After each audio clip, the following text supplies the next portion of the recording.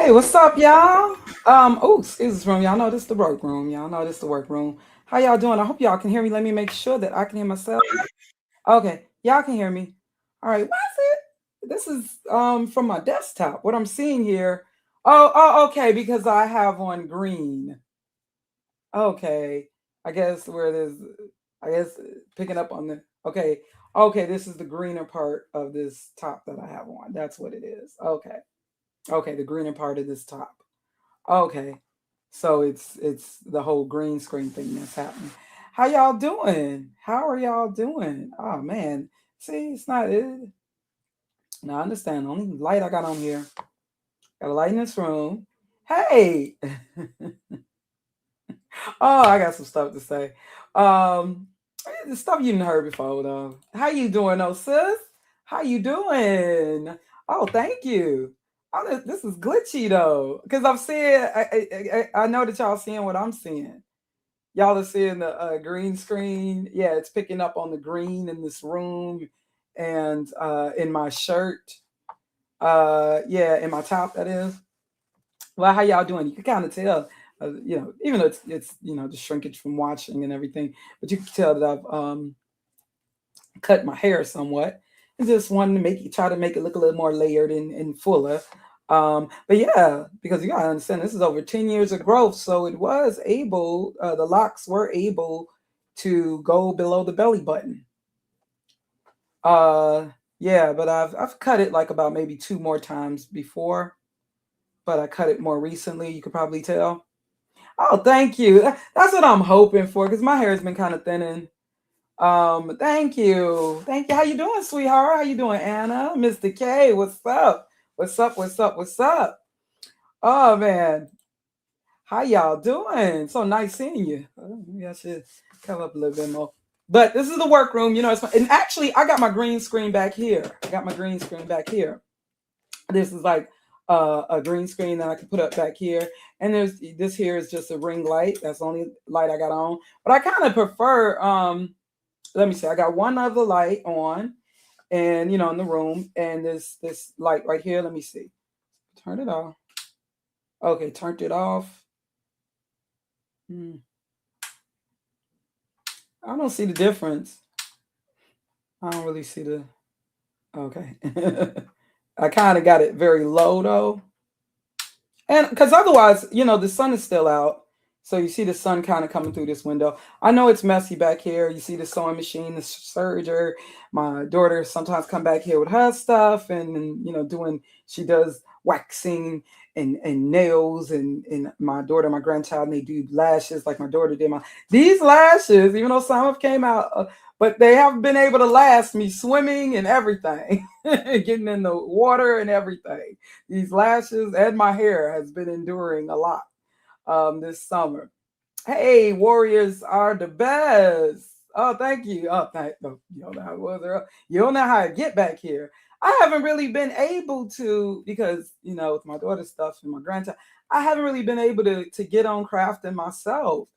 Shorty won't share something with me. I'm like, girl, we gotta become part of the crafting community. She gotta get into miniatures because she shared with someone like renovated a dollhouse, or they did like a kind of restoration, or did they own it? It was a guy did a restoration to a dollhouse, and I could tell that Shorty Want would be interested in that. I could tell she'd be interested in that. So I'd like for her to become a part of that community. Please forgive me. I got to put on the I got to put on the reading glasses. Yeah, I'm old, so I got contacts in because I'm extremely nearsighted, but I still need reading glasses now. So all right. Okay. It's a little crazy. Um bringing the heat. Who's got Kung Fu Fanta has been bringing the heat and spotlight. Oh, that dude. That he had a guy's of O'Shea's skeletons in his closet. Oh my goodness. Oh my goodness. I know it's in the I was cracking up this way. I feel goofy though with these. They always end up tilting. These are just some store-bought reading glasses, and they always end up like tilted. And people gotta understand, I don't be pushing it down like this. I don't have no bridge. Okay, when your nose is as flat as mine, it's going to easily fall. Do you know how many times my glasses fall off? Not to mention my head is so wide, so I always end up stretching them out. I had these real nice ones that I broke because my head being so wide. But yeah, I was cracking up this morning. I was like cracking up. Oh Lord. Um uh yeah, new possibility. Because me and his brother, we've been up in here for years. And he knows he feels about Tommy like how I feel about Tommy. But when it gets to a point, and I haven't quite yet clicked the TikTok video that he shared, because I was, on the run, busy today. But Tommy Sotomayor. But it's the end of the world. If y'all ever see me where I'm nodding my head to Tommy Sotomayor, it's the end of the world, right? Now, I don't think I can ever find myself nodding my head to any damn thing he said, but it's the end of the world. But I know how new possibilities. I feel them. Because I'm just seeing this stuff, these FBAs. I saw another video suggested where they got Godfrey looking a certain way. They trying to pick apart any little thing Godfrey says. I'm like, oh my gosh. I said, but I was rolling. Hold on, let me share new possibilities. Because has it come to, because what's ironic, I just listened to something with Tasha K yesterday. And I'm not very fond of Tasha K. All right, I don't really like her at all. Like, I don't like them Wendy Williams types.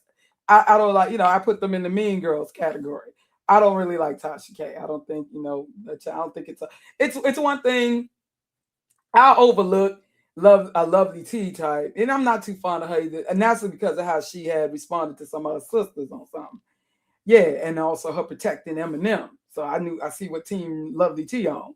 But I can, okay, that's fine if you on a celebrity news gospel and all that. But when you're on that kind of Wendy Williams stuff, I feel goofy as hell. I want to look cute for at least for a minute, and I feel real goofy. So I'll just be blind, because I feel like I'm looking goofy, and they're always crooked. These ones always end up getting tilted.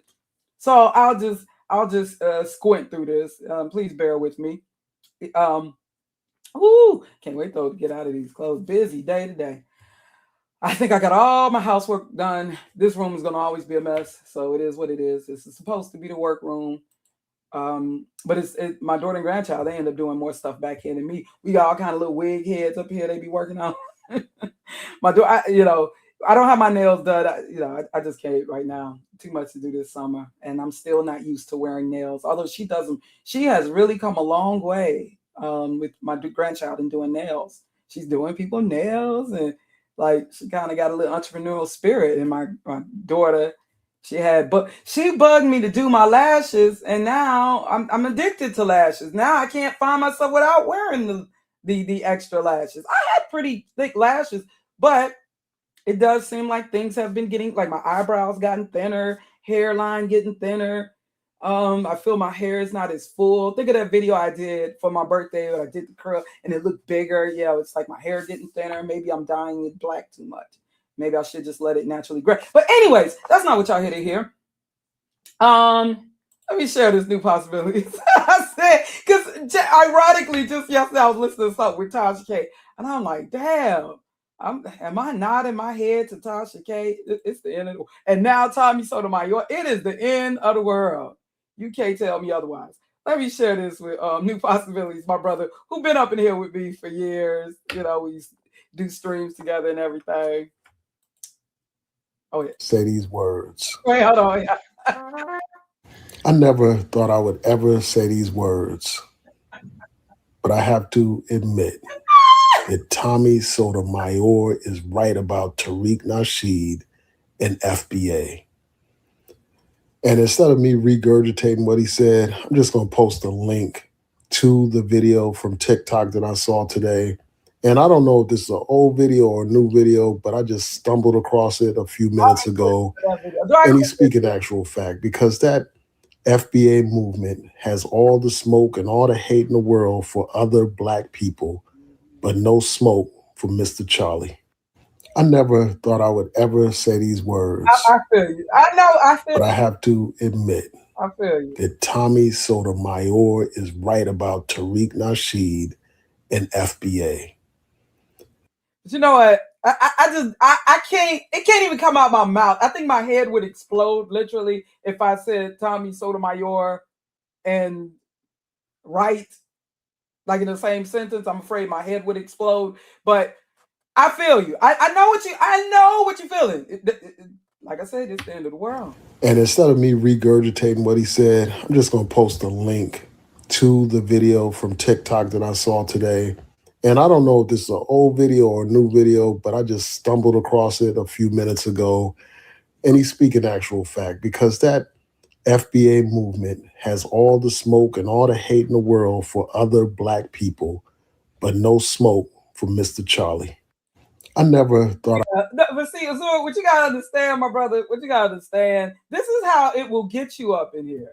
I understand what you're saying, but this is, I mean, when you find yourself, and this, I think this is how they want us to be. Because okay, there are certain, like for instance, there were certain people, like I can't stand Corey Holcomb, right? But then other people who I don't like, were going at Corey Holcomb, and this is and it's like you gotta. This is the mind FUCK that they're doing to us up in here. Yeah, I know. Oh no, I know new possibilities. I know he's never like co-signing Tommy Sotomayor like that. I am curious to see what he's talking about, but being that I had to go, I had things to do. I put off too much. I couldn't do it earlier. But let me see. Do I dare see? Let me see. I think because he did leave like a link here. Hold on. I am curious. But but it was with Tommy. He's not sincere, of course. We all know. Oh boy. Okay, I don't know if I can click into this because I got people here, younger people. Well, I'm in this back room. Yeah, and already I hear Tommy cursing. Do I share this? Do I share this with Do y'all want to see what he talking about with Tommy? Because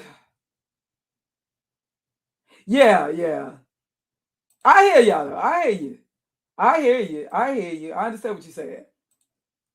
I understand what you're saying. But it's like I understand. I know how he's feeling. It's like but ironically with me just with Tasha K, like almost like I want to share what she said, but that's Tasha K, and I don't like. Of course, Tasha K is not Tommy Sotomayor. He is a demon incarnate. I mean, you know what? I'll just I won't share whatever because I don't know where he going because Tommy Sotomayor he gets extra vulgar, extra profane. So I'll just wait and see because I didn't get a chance to. I just know I was cracking up, rolling. I said, "Look, what's going on? What is going on?" And it's these ones who were once playing pro-black. These YouTubers up in here.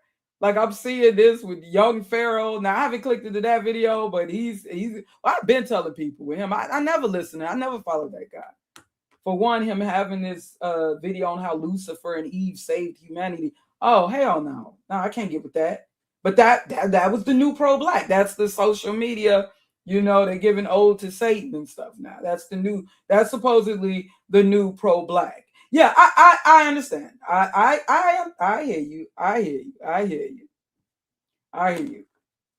But but I can but this is what it's doing. And that's the purpose, to have us in the state of confusion where we like you find yourself like I'm not gonna lie, a couple of years ago with the whole I know people were warning me about the truthers, right? Some of these white truthers, right? And a couple of years ago, so some people really thought that I was co-signing or I was down with Donald Trump. That would never be. But I do understand, like Shorty Wump Wump was kind of disappointed in me because she felt that, and understand, I had decided at that time, by that time I decided I am no longer. By the time of Obama's second election, that's when I had decided I was no longer voting. And I had been voting going back to the early 90s, with the Clinton election, when Clinton was first elected, because I was now of age, 18, and I could vote. So when Clinton, but and I had been voting since then. So I was definitely a registered voter. That was very important to me, despite what I had learned, studying with Jehovah's Witnesses on how we shouldn't participate and sporting worldly. But I still was like, you know what, I'm going to exercise my right. But by that time, anyway, I had decided to stop voting. But I would never so I don't support either political parties, and I see the wrong equally on both sides. However, there was a whole thing, if you remember, with the QANON and the whole pizza GATE, and I had a auntie-in-law who happened to be white, my late uncle's widow, who's a white woman, and she had shared some stuff. I'm like, what is she sharing with me? Like, what is this? It was on child trafficking, the whole thing with the pizza GATE, and one video led me to another video and another thing, and they kind of put it like, it kind of made it seem as if Donald Trump was the one exposing. Now, I never liked Donald Trump. I never really cared for him. I just knew him as the greedy Gordon Gekko business mogul or whatever of the 80s and 90s who cheated on his wife, when had the side piece Marla Maples, was in all the tabloids, white women hated him, and then he became somehow he got into reality TV, okay, which is unlikely for such a rich, successful businessman, which tells me that something, business may not have been as booming as we thought, at least by the 2000s, for Donald Trump, for him to be doing, because no man as busy could be able to regularly do a reality show like that. I mean, use common sense. But I never cared for him, okay? I never cared for him. All right. And of course, I remember with the whole Central Park 5 thing, even though I do believe with him that I don't believe he cares about white people, black people. I believe the only color he worshiped is green, or was green, because now the dollar is going to be, that's going to soon be no more. But yeah. But anyways, they made it seem almost as if Trump was, in a sense, like a whistleblower or something. And it wasn't about me co-signing Trump. It was just, I felt, because I'm really serious about the children, and things, with children being harmed, and there was just some information, and it looked valid, that was shared in regards to certain Democratic, certain people who just happen to be of the Democratic Party, who may be involved in some things. And the reason I'm not being direct and saying names, you know why? Because they started coming at my channel and they started giving me strikes. All right.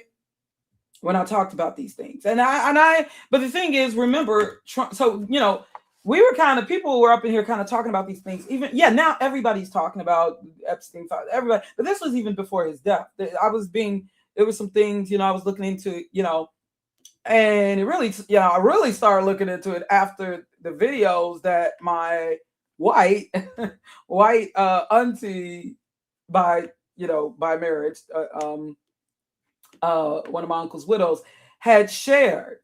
Yeah, well, she might have I think that she was sincere in showing me. I think she just wanted me to know, but so I'm like this, and I'm not gonna lie, I looked at the Obamas, because I don't give a damn whether you are now, you never really heard me come up in here and speaking against the Obamas. Well, for one, Obama had already lost my respect. One main thing, okay, his supporting Hillary with what went down with Libya. I totally disapprove. That's where Obama totally kind of lost my respect. Yeah, he was already losing points, but then that was like kind of the nail in the coffin with that, the way he handled the situation. You know what I'm talking about? Gaddafi, Libya, what went down with that, going along with Hillary Clinton and everything. But then for me to find out there's a possibility that that certain people may have been involved or know something. You know what I'm getting at. Y'all know where I'm getting at, okay? And I don't give a damn who is doing the exposing. I don't give a damn who's being exposed. If you are doing such things, I don't care if you're black. I don't care, if it's Michelle Obama. Now, I've done videos in defending Michelle Obama as a black woman and her femininity, being that there are those who are claiming that she's a man and all of this, and they've never done this with any other first lady. They didn't even do Barbara Bush like this. Okay. But I don't give it, if there's anything that might point to you being involved in something like that, And so understand it, I'm not looking Democratic, Republican. It just happened to be certain people being exposed. Some of them happen to be of the Democratic Party. And then when I saw how they were coming out at my channel, what else am I left to think, right? Yeah, oh yeah. Oh yeah, I know what's happening. I'm just talking about with the whole thing, and I do still think that this is. Don't think that I've. Yeah, but they tried to make it seem as if, and I figured it out later. This is the thing. I later figured it out, like that. That's how they were able to get people to trust Trump. They know that now. People like since the death of like people like William Cooper, and they know that, and since 9/11 and all of the conspiracy theories and everything, they know that we're questioning things. They know that, especially with my generation, like Generation X and younger, they know that, and yeah, and baby boomers as well, but definitely with my generation and younger, they know that we're very skeptical, and we're not, especially after the so-called war on terror and all the lives lost unnecessarily. And you got George Bush, W. Bush, making jokes and stuff about the weapons. I don't know where the weapons at, especially after that. And of course, we've watched the Michael Moore documentaries. People are questioning. And so, like I said, I figured it out. To get people to trust our political leaders who have been elected or selected, I guess elected, they have to make Donald Trump appear to be one of us, as if he's one of the common people. That's why he's always in social media, like a lot of us Gen X's and millennials and stuff. He's always in social media. He's posting. Come on, this guy is an early, I believe, early baby boomer, if not late silent generation. He's an early baby boomer. He's in social. Come on. And he's the president, and he's in social media. Yeah. So they had to make him look like he's one of us. See, he's a victim of and he would even use some of the terms that we would use up in here, like cancel culture and fake news. And he's taking the terms that we use up in here, those of us who call out and point out what we believe are, the conspiracies. So he's using the terminology of the quote unquote truthers and all of that to make it appear as if he's one of us. And I was like, brilliant. See, and he can even say, guess what? I just like even certain black men thinking now that they can relate to Donald Trump. See, because just like y'all, see, I'm being falsely accused, just like the black man is being falsely accused. I'm being Me Too, too. But guess what? Did Donald Trump go to jail? No, I don't think so. Bill Cosby did. R. Kelly did. I'm not defending R. Kelly, though. I may defend Bill, but I'm not defending R. Kelly. I'm just saying. P. Diddy did. Donald Trump ain't went to jail. Yeah, I'm just saying. Why you gotta always find some counter? Oh my goodness. I'm just saying. Yeah, he probably has been on social media. What I'm saying, but I think that this has been in effect, even going back. You understand these wicked powers that be, they plan things way ahead of time. Way ahead of time. They have their eye on certain people, I believe, decades ahead of time. Way ahead of time. Even going back to him doing The Apprentice. Even going back to him being on stage with Eminem. Yeah, like him trying to be hip or trying to. Yeah, that's what I'm saying. Oh yeah. Oh yeah. But him and his daughter, that's really weird. If you are saying something, I never thought that was cute. The idea of kid. Oh, I'm gonna marry you, daddy. Like old movies that have a kid, like a Shirley Temple saying something like that. That ain't cute. That's weird.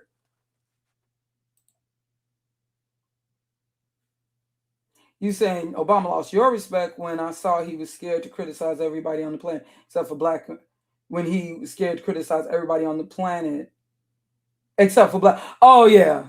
I know what you're talking about there, too. And then when he felt after he had said Trayvon Martin could have been my son, yes. Him, even if he's biracial, Trayvon Martin could have been his son, definitely. Especially him having a black wife and being half black himself. Trayvon Martin definitely could have been his child. Just like you see with that Nolan Wales, who you would not know was part Filipina if you didn't find out. If you met him, you wouldn't be able to guess that. Trayvon Martin definitely could have been his son. Even if Trayvon Martin was biracial, he could have been his son. I mean, even if his son was Obama's son was biracial with a whole white, that could have been his son.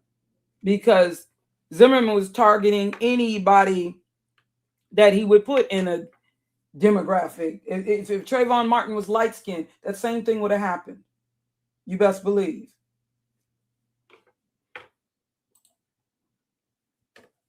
But yeah, but see, yeah, so it wasn't about me co-signing Trump, but I'm like this, yo, if Trump is exposing, if he is part of the evil being exposed, just like Tom David Duke taking on certain, do I support David Duke? Hell no.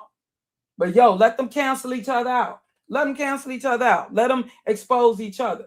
But I haven't forgotten. I see you, Donald Trump, in them videos partying with Epstein. But yeah, yeah, so I was like, oh wow, this is what I figured out. This is how they were able to get people, yeah, because they made it seem as if Trump was like almost like he's a whistleblower. I believe now this whole QAnon was what do we call it? Controlled opposition. That's what I believe. With this QAnon, you know what I'm talking about. But I'm not saying there were some people up in here that I'm not saying that what was presented in some of those videos ain't what's going down. I'm not saying that. But believe it or not, even some of these people who did these Illuminati videos, I believe that some of them were these people who were supposedly exposing the Illuminati, like the and that was really popular like 15, 20 years ago. I believe that some of those people were controlled opposite. Well, I definitely believe that with Alex Jones and Mark Dice. I definitely believe that. Because notice, they don't really give you any hope. These, they'll expose certain things, and it seems to only put fear in you. But see, that's the thing. When you know the scriptures, you have hope. When you know the scriptures, they're not giving you any hope. It just got you like, oh my gosh, what a terrible world. And then you're just in a state of fear because you're scared the Illuminati is going to get you. And but yeah, there's going to be things. Okay, how you doing, Antoine Grady? What do you think when Obama got so much? Yeah, of course. And you know how I felt about this. Yeah, that's the thing. When they have these presidents had these 2 terms, you really see what the agenda really is for them being selected. Definitely you see it by that 2nd term, just like we're saying with Trump now.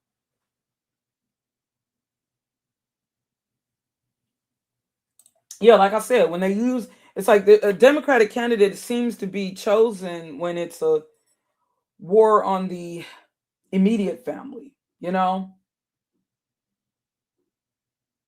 like you know what I mean by that. Things that will divide the immediate family, the husband, the wife, things like abortion, right? All that stuff. But when it's a war more so on the extended family or like international, what we usually think of as war on the extended family,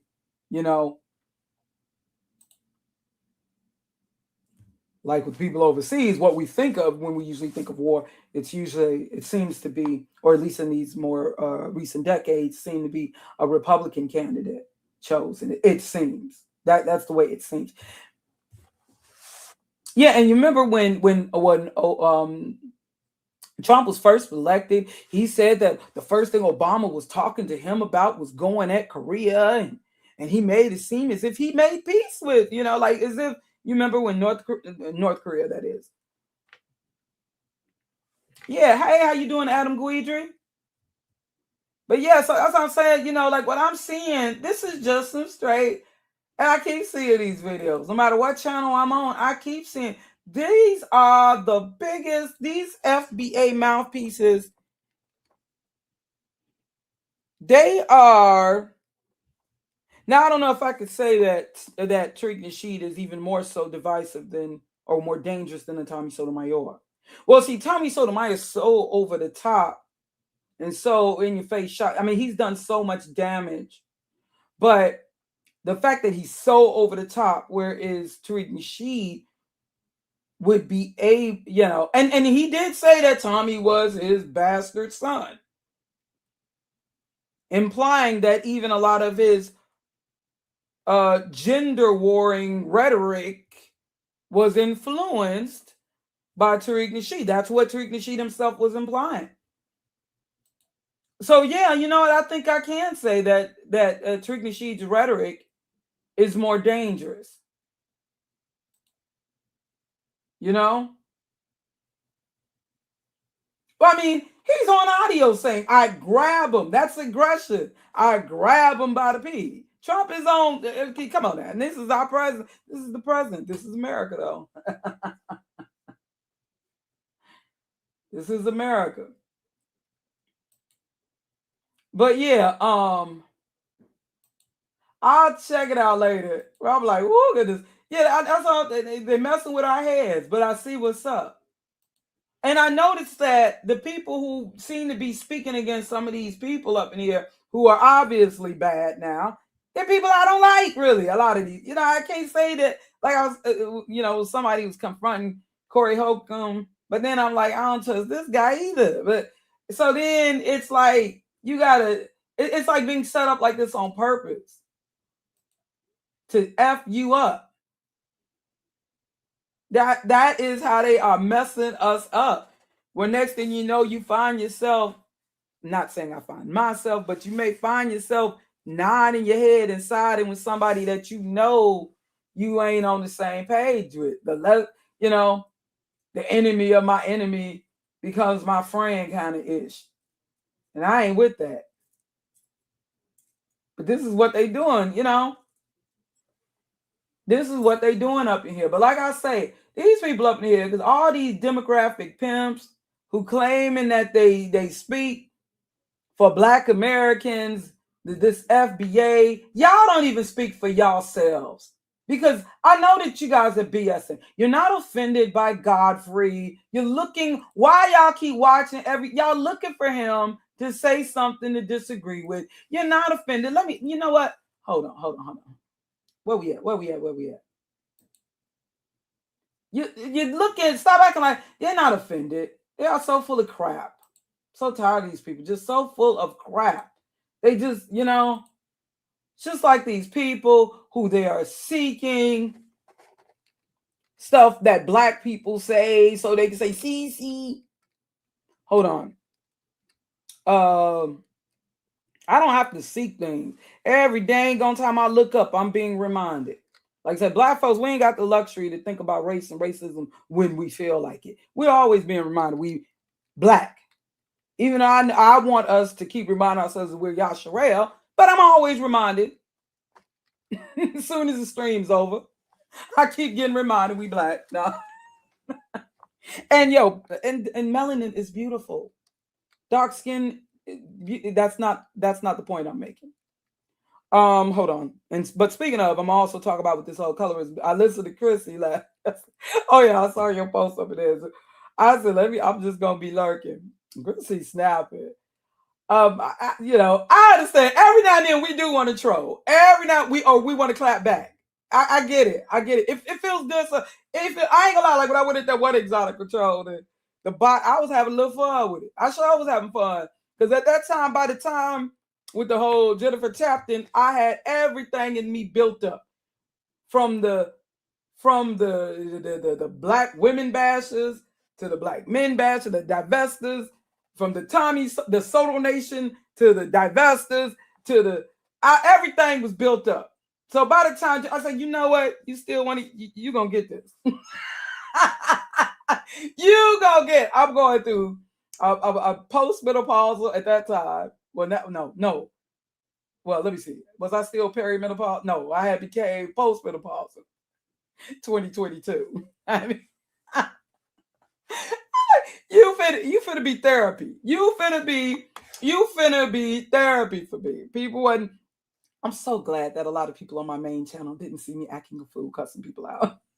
Because they weren't used to that. That's why I was like, wait, I can't bring this over here. Because they were trying to keep it going with me. Like, oh, I can't bring this over here.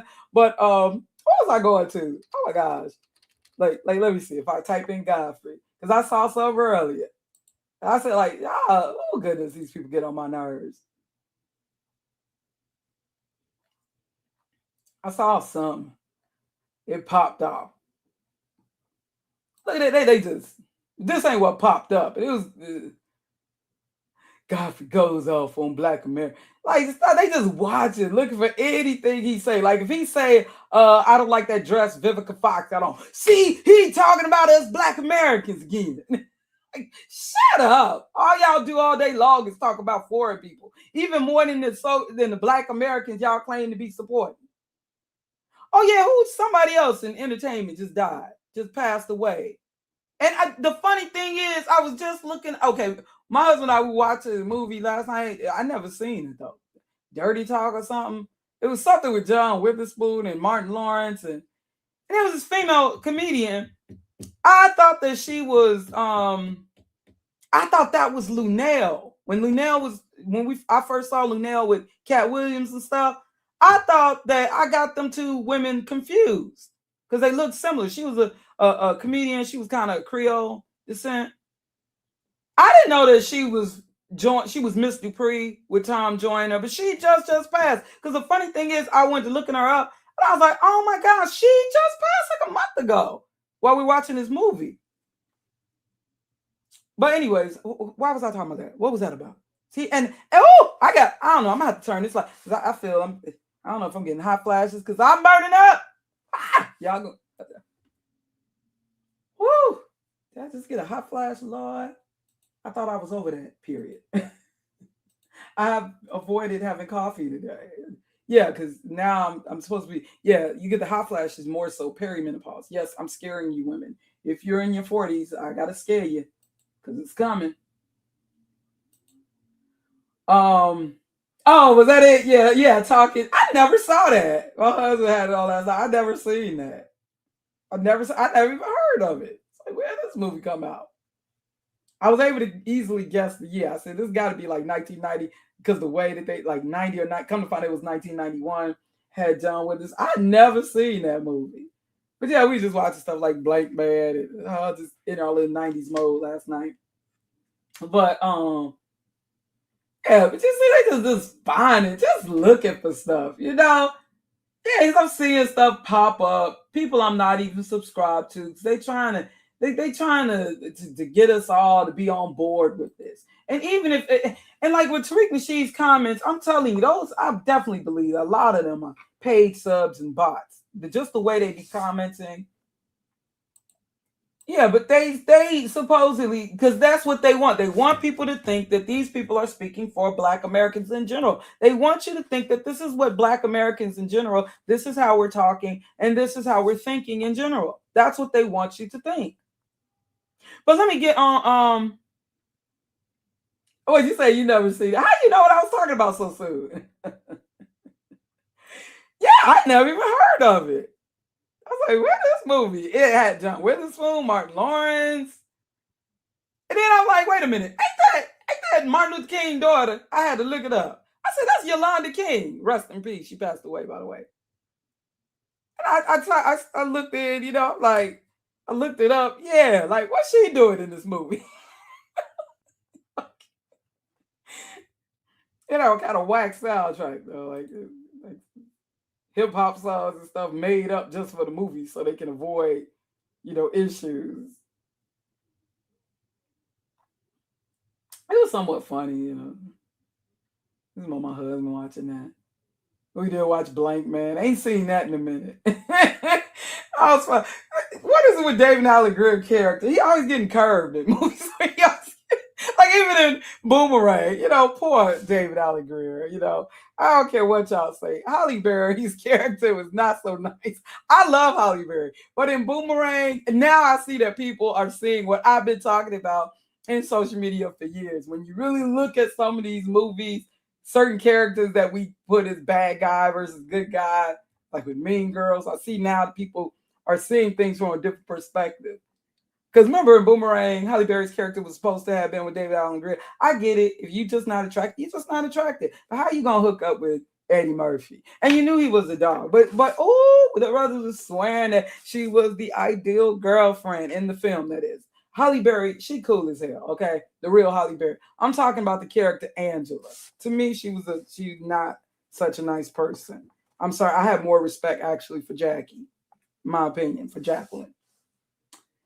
But anyways, and consideration of also, yeah, okay, because I'm listening to like Chrissy. Well, I listened to her actually the other day. She had another stream.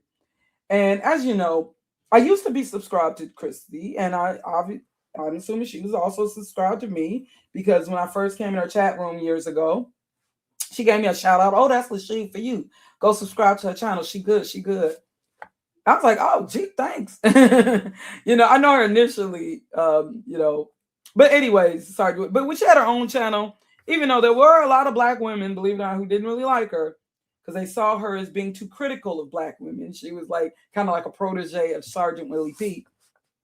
But when she had her own channel, I didn't see the things that she was saying was all that, because I did feel we kind of needed to hear some of these things, but I didn't see her as all, I can understand. Yeah, she was also critical of hair weaves and she did come off as if she was I don't know. She never really expressed like oh, black women should only be with black men, but she was, that's the perception that she wanted the best for black people, male and female. But with her, she was speaking more specifically to black women and how we need to this and that. But it wasn't like what you're seeing today. It was nothing like it. Was not in my opinion. It wasn't like the Shay Sade or the Crimson Cure type, right?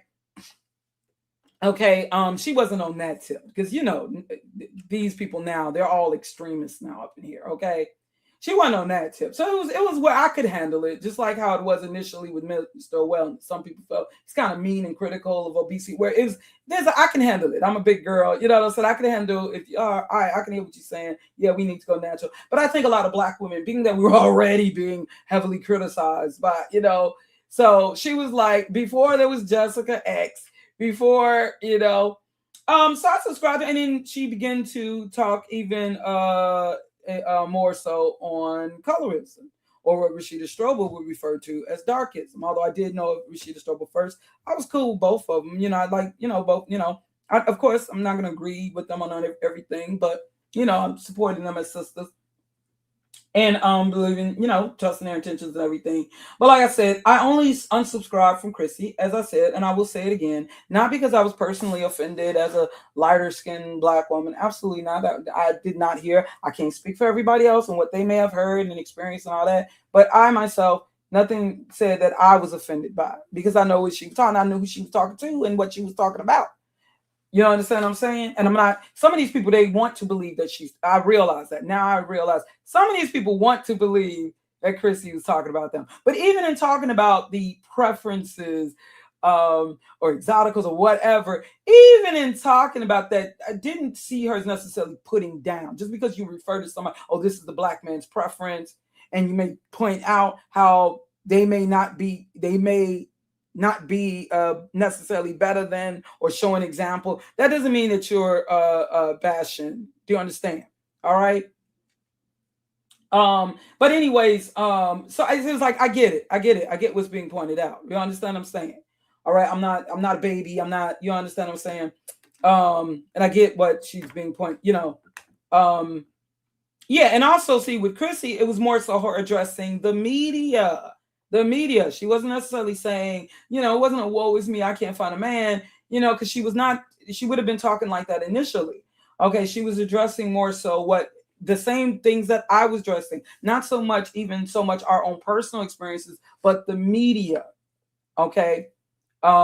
It's not always just about our personal experiences, but what we're witnessing and confronting the media, the biased media and everything. And we know that the media can definitely have a great influence on our perceptions of beauty, attractiveness, this and that. What is good versus what is bad, even when it comes to a person's personality, giving you this idea that, oh, if you're always showing, let's say, a lighter skinned person as the good guy, the love interest, it also can implant in your mind that, oh, well, this person is naturally nicer. Like even like some white women were talking about I guess what some would think is colorism, even though it's not. Within the white race with the blonde versus brunette, is perception that blondes are nicer or dumber or simpler or easier or whatever, we can't deny, obviously the media does to some degree have an effect on how we, yeah, yeah, because there are some women, white women, who talked about when they dyed their hair blonde, they were naturally brunette, but when they dyed their hair blonde, guys were nicer to them, almost as if the guys thought that they were nicer. And it's, yeah, and they talk about this. And so this is basically also what we were more so addressing. Like I said, when I unsubscribed from Chrissy, it was because when I stopped following her, supporting and all that, as I would, it was because of her kind of going in the swirl direction. Okay. Whereas she wasn't, I'm not going to say that she announced, like she was ever announced that she was totally against interracial relationships. She never actually said that, but I got that perception that she was for black on black love. Do you understand? And also being that she was like a protege of Sergeant Willie Pete, it seemed. I got that perception. Plus, also, started becoming a little more critical of black men. I understand sometimes some things got to be called out, but I just can't. But understand now, because I want to share a video with y'all. Understand that. Now, I remember when she talked about someone who was, and I've talked about this many times, but it's always somebody brand new. And when she talked about someone, you know what? I don't know. Hold on, y'all. Hold on, y'all, because I'm gonna tell you right now. Take one last look. Last look here. Because I'm burning up and I gotta take this shirt off. So let me turn this camera off. Yeah, yo. It's hot than a mother, and I gotta. So y'all gotta excuse me. So I feel more comfortable talking to y'all, but y'all see me here. But I'm burning up. I'm burning up right now. Give me a second. Let me put this cap on in case the camera slip on. Yo, I'm in my house. I can sit how I want to sit because it's hot than a mother. Wait, turn off the mic.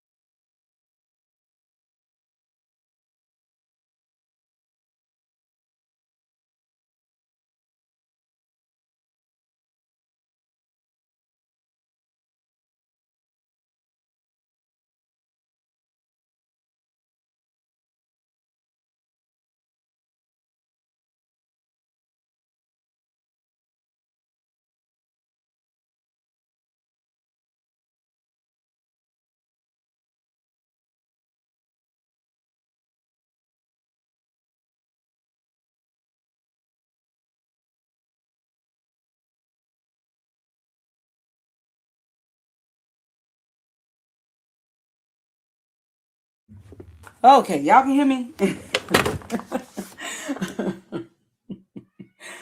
Now, why are you asking me a question like that? Wait. Now I gotta remove that comment. I like you. I gotta remove that comment. But no, yeah, it is hot as hell. And trust me, you don't want to see this. But yeah. It's hot. All right. Now the humidity is real hot. The temperature ain't so hot. It's the humidity, and I will end up, passing out or something. I forgot to grab my water. Give me a second, y'all. Damn it, forgot to grab my water.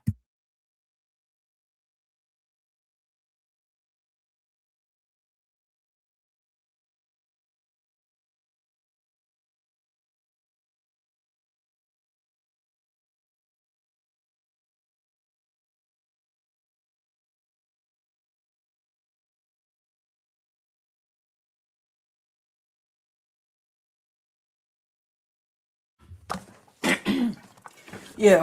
Oh shit. Oh damn, I dropped my water bottle, y'all. Excuse me. Oh boy. Oh, don't get on this electronic. Give me a second, y'all.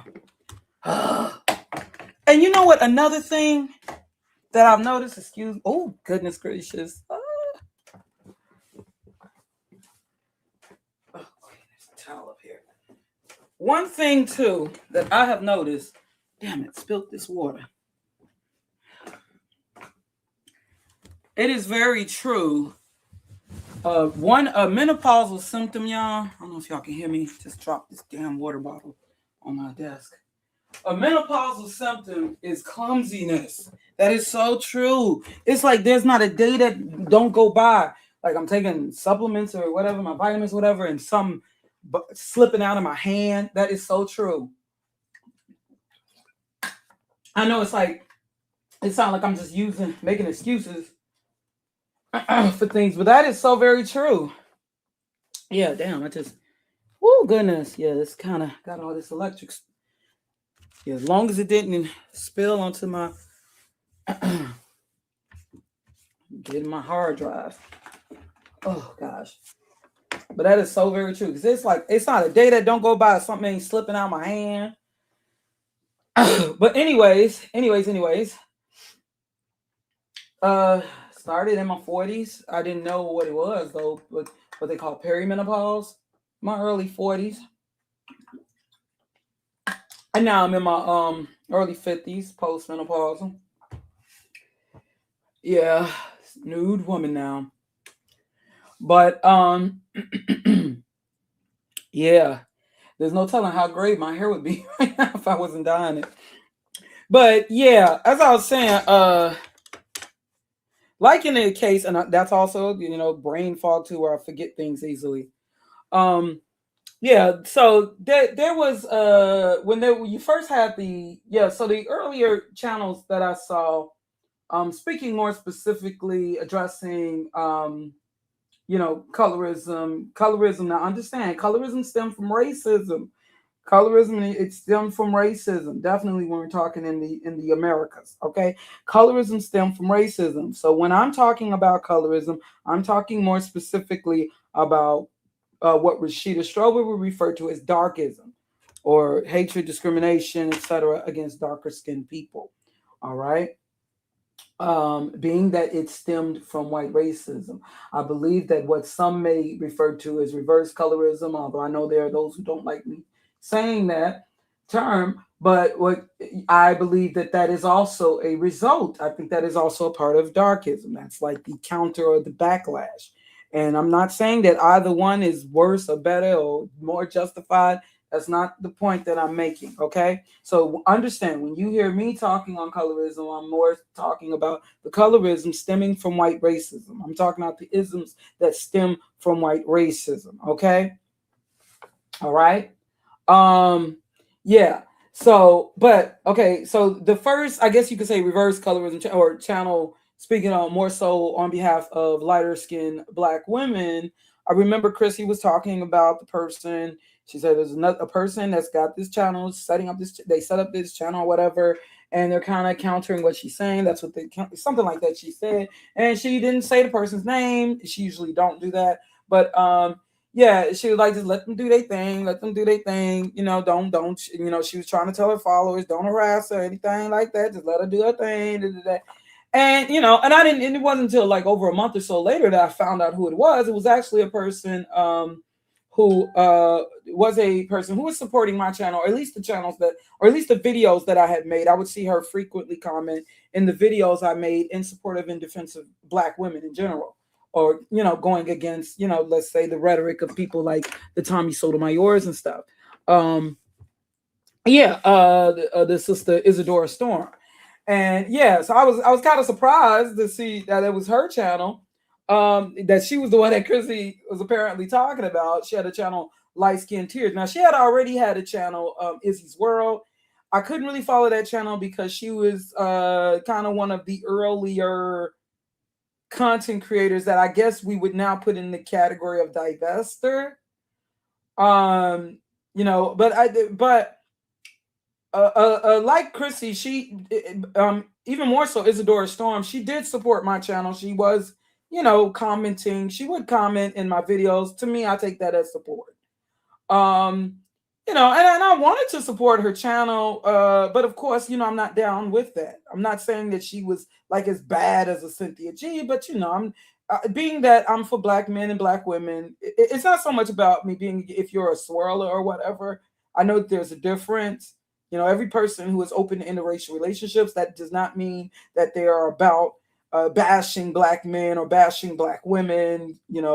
Um, but yeah, I just couldn't get it because I'm about interracial. Okay, y'all get it. I'm about black men, black women together, this and that. But yo, do your thing. I just can't. I can't really support you. You know what I'm saying?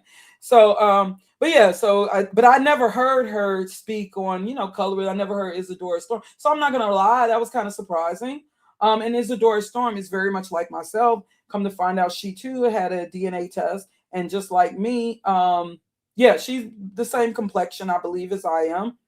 Oh, please. This is when. I'm not gonna say what she was talking about because if she don't want you to know, why should I get the person clout? Because I know who she's talking about. I knew who she was talking about yesterday. Because be big, knowing what's going on with these little, especially there was the whole thing with Lipstick Alley and all that a little while ago. I don't know if they still talking about that over there. I've been going to Lipstick Alley though to see them talk about Big Brother and Survivor. That's the last time I've been over there. I don't know if that's still going. Didn't they shut it? Yeah, the topic down or something. But anyways, yeah. But so I know who they're talking about. Okay. But yeah, I know who Chrissy's talking about. But if she don't what, why should I be trying to, I will say names, but not in this case. All right. But anyways, because I ain't trying to blow up anybody. But being that y'all do know Isadora, Izzy's, or some of you do know, yeah. But the thing is, let me tell you, for anybody saying, "Oh, did I ever stop Isadora Storm for what she was doing?" Absolutely not. Not one time did I say to Isadora Storm or even post in her comment. I don't think I've even posted one time in her comment section. Okay, some people are upset with me that I won't support. Maybe they wish I would. Now, but not one time did I deter her from what she was talking about. Now, one time did I say I just let her do her thing. I just know when I did peek into, I listened to maybe one or two of the videos, and I remember when I did peek into one of her videos, it was like on the Frog Princess of the origin. It was a light skinned woman that and I couldn't fully agree. I get the point that she was making, but anyways, I don't want to go into the discussion on that. So I could have left my comment, but I chose not to leave a comment. But yeah, so yeah, I just let them rock. But when I looked in the comment section, I saw that there were a lot of people using pictures, like some of these pictures, like from Pinterest.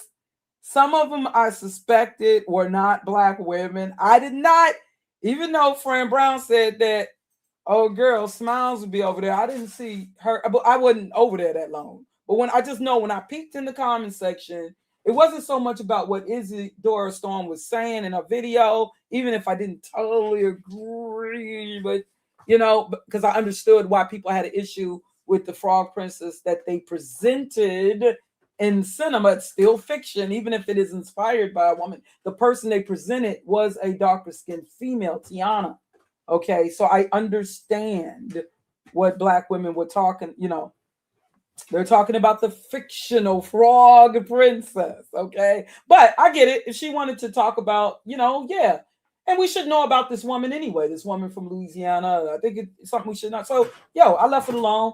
But when I looked in the comment section, it was a lot of negative comments just at black women, pretty much, or through the guise of, oh no, we're just addressing dark skin black. But I felt what I assumed that some of these people commenting were white women, or they may have been biracial women. And this is not to put down biracial women, but you do have those who are more attached to their white side. Let's just keep it real, okay? Just like y'all talk about, there are those who are more black adjacent. Well, the same could be said. and females who just probably don't like black women, period. And this is just a way to talk about black women. I know what I was seeing in the comment section, but I was first to assume that some of these were white women. Now I am realizing that you do have a lot of self-hating black people. But back then, I'm telling myself, nah, these got to be some white folks. These can't be no. But I ain't gonna lie, I was shocked as hell with the whole thing with Rashida Strobe, and found out, like, when I looked and peeked and saw with the stuff that she was posting. I know what I'm talking about. When I found out, because I was like, and I looked at the page, and this is years ago, and Visions of Asia, who went by a different name, as I pointed out, when I saw that was biracial, that shocked the heck out of me, because of the stuff that was being said and co-signed was very, very racist. Very racist. This had nothing to do with defending yourself as a lighter skin or biracial. It had nothing to do with it. It was and this is before Rashida Strober got as extreme. Do you understand? They could probably now say, oh, they feel justified because she called him this or that. But I'm talking then, and I know what I'm talking about. All right. Because some of these people also were followers of Tommy Sotomayor. And you know how evil his rhetoric got. I got receipts on all this stuff. All right. I know what I'm talking about. Okay. Just before they were married and playing happy family, when they were still with dark-skinned men. All right. Or they felt that, yeah. But anyways. Yeah. But yeah, what was it saying? Yeah, but the thing is, I never stopped. I never, not one time did I try to stop Isadora Storm from what she was doing. Y'all didn't see me make a video at that time at any time addressing her. Even though one time she did come over to my channel when I was because people kept on trying to get me to go at certain content creators like Chrissy and stuff. And they did that even before Chrissy, kind of went in, direction, being open, expressing, swirl and all that. They were already trying to get me to go at people like Chrissy, Now, why was it be these guys up in here? You know who you are. You know who you are. Some came to me later like, see, we was right about Chrissy. See, we was right. But the thing is, why was y'all so adamant to get me? If y'all got this issue, and if you're listening, if y'all had this issue with her, because you wasn't having no issue when she was being called a man mule and all that. But when you only started having these issues, even before she was talking, even before she went in that direction, y'all had an issue with it. It was when they actually started having an issue just when she started talking about dark-skinned women, speaking on behalf of dark-skinned women. That was before she, as she put it, burned the cake. I know what I'm talking about because they were trying to get me to say something. So some just had an issue like, you ain't supposed to be up here speaking in defense of or promotion of black women. I know what I'm talking about. But anyways, oh, I gotta nod my head to it. I don't like Tasha K, but I gotta nod. How you doing, Dee? I gotta nod my head to it, and I don't even like Tasha K. She said what she said. Is she wrong? Oh, they trying to see because what she's saying on the KKK. How is she wrong? Oh, that I noticed that's what they want to focus on, but they're not focusing on what else she pointed out. The hypocrisy. Like when she said something on Tariq's wife, they're not focusing on that. Why they going? See, she's speaking. You gotta understand. She's also defending her husband and her right to be married to her African husband, who may be more than likely of Yasharel. You know what I'm saying? So people are poking at her personal life. I don't like Tasha K at all.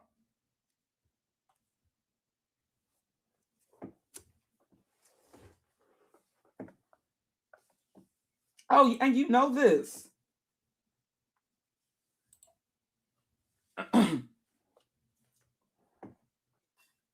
That's doggone shame when you find yourself co-signing.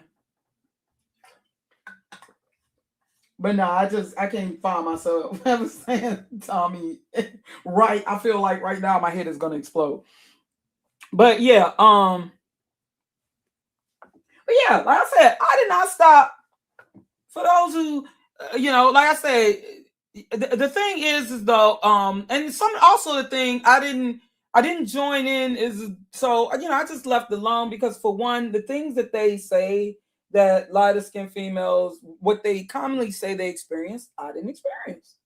I have not. Of course, I can still listen, but I'm not finna be sitting amongst a bunch of people that I suspect of being damn white racist or just don't like black women. You understand what I'm saying? And I even made a video later. And so I had an encounter later in 2000. Now, my first time where I did confront one of these mixed light skin. Yeah. So there was some that followed. Like I saw that there was a light skin anonymous. I can't say that I listened to those videos, but they said that was a black dark skinned man. Really?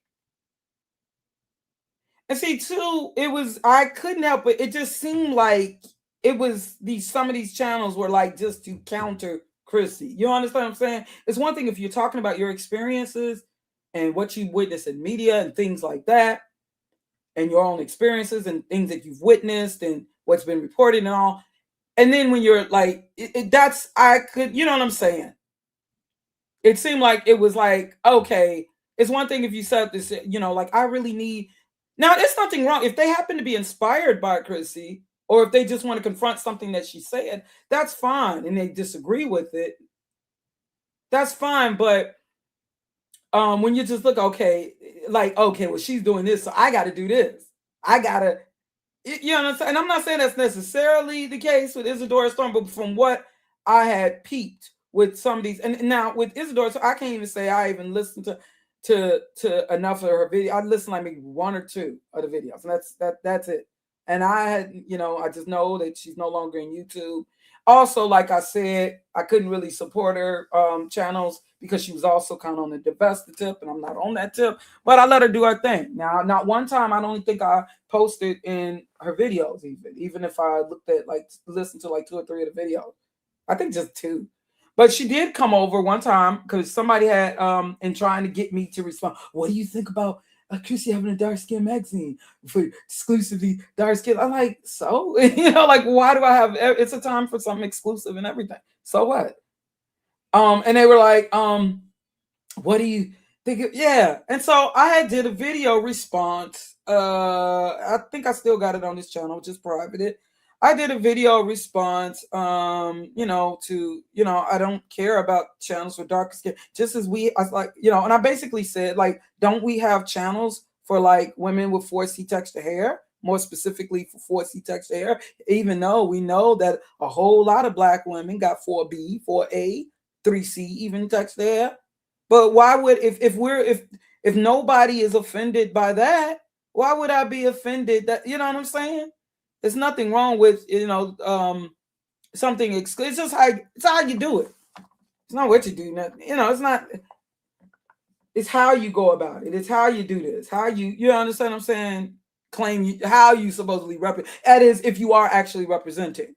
But I do understand there are some females. Maybe they felt as if she was excluded. Like I remember the Wynot Coley and talk. When she said things like, certain women are like, or something like black women, Barbies, or white women dipped in chocolate. Like, I think that's also that Sergeant Willie Pete, because he was trying to say, I remember he was the first person I was saying that I heard saying, like, Kenya Moore isn't really a black woman. I'm like, what? Well, what the hell is she? Like, he was the first person I heard talking. Like, if the nose is too narrow, if the lips are too thin, that can't be a black woman. And I'm like, there are actually, in my opinion, if you really examine things, when we're talking about size, actually more people of Africoid, I believe actually European people actually have bigger noses. See, we think bigger, we're always thinking wide, like mine. No, they are more likely to have longer noses. We don't think, actually, the smallest noses can be found in the African continent. I ain't even just talking the Horn of Africa. Okay, and majority of black folks, even if you don't have a nose like mine, despite being short and wide like mine. Okay. But yeah, you got some people. Yeah, so I can understand that some people may have, but I don't know. Some people, I realize with some of these people, they just want to believe that they're being talked about because also if they hear the term preference, they like that deep down. So they're pretending. Now I'm realizing some people are pretending to be offended. They're pretending to be offended because they want to be the preference that they think that she's talking about. Or they know that she's not, or you know what I'm saying, that they know that she's talking about, but they're pretending and acting like, oh, she's talking about me. So you understand what I'm saying? No, Sergeant Willie P, he's the OG of the, he's still here. He's the original, before there was Tommy Sotomayor. He was like the OG of a lot of this really critical rhetoric against about Black women. He just was not on the extreme he wasn't on the shock tip that Tommy. Sergeant Willie Pete, in fact, was here before me, and I came here in 2008. So he's one of the original Black content creators that we identify as, like speaking on Black YouTube. You know what I'm saying? See, like someone like a Glozell Green, they're kind of more mainstream. And this is before we had these sectors and when we thought that we just had individual YouTubers, like supposedly speaking on behalf of Black people. That's why I said it was kind of confusing because some of these people, they came off as if they were conscious and pro-Black. Just like I said, certain brothers at my college, but they were so critical, like whether it be a Black women or just other Black people. It was like, kind of this very finger waggy, like that's why I had to address that with the Boondocks. It seems as if this is the new pro-Black, wagging the finger at other Black people.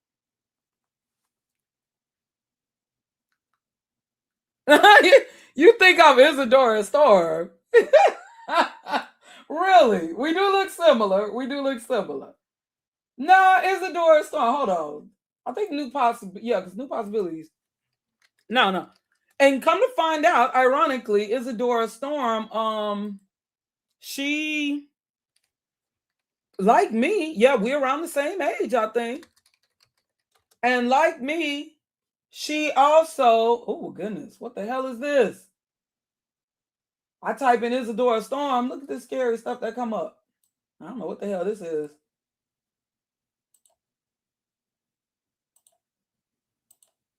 Now, if you've been here long enough, you would know we're not the same person. Because all it take you is playing. Yeah, see, that's the thing too. She was with some of these earlier, I guess you could say, divestors, like Brooklyn Blue, aka Kendall St. James. Of course, I couldn't roll with. Yeah, that's his. Oh, yeah. That I don't mean to put on blast, but So yeah, we're around the same, and she just like me. It said that her DNA matchup test result, it matched her up with also over 90% sub-Saharan African, in her DNA, matching her up. Yeah, it was 92%. Oh, it was over 90%, just like me. So we are definitely quote unquote Black, but just happen to be of a lighter hue. But as you can see here, you see some manosphere. I think this person also made a video at me. But you see some of these people that was, because now she did her Isadora Storm or Izzy's World. That channel was more, I guess you could say, divesta leaning. We just didn't use that term at that time. Now, no, she wasn't as as bad as a Cynthia G, just more so for, I guess, exploring your options or whatever. I can't say I didn't even follow the channel like that. I just know I peeped it, like, I can't roll with it.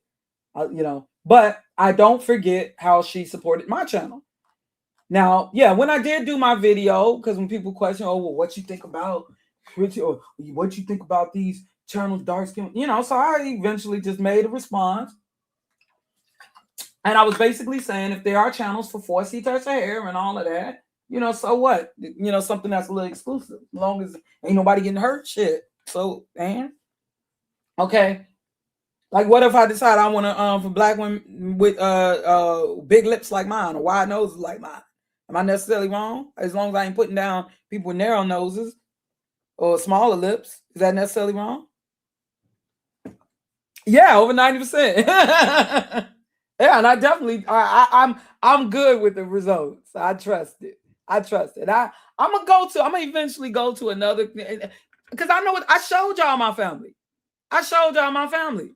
And I believe I definitely, you know, what her test results. Yeah. Yeah, she could have, her channel probably would have been really big right now. Would have been really, really big right now. You know, but yeah, but I didn't know. I was surprised because I didn't never really hear her.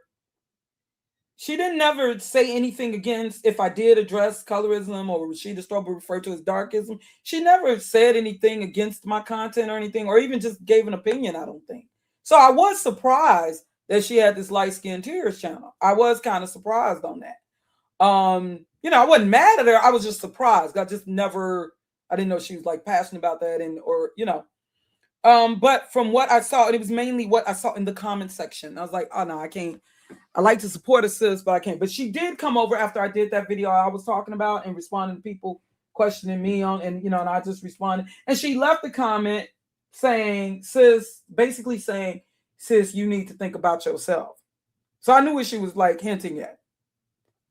I knew what she was basically saying, like saying, um, you know, you need to, yeah. But you know what? She ain't pressure me. She ain't try to make me feel guilty. Like, why ain't you coming over here? You know, I supported your channel, or I, you know, being that she would leave comments and you know, which I see as supporting my channel. She ain't make me feel like I'm obligated to go in and support a channel on, you know, or what she was talking about on, you know, light skinned women, nothing like that. So, yo, and I let her do her thing. You know, I let her do her thing. It just I could not be in that atmosphere. Do you understand what I'm saying?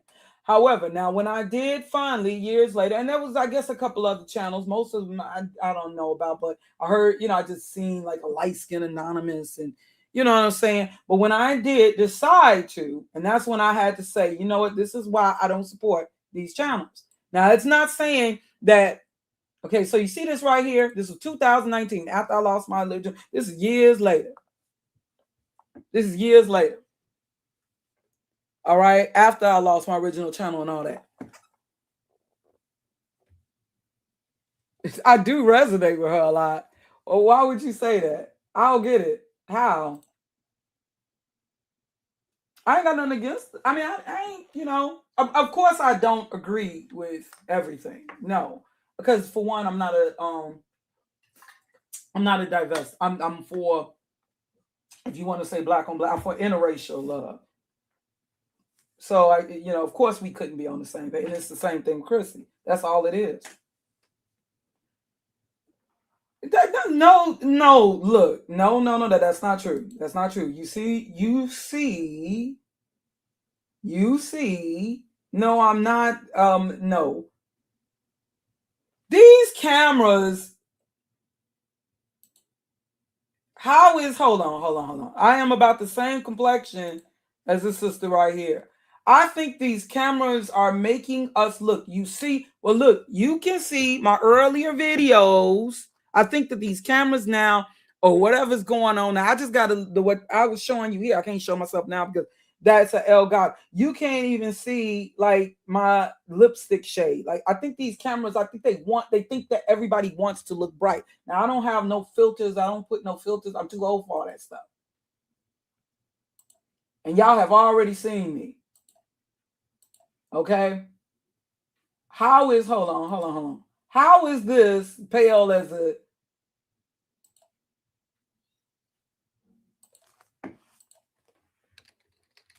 yes, okay. Yeah, it's summertime and all that. But how is this? Now this is in my living room with nothing but the sun through the window. How is that pale? And you gotta understand, I think these cameras also, they're making us appear, like, doggone it, lighter than, because it seems, because I know a lot of YouTubers up in here. Like, I don't think that is Synergy, aka Cynthia G. I don't believe that she's bleached us, but I do think it's about these cameras now. That's what I think. And of course, there are some of these people, they are purposely setting it to be that way.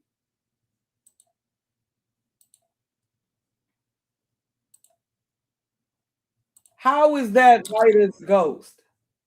Man, I can't get into that. Since I lost my one channel, I can't get into that one YouTube app where I can replace this with some music and stuff.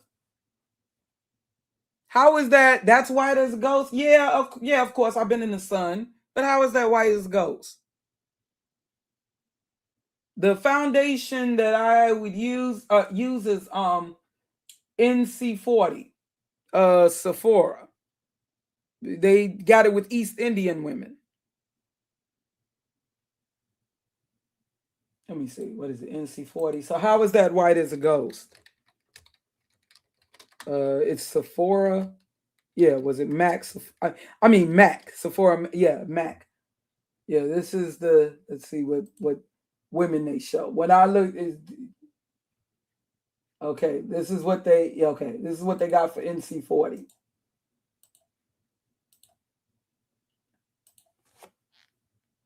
Oh, that's the foundation that I got. That pale, that's worse. That's death. That's worse. That, I just put myself in the caramel, but in keeping it real, okay, when people reference, oh, all right, light skin, all right. Right, pale is death. Y'all like don't tell me that now. I'm kind of sensitive, I'm a complexion person. And I'm not talking about light or dark. I like a beautiful complexion. I like my skin. I really, when it comes to my skin, I like clear, what I look at is clear. I would prefer even tone, but I do know we as a people, hyperpigmentation is one of the, you know. But yeah, that's the shade. And as we know, a lot of for instance, East Indian women, they're not really that bright. Yeah. Yeah, but like you see in this room, like early. I can't turn on the camera now because I'm sitting here. But yeah, I think now, and it just seemed like all these cameras, they just yeah, you see, yeah, of course, this is me in the summertime. But how is that pale? Not. I love my skin right here. I love my skin right here. I love it.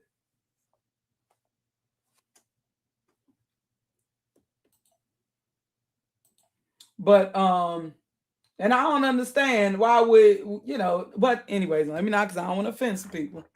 They think I'm, but like, let's say if you are brown skin. It's beautiful. You know who got so, like I said, Issa Rae. Cause I can't believe you got people getting offended being called brown skin. Issa Rae got some of the most beautiful skin.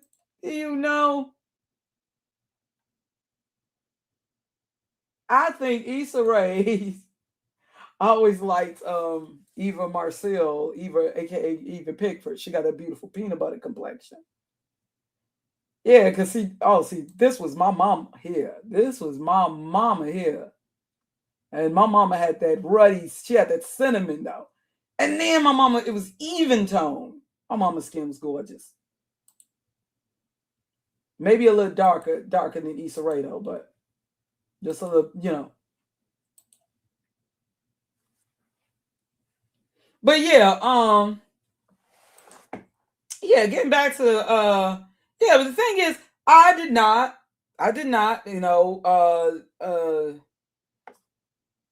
didn't stop Issa Rae. So if I was really this person who's trying to silence, no, I just don't. Why people expecting me to speak on and then I would just ruin the conversation. Cause I ain't gonna be able to relate to what you. But when I did decide to say something, and that was years later, 2019, because I came across a video, and let me see, I still got where I responded. I guess you could say it is my first encounter with Golden Sphere. Now, understand, you already by this time had these channels, I guess, set up for light-skinned people. So if I had an issue with it, see, what I had an issue with people claiming they speaking for me, and I'm like, no, the hell you don't. You know what I'm saying? So this channel,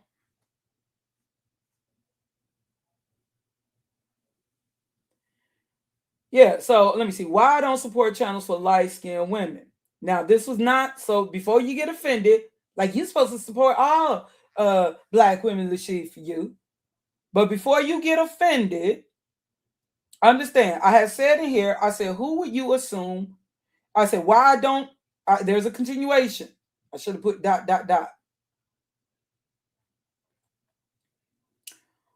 Okay, I should have put ... in it. Oh, wait, y'all not seeing what I'm sharing. Okay, hold on. Also, there was something that had went on my channel with certain people who were a part of my panel.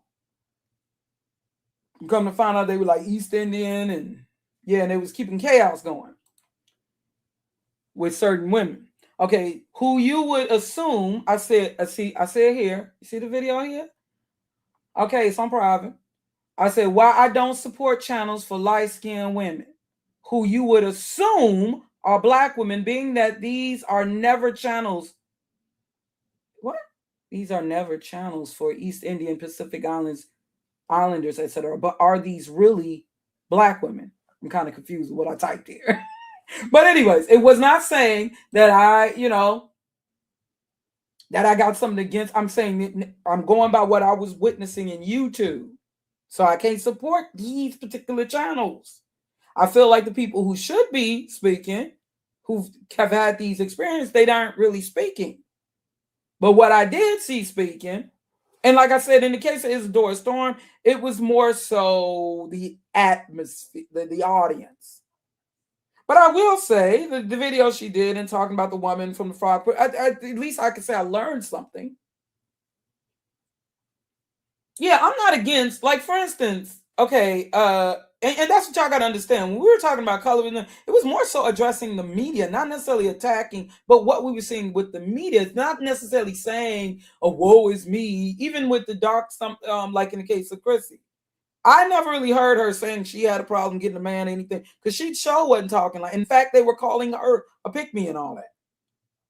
She was more talking about, like, initially media representation and all that, like using like the whiz and this and that. And being that we understand how media affects, because if I were to even talk about my real life, with like even with what I've witnessed with my friends, I can't say, like, my best friend dark skinned. I can't say that I witnessed her experience darkism. Do you understand? In fact, with me and my best friend who's dark skinned, she actually got way more attention than me. We both, cute girl, nothing, but she had that body. She definitely had the up on me. And I'm not saying, oh, it's just her body and she didn't have a nice face. That's not what I'm saying. I'm saying she still had the I think we on the same level, but she I'm just keeping it real. Where I was just skinny with big titties. She had, and she was beautiful. She is beautiful still. I showed y'all my friends. When that person tried to come up in here saying, "Oh, I know she wanted the reason that the person that was trolling me trying to get black women not trust me," but he was just a plant up in here. he was like talking about, I bet you she one of them who not really, she's not pretty. So that's what you say about me. So she hang with dark skinned girls so she could outshine, and that's why she got dark skin. I said, hold on. So I came up, I said, let me show you my friends. So I showed a picture of my friends. I wouldn't do that so easily now. Well, I was like, let me show you some of my friends. Like, what the hell you talking about? Shit. What you talking about? And I'm gonna tell you this: if you thinking it's about pitying somebody or patronage, like I said, my beautiful darker skinned mother, who is of course darker than myself, even though they would still kind of put her. She was darker than Kelly Rowland, but she'd still be put in the category of brown skin. By Hollywood standards, she'd be dark skinned, but because they usually don't go as dark as Phyllis Yvonne Stickney. But like I said, my beautiful melanated mother did not need my pity. You best believe, okay?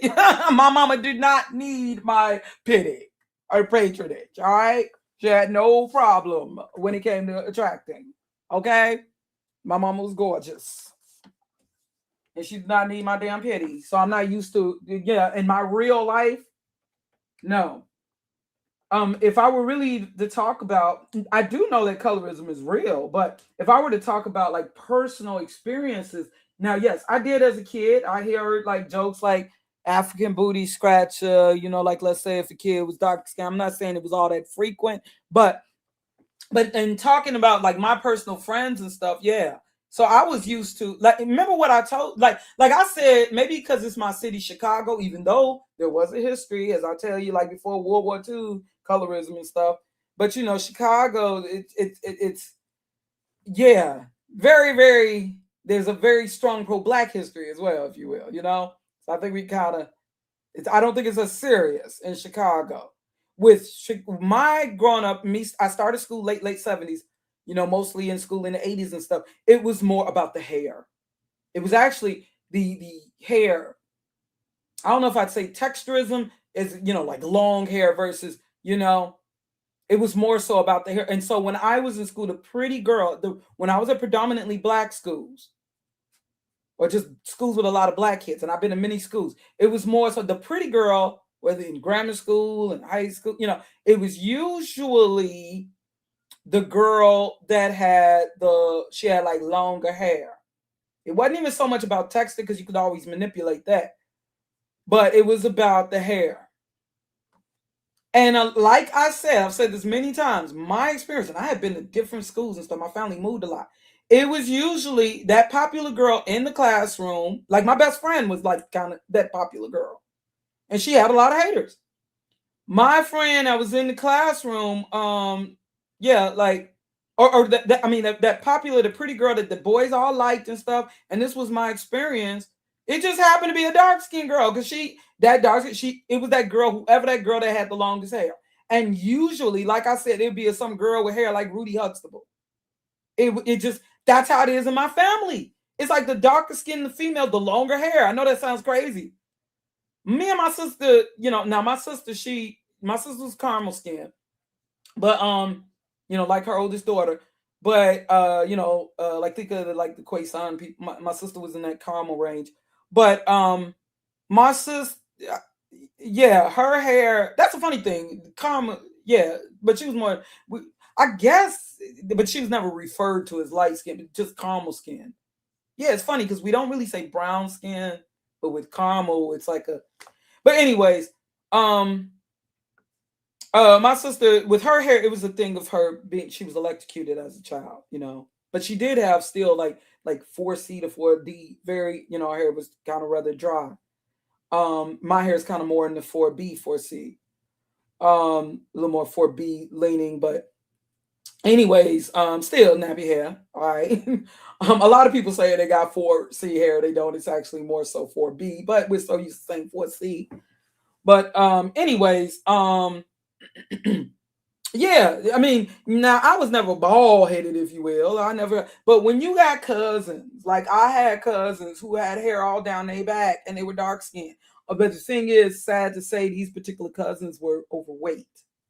So overweight, that was automatically, you're automatically not popular but if they were, they still, my one cousin, the younger sister, still more boys liked her, like at the Kingdom Hall, they liked her, then they liked me because she had longer hair. The younger cousin who was not as fat, and she was darker than me. So I didn't have this experience that y'all. Like I said, I can name. Notice the names don't change. Like I remember I was at Swift School. It was this girl, and we had biracial girls in the class. There was a girl, Aurelia. She was biracial up on the north side of Swift. They probably watch it. Remember the girl I said knew how to fight, Laura? She was like mixed, the biracial. But Starsha was still the most popular girl in the class, and she was dark skinned. And she was cute, and she had long hair. I remember, oh gosh, if I could call my friends, I had them join the live stream with me. It was another girl named Erica. She also had long hair. It was just like with Mary J. Blige. It was more about the hair.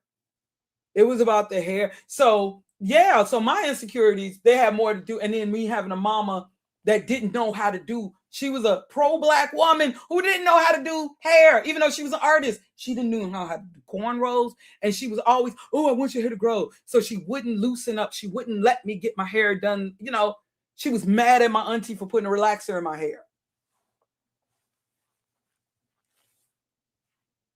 So my experience, but I realized that, you know, it was very different than, you know what I'm saying? I guess, but you know, I don't think it's because there's other people that experience that, you know. It was more, yeah, the texture, or I don't know if you would call that texturism, because these females, they didn't necessarily have, you know, hair that was like 3C or what the whole good hair, you know, stereotype. You know, they didn't have hair that looked like they were mixed or anything. It's just because, for one, the hair would be pressed anyway or whatever. It would be, you know. And see, I had, even though I was never really bald headed, but when you got cousins and their hair is all down their back, it can make you feel bald headed regardless. And then me having a mama who didn't know how to do my hair. Y'all ever ran into black mothers, black women who don't know how to do a black girl hair? That was my mama. She loosened up, let me get a Jerry curl in 83.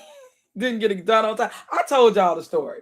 But yeah, and I've been to many different schools. So yeah, and my best friend, yeah, she got more.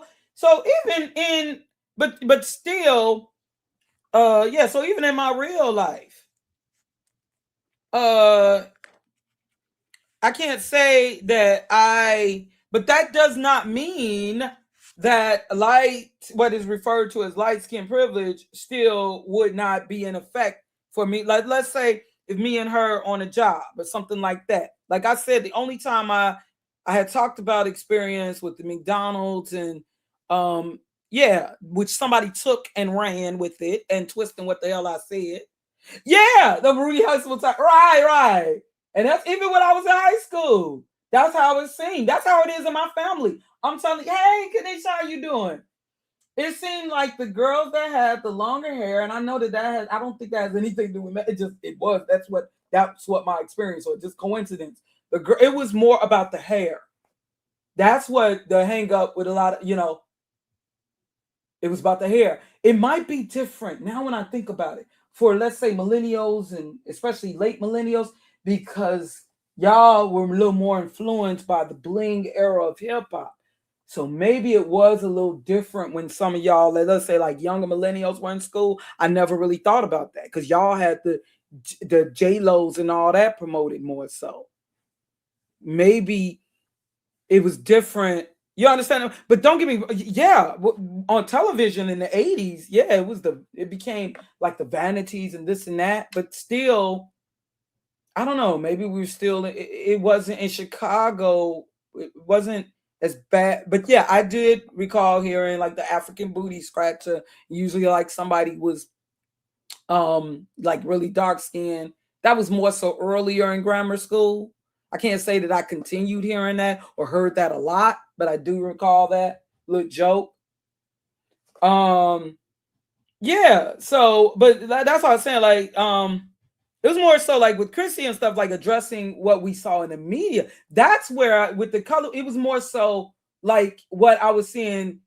It wasn't so much what I was, and I understand I went to all type of schools and even moved to the suburbs. But I'm talking about my experience at predominantly black schools or where there were a lot of black kids, since we're talking about colorism, which is something that is more so within the black race. I'm going to tell you, yeah, and like I said, even when I went to the suburb, it was a dark-skinned boy. He was taunting me, calling me black ass. Me being light-skinned, that didn't mean shit. Okay, it was like, that's the thing, Chicago light-skinned and shit. Now, I do notice when in Milwaukee, however, by that time I was a teenager, though, with my two nieces, one being biracial, one, that's when I first really started, because they were acting like they never even seen a biracial child. Now, Milwaukee's a very segregated city, and the way that they was, and that's when I really started seeing, yeah, because the way that with my daughter's two, I mean my sister's two daughters, who we got custody of, and so I would be with both of them, and they were acting like in Milwaukee. By this time, we had moved to Milwaukee. They were very little at the time, like like 5 and 3 years old, like 6 and 3 years old at the time, and they were giving the biracial baby all this extra, male and female, mostly female though. Oh, she's so pretty, and it was, yeah, and I was encountering that a lot. I didn't quite encounter that in Chicago. Milwaukee, maybe because the city is so segregated and so separated, you would think they never saw a biracial before.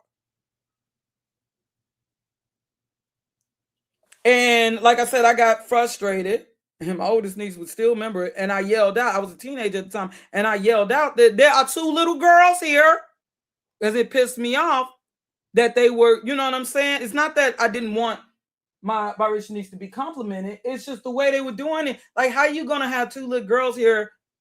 Okay, if this is the one you just happen to see is prettier, and you've seen both my nieces, okay, that's fine. But these are children. Be considerate of children. If I, as a teenager, can understand that what you're doing can be hurtful,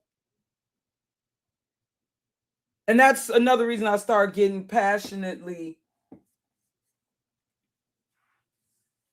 Yeah, like my brother got 4 daughters. One of his daughters happened to have hazel eyes. And I remember when, I was in a picture in it. Y'all seen her too. I believe I've shared all my niece's pictures, I think. But I remember one time she put down on saying, you see, she's a cute girl. And she's like, yeah, I know, it's just about my eyes. And I'm like, why are you thinking that? That's what she's been convinced to, believe. It's just about her eyes, because obviously people are saying something to make her think that's the only reason she's pretty, because she got hazel eyes. And they are pretty. Don't get me wrong. Yeah, so there's reasons why I became more passionate about these things. And that's just how I am. That's how I was raised. My mama was, a very pro-black, instilled in me.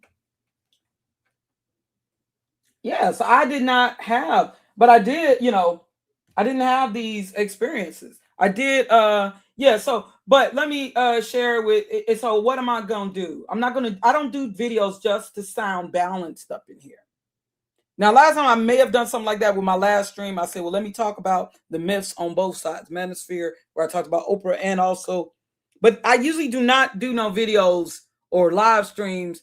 Oh, I gotta do this. Oh, now I gotta make up. Now since I talked about dark skin girl, let me talk about light skin. The reason that I am more likely to speak on darkism and talking about colorism is because majority of black women, because colorism stemmed from white racism and discrimination against all that is quote unquote black or blacker.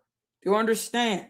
So more than likely, and a lot of times what we were addressing was media representation. That's what a lot of us were addressing up in here, not always just the personal experiences. But this does have an effect on personal experiences. So even though, let's say, if in real life, even though, let's say my friend, trust me, my friend had no problem in getting guys attracted to her, my best friend. But still, let's say in the workplace,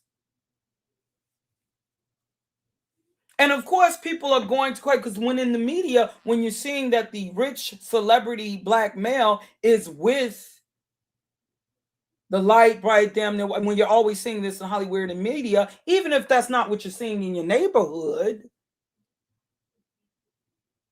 it kind of sends a message. Oh, okay. All right, so they're just settling for the darker skin or the, but if they got some money, if they could get with, this is the trophy. This is the ideal woman to get with. This is all that is being addressed. Okay. Yeah, I'm telling my oldest niece, she still remember that. She, even though she was very little, she said she. I know Tasha don't remember that. She was like a baby, but I can't quite remember. I just remember one time where I snapped. This was just one time. I had snapped. I said, "There's two little girls here." Because there was always, and I'm telling you, these are grown people, usually women. Sad to say, it's like it ain't crossing your mind that you might be hurting, a little girl's feelings here. Like I didn't understand. They would just be like, "Oh, she's so pretty." I seen like maybe one time with my niece with the hazel eyes, but yeah. But they would be like, "Oh, she is so pretty," the biracial niece, and it's not that I'm saying that. So me and my mom, we used to try to do, and it wasn't to exclude the other niece, but we used to try to to make to help the niece that's black to feel better about.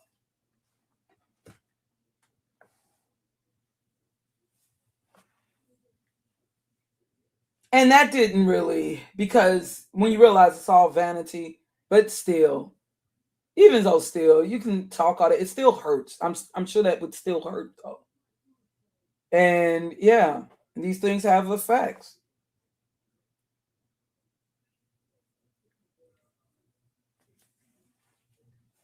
And it would have, that can have effect on both of them. But yeah, but it was weird. It was really weird. And this is the thing. And in Milwaukee, that's where my nieces went to school most. That's where they did they went to school their entire lives in Milwaukee, in the city of Milwaukee. Yeah, pretty much all their lives. So, and like pretty much all black schools. Now, this is what's interesting. They got older, and I ain't even really realize. I knew that, yeah. So my niece, my oldest niece, maturing, she got a little shape now, like my mom, like her mama. I mean, like my sister had a nice shape, so my niece got her shape and everything. But that's the thing. I don't want her to believe it was just her. She was always cute. It wasn't just about her shape. She didn't need extensions to be. She was always cute. But she started getting, the older sister started getting more attention. And I didn't know until I did interviewed her, and I still got the interview, these weirdos coming at my niece. But she said it was actually her sister. Now, that was my first time really knowing this. I noticed she had haters. I experienced this. I mean, girls want to jump, but I didn't know it was like that. She said actually her sister, now understand, her sister, not dark skinned, her sister who is not mixed, the oldest sister, but she's caramel skin, like how my sister was. But she said she was the one getting all the hate. I said, really? Yeah, so she's caramel skin. I guess you can place caramel skin, I guess kind of like in light skin. Yeah, but she said she was the one getting all the hate when they got in high school. She said she had my niece who was biracial, and they're both pretty. Said that she was cool. They loved her at the high school. She said it was her oldest sister, and I said, "Damn, I didn't know it was like that." The way that she was putting it to me, like, wow, I didn't know it was like that. So then it kind of make you wonder: are you more likely to be hated on if you're light skinned but not biracial? It kind of got me thinking. But then that wasn't my experience, but also I don't think that I'm of a threat like that, if you will. Or I'm not saying I'm ugly. I'm just saying.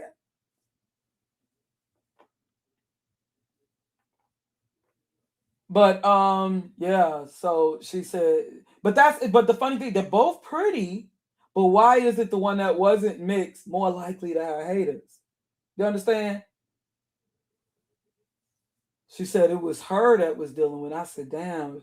I didn't know that. I didn't even know that. Make me feel bad that I didn't know that. But of course, I wasn't living with them forever, but I didn't know like that. So understand in that interview, that was like my first time. I knew because I remember we walking down the street and God trying to holler at my niece, and she just kept walking, and then bitch, and I was like, so I remember just to my, is this what you go through regularly,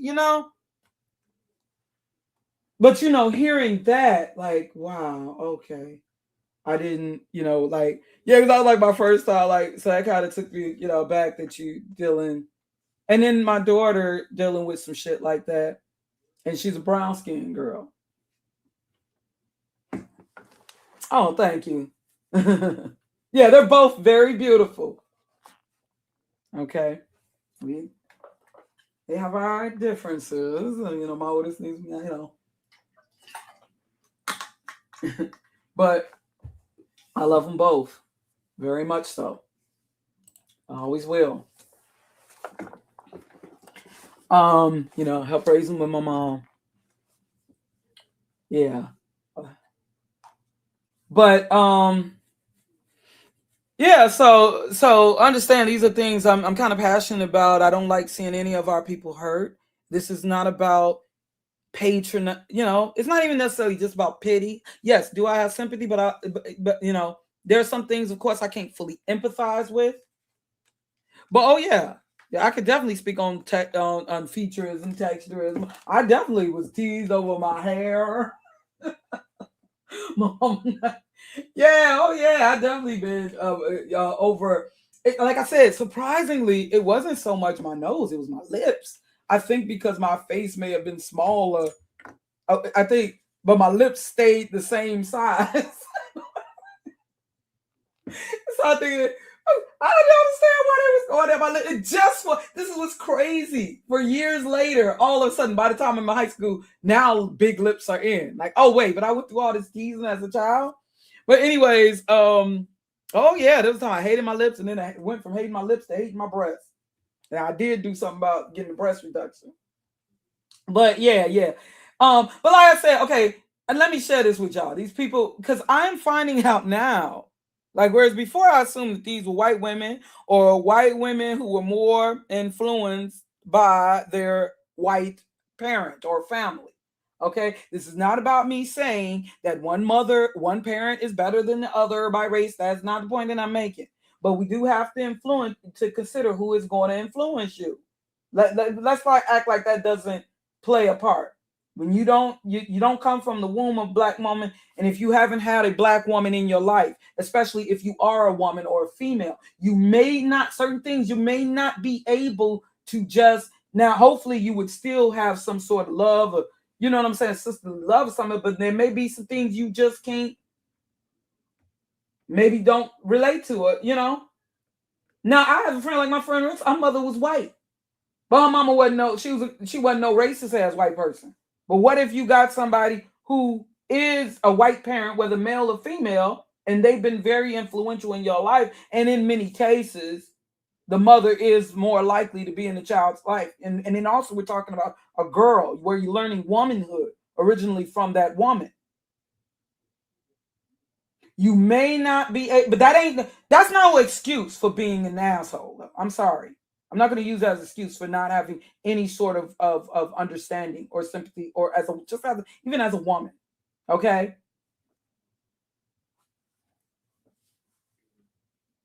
Yeah, those are the older women. These were older women. Older women. You heard what Countess Vaughn on 227. I knew who she was talking about. I knew that woman was kind of mean. When she said what affected her self-esteem, she said for the rest of her life, pretty much, when she joined the cast of 227, Countess Vaughn, this is before Moesha, 227 was on when I was like a preteen, teenager, early teen. Yeah, she joined the show, younger than me, of course. I didn't really like her join the show because she was just a new character. She wasn't a part of the original cast. And, it's kind of the cousin Oliver thing. But still, though, she was still a kid, a child. And she said one of the cast members, now she said not Marla Gibbs. Marla Gibbs was really loving. She said, she spoke on Marla Gibbs being real love, but she said one of the cast members had said she didn't like her. She overheard her saying she didn't like her because she was fat, black, and ugly. I know who she was talking about because when she said now maybe that was her generation, and the way that Countess on it was so sad. I know who she was talking about. She was talking about I could kind of tell this woman was kind of nosy and mean, and even though she funny as hell. Even though I know who she was talking. She was always an old woman, but no telling how they used to talk in them older generations. Now I'm sure she didn't expect for old girl to hear her, but that's a reason to not like her. I know she was talking about her. I always kind of suspected that she was kind of a little mean. Is this her? Is this her body? Because AI now. Like I know LaWanda Page used to. This woman was an old woman since I can remember. Rest in peace to her. But which I remember with Good Times, see it on Good Times when I was baby, real little. And she was an old woman then. Some people, they were old. But I don't know. There was 227. I didn't really like her character that much. She was kind of like I know she's funny as hell, very talented woman, comedic actress. But I know she was talking about her.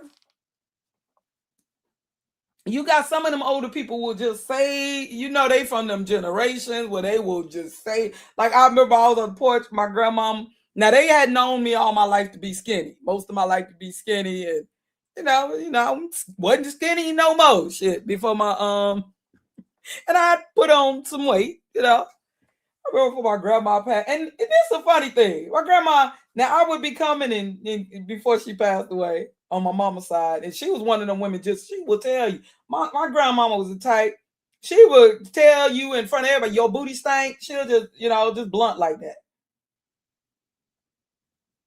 But I'm helping my grandma out because she's with the cataracts. Supposedly she can't see, diabetes. And so I would be helping my grandma clean up her house. I was on the front porch. I think every now and then her vision would kick back in, and she gonna say, "Oh, you'd be so pretty if you lost that weight." I put on, it was 2000, right before going back. I had lost the weight. I had put on some weight. Got up to like about 220 pounds, and they weren't used to seeing me like that. But also it was a medication. I was on everything for my epilepsy. Yeah, she goes like, "Well, you'd be so pretty if you lost that weight." Just goes, and I wanted to say so bad, "Woman, I thought you couldn't see," but I wouldn't say it. I just gonna say it on the front porch like that. This is the west side of Chicago. I was used to. I'm a Gen Xer, but I know these younger people. I know they. But I'm a Gen Xer. We used to being put down.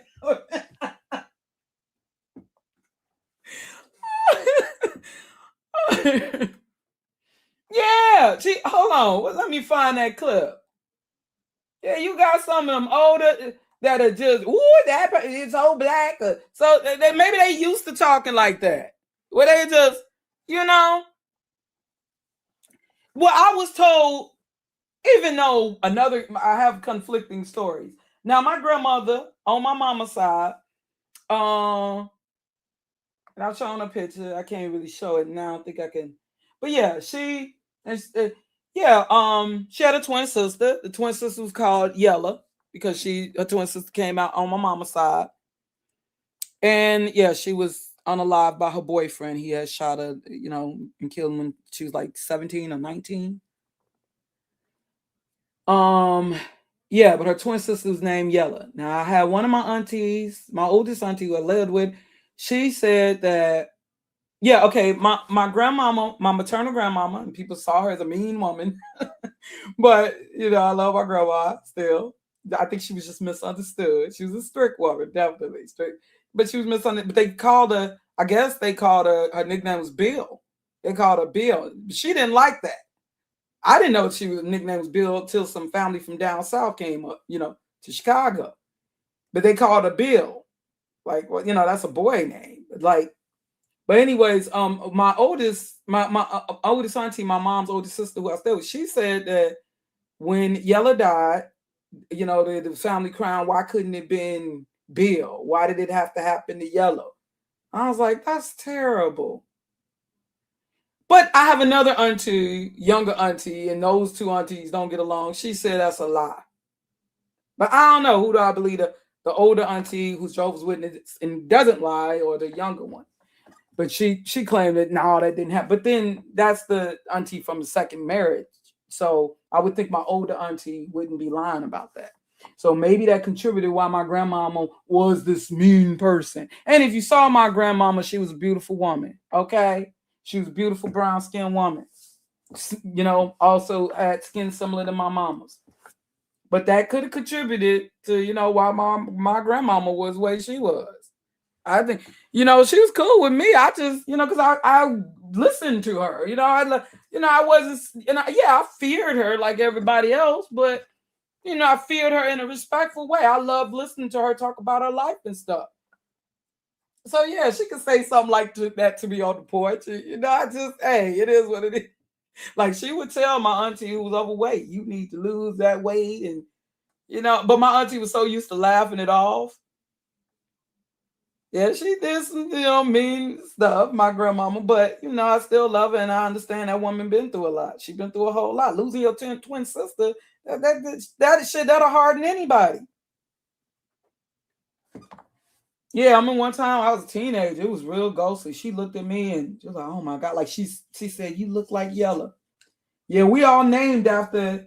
I'm named after my grandma named us all after either her or her twin sister. They got similar names, so all of us got either her twin sister. My grandmama was a proud woman. My mama did not want to name me that name of her mama, but that's how proud my mama was. It's about 10 of us granddaughters who are named after her.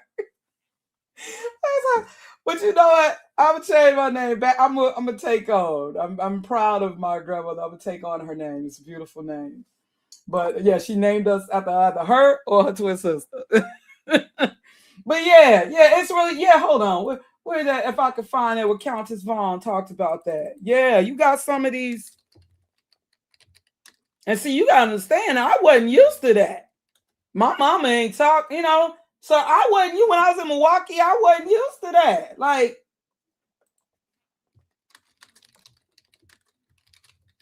let me see if I put on Helen Martin. I see videos, but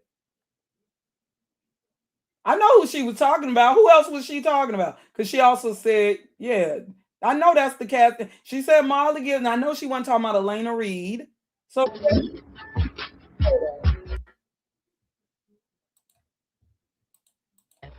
now I want to go see somebody in town. This is so sad. Well, why I'm here is I was in the house for 5 years. Wait, hold on. I'm just trying to get to that specific part where she talking about 227. Because this whole interview is really sad. And she said when she was on the Parkers and people like, oh, why the white girl, black people, why the white girl got a bigger booty than you? And that's why she was the first black celebrity I heard of getting like a BBL or whatever. And you see the pressure that's put on us. That, it just wasn't cool on there. That, it just wasn't cool. I love myself, and you're a beautiful little girl. Yes, what I went through when I was a little girl.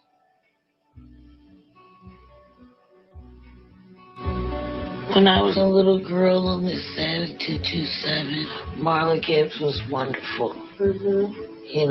She taught me how to love myself, and you're a beautiful little girl, and she was sweet. But, there were certain people on there that, it just wasn't cool.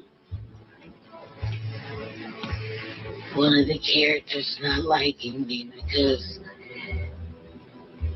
I was fat.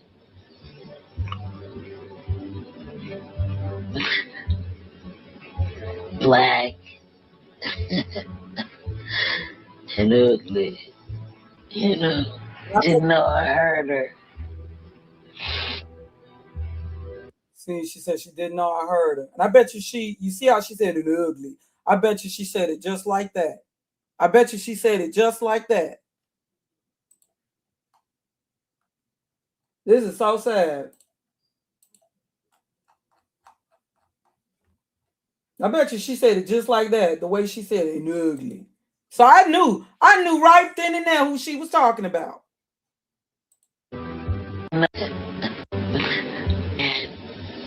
Because And that's a one of the reason. characters, That's a reason not to like the little girl. But then she said it, I guess not in her face, but didn't know that she heard her. wasn't cool. One of the characters not liking me because I was fat.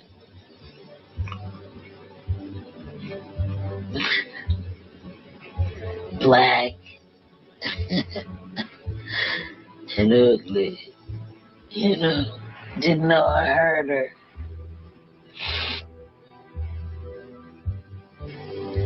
But she was older. She came from a different era. She said she was older and came from a different era. Even before that, I don't mean the stereotype. Even before she said this, I knew who she was talking about. I knew who she was talking about even before she said this. Because I don't know, I just got vibes like that. That's a mean woman. Not to, and I'm respectful of my elders, but I just always got the vibe, because even the character she played on 227, it was kind of like she's a little messy.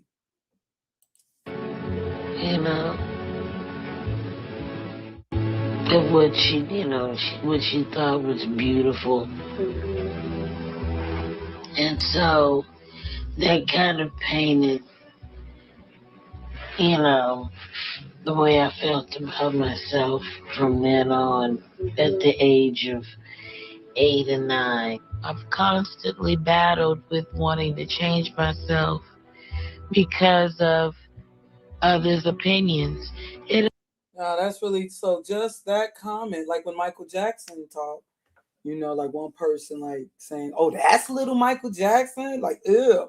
One little comment that you make, I know that which need to toughen up and all of that, but one little comment that a person can make, can affect the person for the rest of their life.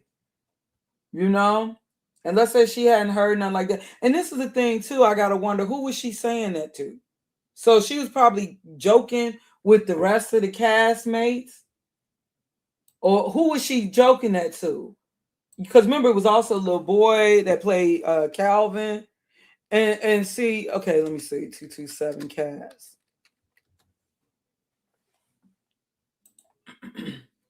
Well, that's great that she said, that Marla Gibbs, who's still alive, like one of the only original cast members of the Jeffersons that's still alive. That's good. And we just lost Hal Williams. Yeah, let's say if Helen Martin was saying that, joking or whatever, what if she's saying it around, like, let's say this boy or the younger people? Now, I don't know what happened to her. She just left after the. But what's interesting, Marla Gibbs, like, she wanted Regina King, and you got to understand at that time, you didn't see, you would see somebody like Elisa Bonet, but she wanted Regina King casted. She felt she was perfect because she was dark skinned, had the hazel eyes, and she looked like Hal Williams, who was also dark skinned, had hazel eyes. And, she wanted something that looked a little more realistic, representing her children on the show. And this is no disrespect to Lisa Bonet or the actress who played Sandra on the Cosby Show. No disrespect to them. But yeah, now I ain't gonna lie, I didn't like her joining the show, but that's only because she was like because she was like a cousin Oliver. She wasn't a part of the original, and plus her character was kind of smart alecky. She was like, a little. Like kind of a know-it-all kind of character. I knew right away when the show Moesha, oh, that's that girl from 227 they used to sing. that could sing really good. Just like I knew when I saw Boys in the Hood. Oh, look at Regina King. Look at Brenda from 227. But yeah, this was her when she was on. Yeah, I didn't really like her character, to be honest, because she was, for one, she came late. You know, they you know how they do, they add a kid hoping to get more viewers when the show is losing ratings, or they want younger viewers, and it usually don't work. But of course I ain't had nothing against the actress, but yeah, she was, I can't recall when she was on Star Search, but I knew she could sing. She always could sing.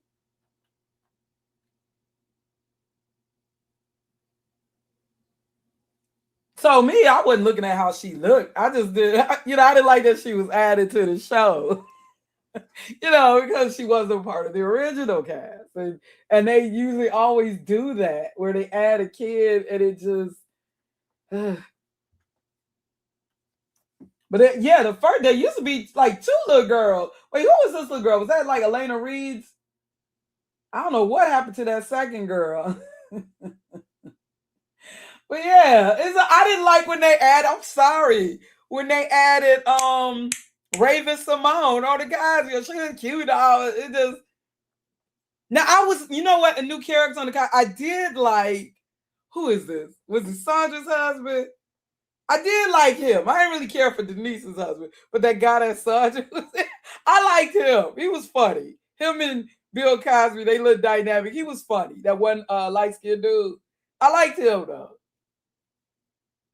I didn't really care for Denise's husband, and Raven Simone. A lot of people felt like that's when the Cosby Show kind of jumped shark. And then they added Erica Alexander. By that time, the show had already jumped shark for me. Yeah, where's Calvin? What happened? We gotta know what the heck happened to Calvin. But yeah, her adding to the show, it just, yeah. So it wasn't nothing personal, against her. No. It's just she was a cousin Oliver, that's all. The ratings still were good for the Cosby Show with Raven Simone. I think it was already kind of too late for 227.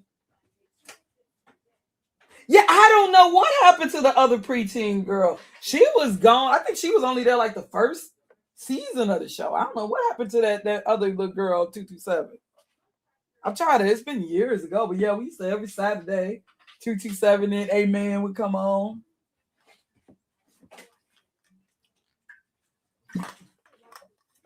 Yeah, the father, Hal Williams, just passed away recently on 227.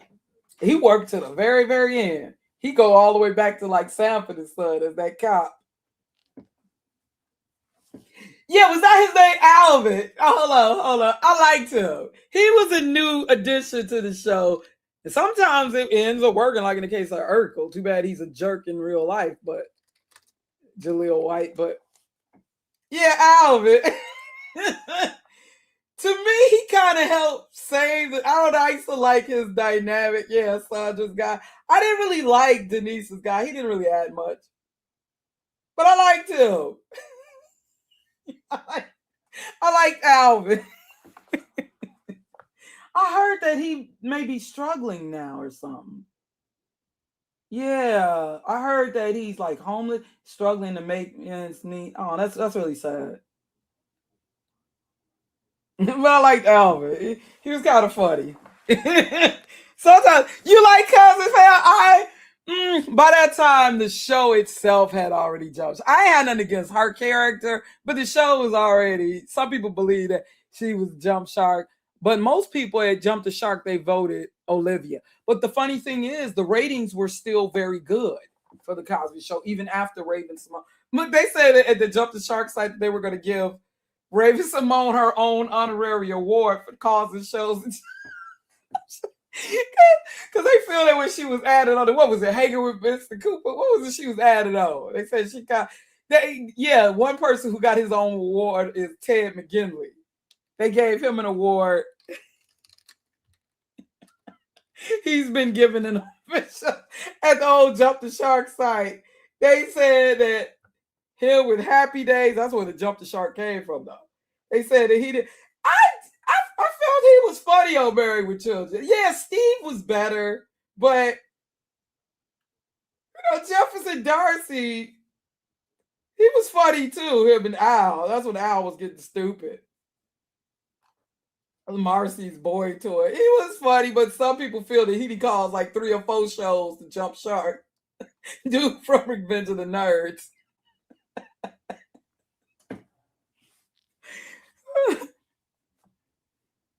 Oh, who was Lance? Was that Denise's husband? See, I can't even remember his name. The one that Denise married on the Cosby Show. I can't even remember his name. But he was too stiff. He was too, yeah, he was too, a little too, he's like, nothing added really. Whereas Alvin and Cosby, they kind of had a little dynamic that was kind of a little, I don't know. Alvin was a little funny. Because remember, this is still a sitcom, Yeah, some people feel that his presence on Happy Days, and they feel that.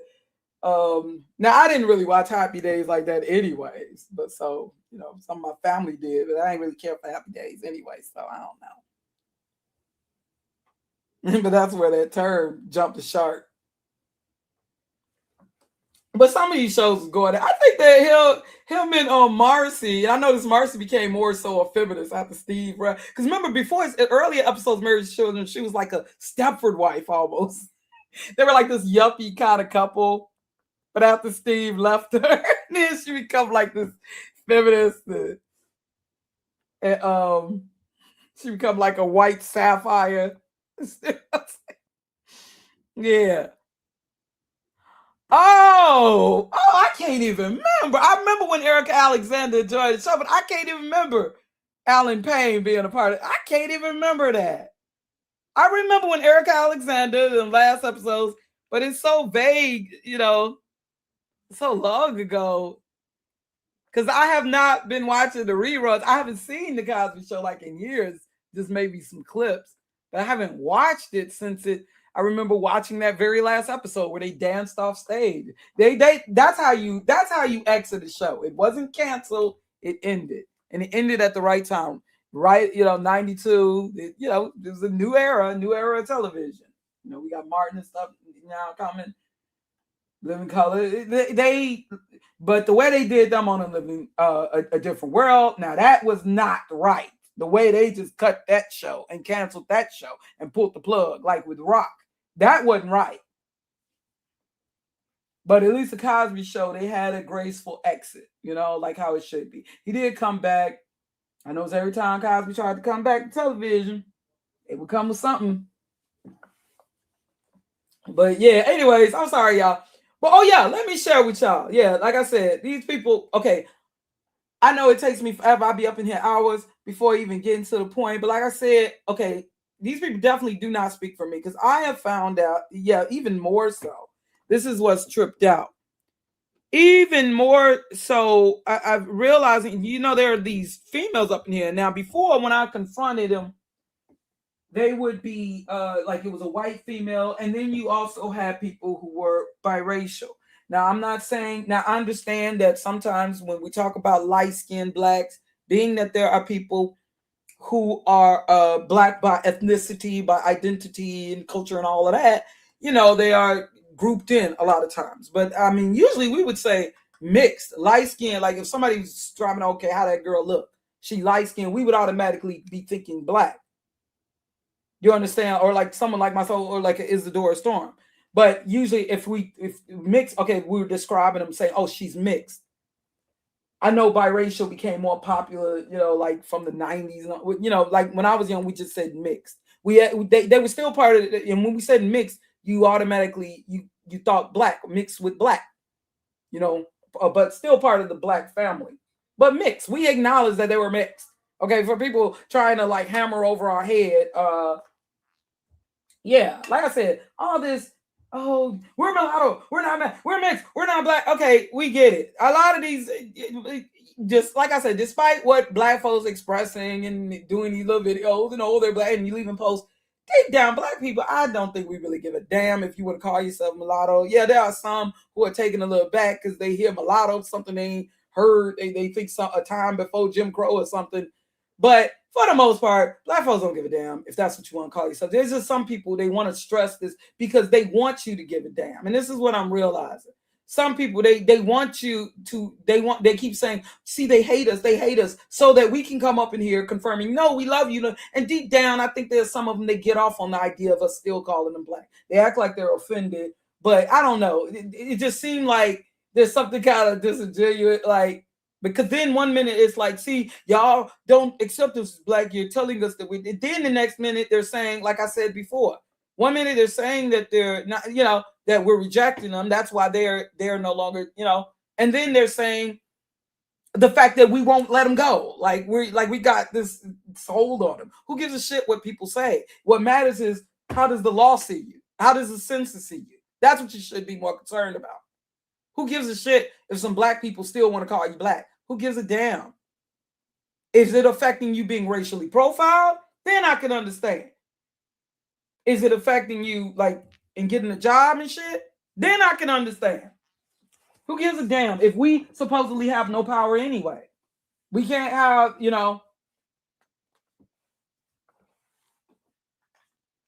But this is the thing. Excuse me. They don't want to speak in it, but then they stop speaking for us. Well, then why you still have a lot of these mixed people who are still, or people who are making it clear that they're not black. They made that very clear to me. Members of the Golden Sphere, not before the Mulatto Sphere. The Golden Sphere made it very clear to me. Okay? The females of the Golden Sphere, they made it very clear to me. All right? And their affiliates and those who were helping them, the men who they now claim are, they made it, they were assisting. There was no talk about attacking the women then. There was no talk about this misogyny then. Oh, I guess I don't count because I'm a monoracial black woman. You can attack these women or biracial women we don't like. But now all of a sudden, oh, what about the women? But look, they made it very clear to me. All right. So why are they still trying to speak for black women just because we happen to have a lighter hue? But those are the people initially. But now you have, but actually when I first confronted the Golden Sphere, it was because of a, person. And this person has been very, very ruthless in how they have been going at black women for years up in YouTube. And black people, period. But mainly black women. A Soto Nation supporter. Like I told you, she was actually supporting that shadow bitch person, the one who said I need to be RAPED by the KKK. She was supporting, she was conspiring with people on shutting down my channel even, and probably was a part of that flag party that shut down my initial channel. So of course I see this BITCH up in here talking about how she's light-skinned black now. I'm like, no, you ain't. I'm sorry for, and I will say that again and again and again. And I knew who she was, and I put it out there as like, she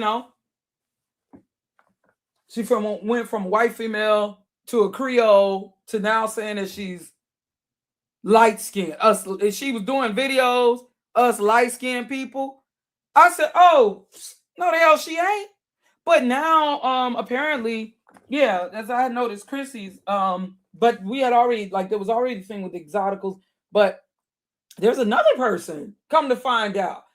Because in me, I listened to Chris the other day I got curious. I clicked in. And I knew who she was talking about because, all this stuff that was going on in Lipstick Alley a couple months ago. So I knew who she was talking about. But, so I looked at this, but then this video led me to this. And come to find out, somebody was pointing out that there's another person whose videos I know they've been shared by the Golden Sphere, these mixed light-skinned specters that has been claiming that, but come to find out, and they got the receipts, that this person is not also another one who is actually brown skin, or what we would in black slang. I know maybe in other countries it's different. Like they pointed out. So not only do you got let's say they are they're claiming that they're light skinned and they're doing all these videos, and they'll use a video Like, I remember when I had confronted the Goldies, for there was people that was saying stuff like, okay, like they said, and then they said that light-skinned anonymous person was a dark-skinned black man. I'm like, what? But I believe it was his video. They were talking about how dark-skinned people saying, okay, this is the stuff. See, it's this misinformation, and they're lying. They said that Rosa Parks and Huey Newton was rejected by black people because they were light-skinned. So I had to respond, I want to see the proof of this shit. Why are y'all lying? Like, yeah, they were saying that because they were light-skinned, they were rejected by black people and they dealt with this rejection. And I'm like, where is the receipts? And then, this was the light-skinned anonymous. And then somebody later said that that's a dark-skinned man. I was like scratching the hell out of my head. Like, what? What is going on? That don't make sense. So I figured, like, some of these channels, I think, was to just counter Chrissy. Because you got to understand, she had black men liking her and liking her content. So maybe they're upset that she flipped and went in the swirl direction. And I can understand that. That's understandable. But perhaps okay, you know what? I'm going to do this. I'm going to hook up with some light-skinned females and I'm going to egg them on. That's the only theory I can come to. And I'm going to egg them on. Just like how there was some trying to get me to go years ago, even before she even so-called, what she called burn the cape or whatever.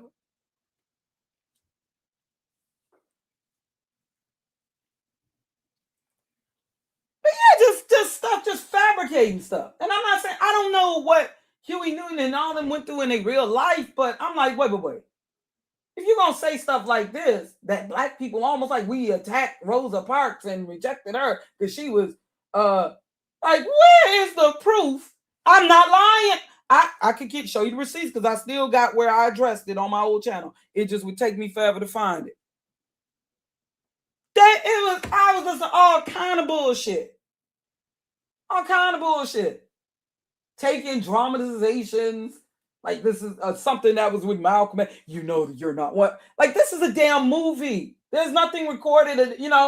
We know that he was called Red, but we don't know that those personal details in his life. So why fabricate, something like that for, And then you got people. But yeah, like I said,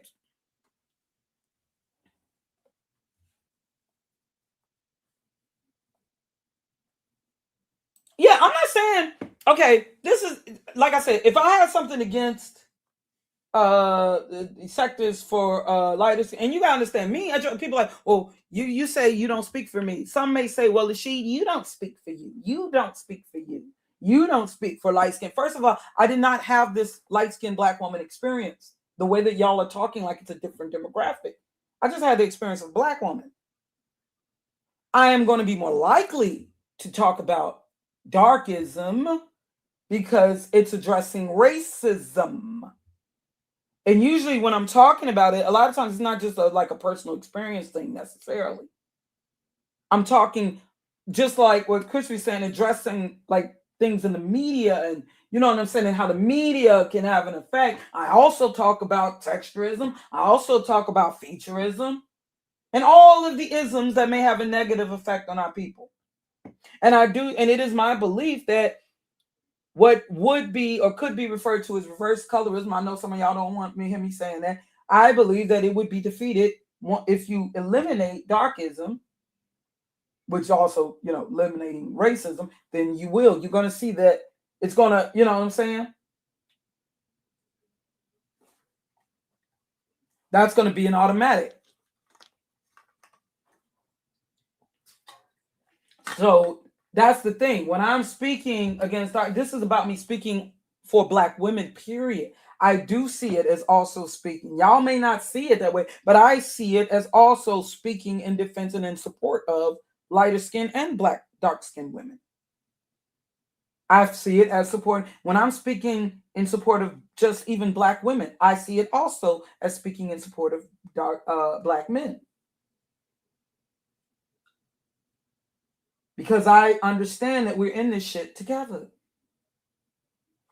Now, yes, what is said against black women is going to affect me a little more personally than what's said against my, but I have, because I have had the experience of a black woman. I can't say that I've had what y'all say is the light-skinned black woman's experience, more specifically.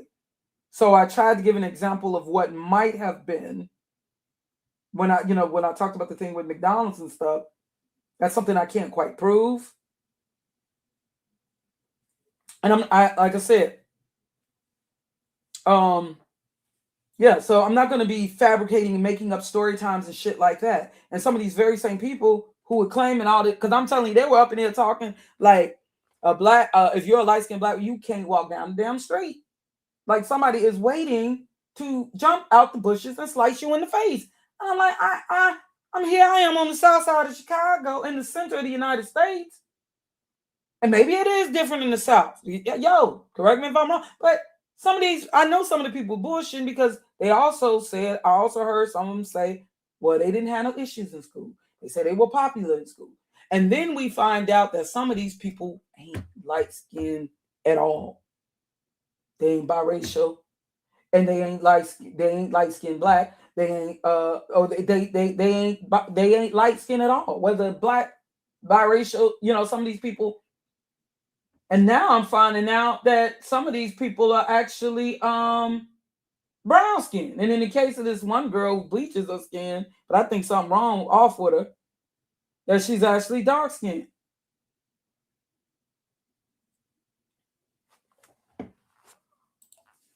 And the thing is that, yeah, some of these people, they know this. This is being exposed to them. Just like they when we found out about smart, no, honey, it was a minute. I exposed it. It was clear as day who the hell that was. So they know that, just like they knew with Exoticals. They knew that all along.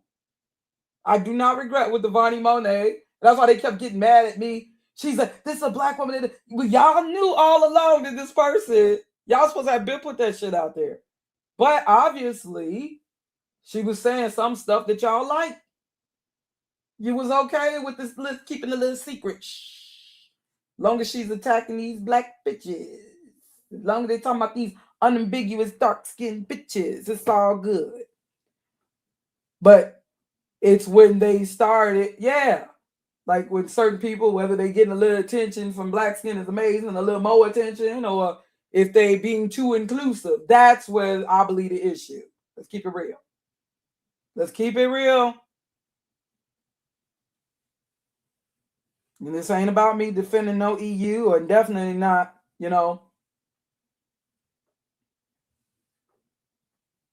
or perhaps the person became more popular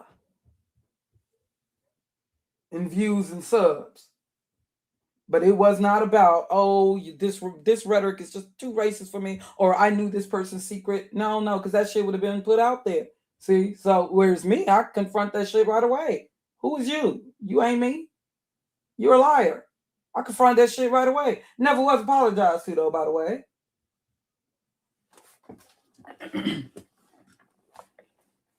And no, I just endured being straight up lied on.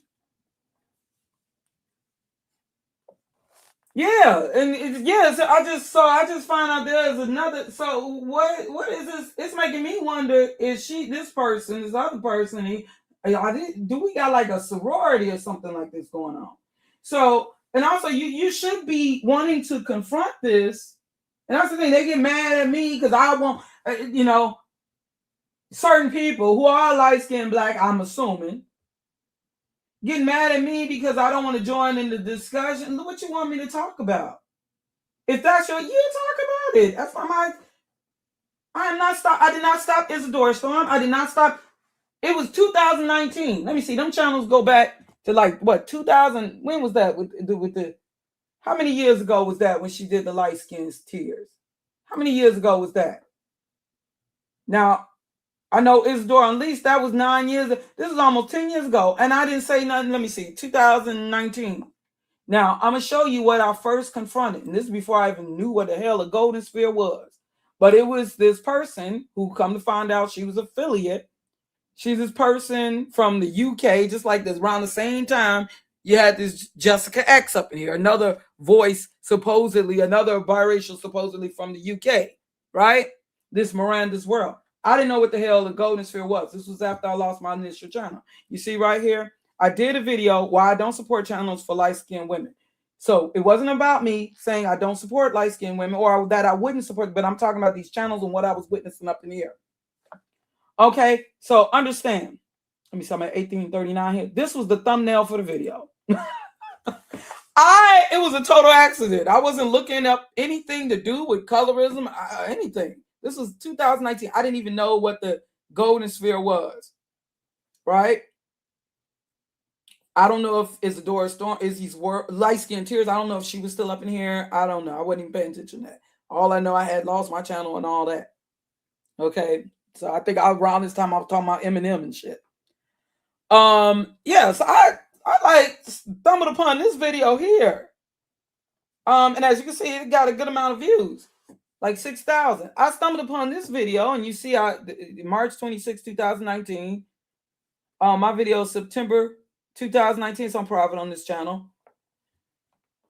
Yeah, so I'm like, what the hell is this? And I don't know, is that from Pikachu or something?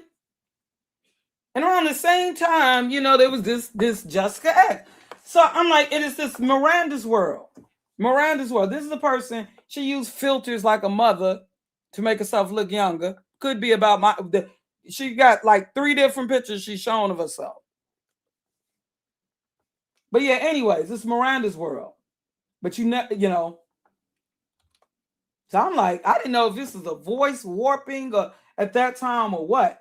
But so of course I'm seeing, okay, so the title of the video, nothing is in caps, Real Victims of Colorism, Mixed, Light Skin, and Brown. So I said, let me see what this is saying. And I listened to it, you know, basically. Now this is a person in the UK. Now maybe she's talking about what's going on in the UK. But let's say, how many black folks, do they have black neighborhoods like that in the UK where we could just really see it and, you know, really can give an observation like that? I don't know. But for all we know, this person may not even be around black folks like that.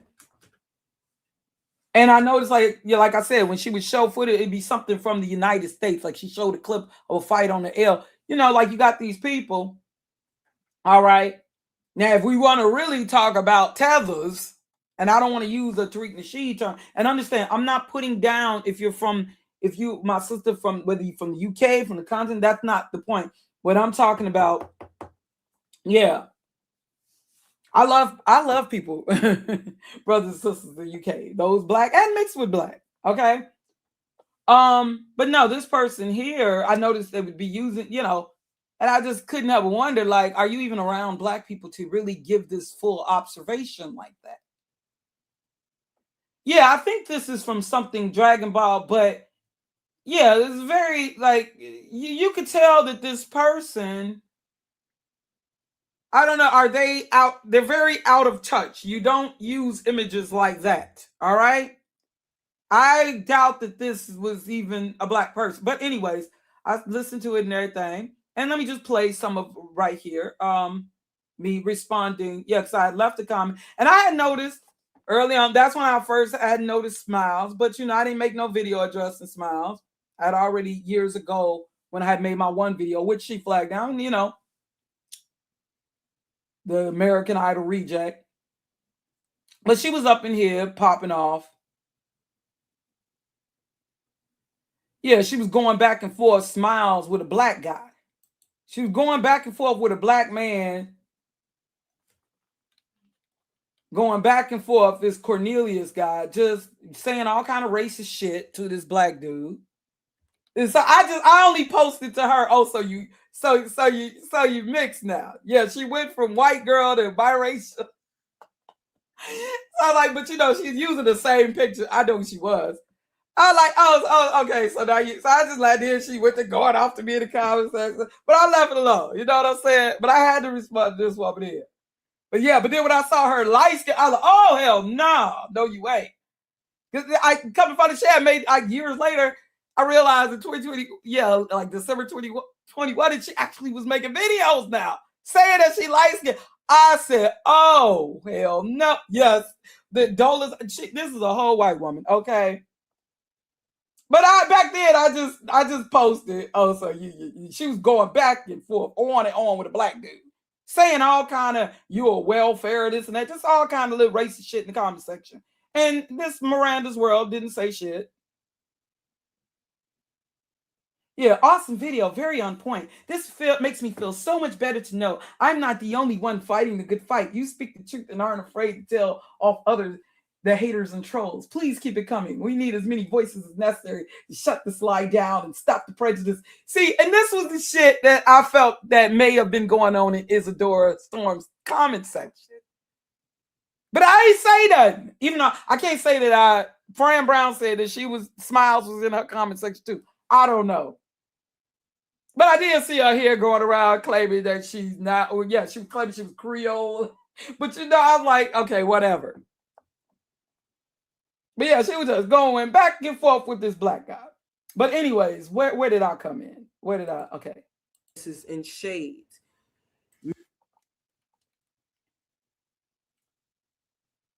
Yeah, okay.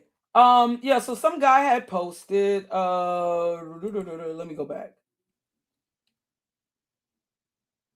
Yeah, look, and you Mongoloid incest bees are triggered. Yeah, she just, oh my goodness. Yeah, she was going back and forth with some black guy, Cornelius de Soto or something.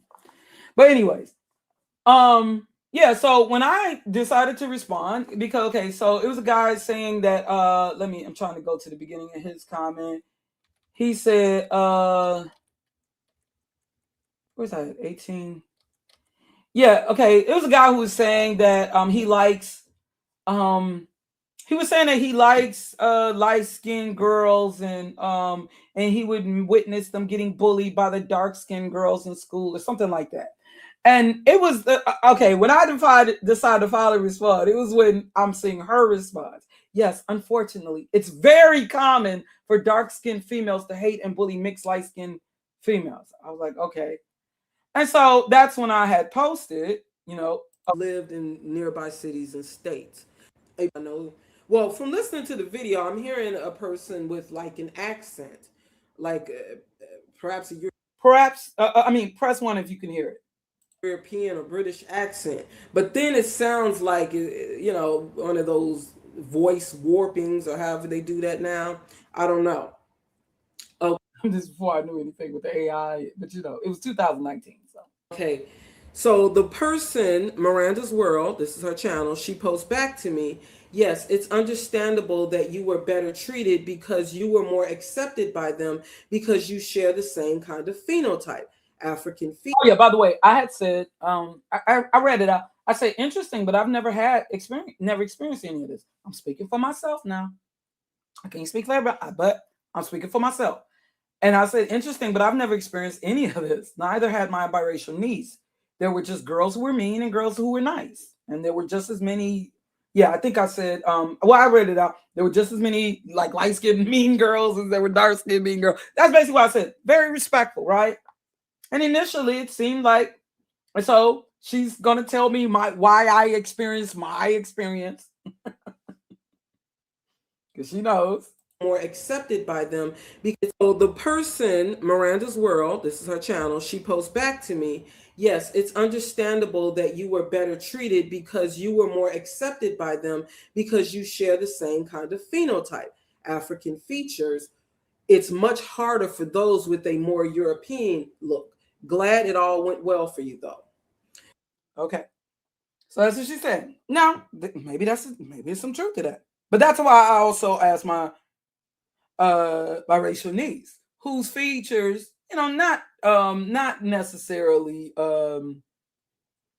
sharp or what y'all see as keen, but yeah, definitely, she's, her features. Y'all seen my biracial niece. Of course, her features, you could definitely see that she doesn't have lips like mine, prognathism as I do, or the broad nose, or the hair that I do. Okay.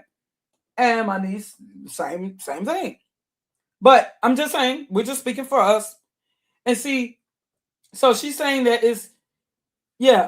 she's saying it's because now maybe there's some truth to that, right? If there's some truth. But see, this is the thing.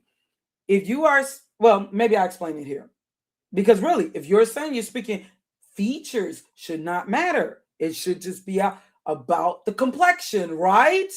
So the point am I making, are you defending your quote unquote lighter features or your whiter features? That's, yeah. But we're gonna get to that. We're gonna get to that. And so I posted, yes, I am black, 2 black parents. And it really bothers me when you have biracials who feel as if they can be this voice for black women who happen to have lighter skin. However, my sister's child is biracial. Yes, you can say, oh, I'm sorry, you can see that she has black DNA, but her nose isn't as wide as mine and her lips aren't really thick. My sister didn't have a wide nose, by the way, although she was black. And when I questioned her, my niece, on being bullied for being lighter skinned, she said that although there was a girl who threatened to cut her hair off, she didn't really go through any so-called light skin bullying. In fact, she said that her sister, who is not biracial, received more hate. She's more of a caramel toffee complexion, dark, another perspective, okay? Because not all light-skinned girls have had the same experience. Okay. All right, so she posts back to me. I'm sitting here working on my next video, minding my own business. This is where the attitude comes in. Now, was I not posting respectfully? Okay. Was I not posting respectfully? This is 2019. This is before the golden. So now you understand why by 2022, like, man, fuck y'all. Excuse me but I'm just saying. Because, you know, like, okay, I see the bullshit now. I see it clear now. You approached me quite out here. Experience. Did I say anything that was disrespectful? Okay. All right, so she posts back to me. I'm sitting here working on my next video, minding my own business. You approached me quite out of the blue and for some unknown reason feel the need to explain your racial background for which I never asked for. I answered your message as best I could, thinking that you would be jumping for joy when I told you that I saw the same phenotype as your dark-skinned sisters. I'm really not that interested who is Karma, who is Toffee, or who is Coffee or whatever else. As I said before, glad you are so happy and that things are going great for you. Now, if you don't mind, I'm a little busy, but peace. So I respond back. Yeah, you're like, what kind of response is this? Talking about what you. So I respond back. You're talking about what you did not ask for, but my comment was not an answer. I am not answering to you. I am commenting to you. You are on a public platform giving a public opinion, which affects others, okay? And just as you are pretty much addressing other YouTubers, such as Rashida Strober and Chrissy in your videos, I am addressing you just more directly. Now, if the acceptance and tolerance for me as a lighter skinned female is more about my Negro facial features and hair texture, then this isn't a light skin issue. Okay, because remember, they're saying that it's a thing of light skinned women not being accepted, right? And all like let's say, then all, like, you know, every light experience of every light skinned female should be considered. If that was not my experience, let's say if I had a different experience, if you are supposedly for light-skinned females, which I know better than, then every experience should be considered, right? Not just one narrative, right? So why are you making it? And not only is she talking about saying that she was not only supposedly speaking on behalf of light-skinned female, but she also said brown-skinned females, saying the real victims of colorism are not dark-skinned females, but light-skinned and brown-skinned, so and biracial. So she's thinking that she could speak, but now she's saying, oh, I don't care what color and this, and that. See, you know, it was this Miranda's world. You are not speaking in defense of light skin. Oh, and then I come to find out, I didn't know nothing about no golden sphere, but come to find out she was linked with the golden sphere. Well, I don't know if you had the golden sphere yet. I don't know. No, I don't know. This is just Miranda's world. I know I get it confused because there is also this Miranda says this woman with the red lipstick, this white woman.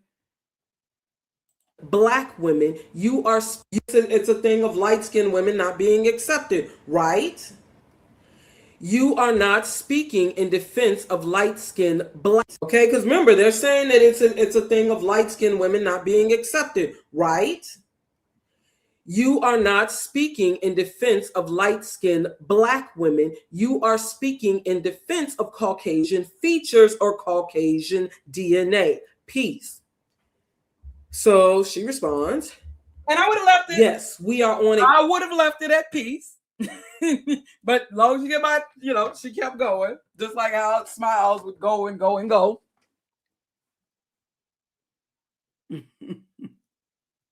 Public platform. You also approached me like the DN. You are speaking in defense. Yeah, so I just said, no, this is not so-called lightness. You are speaking on behalf of whiteness, okay? Because we're talking about supposedly colorism, right? So really what is being defended is your white parent or your white DNA or what you see as white traits. That's what you're supposedly defending.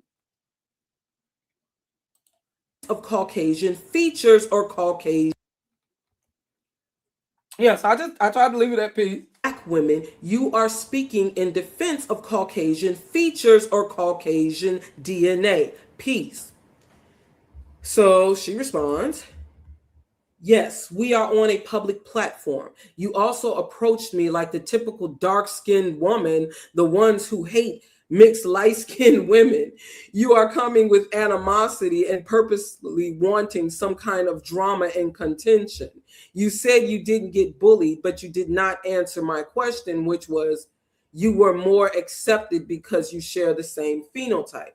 First of all, let me look back at this because she did not ask a question. I do not see a question mark.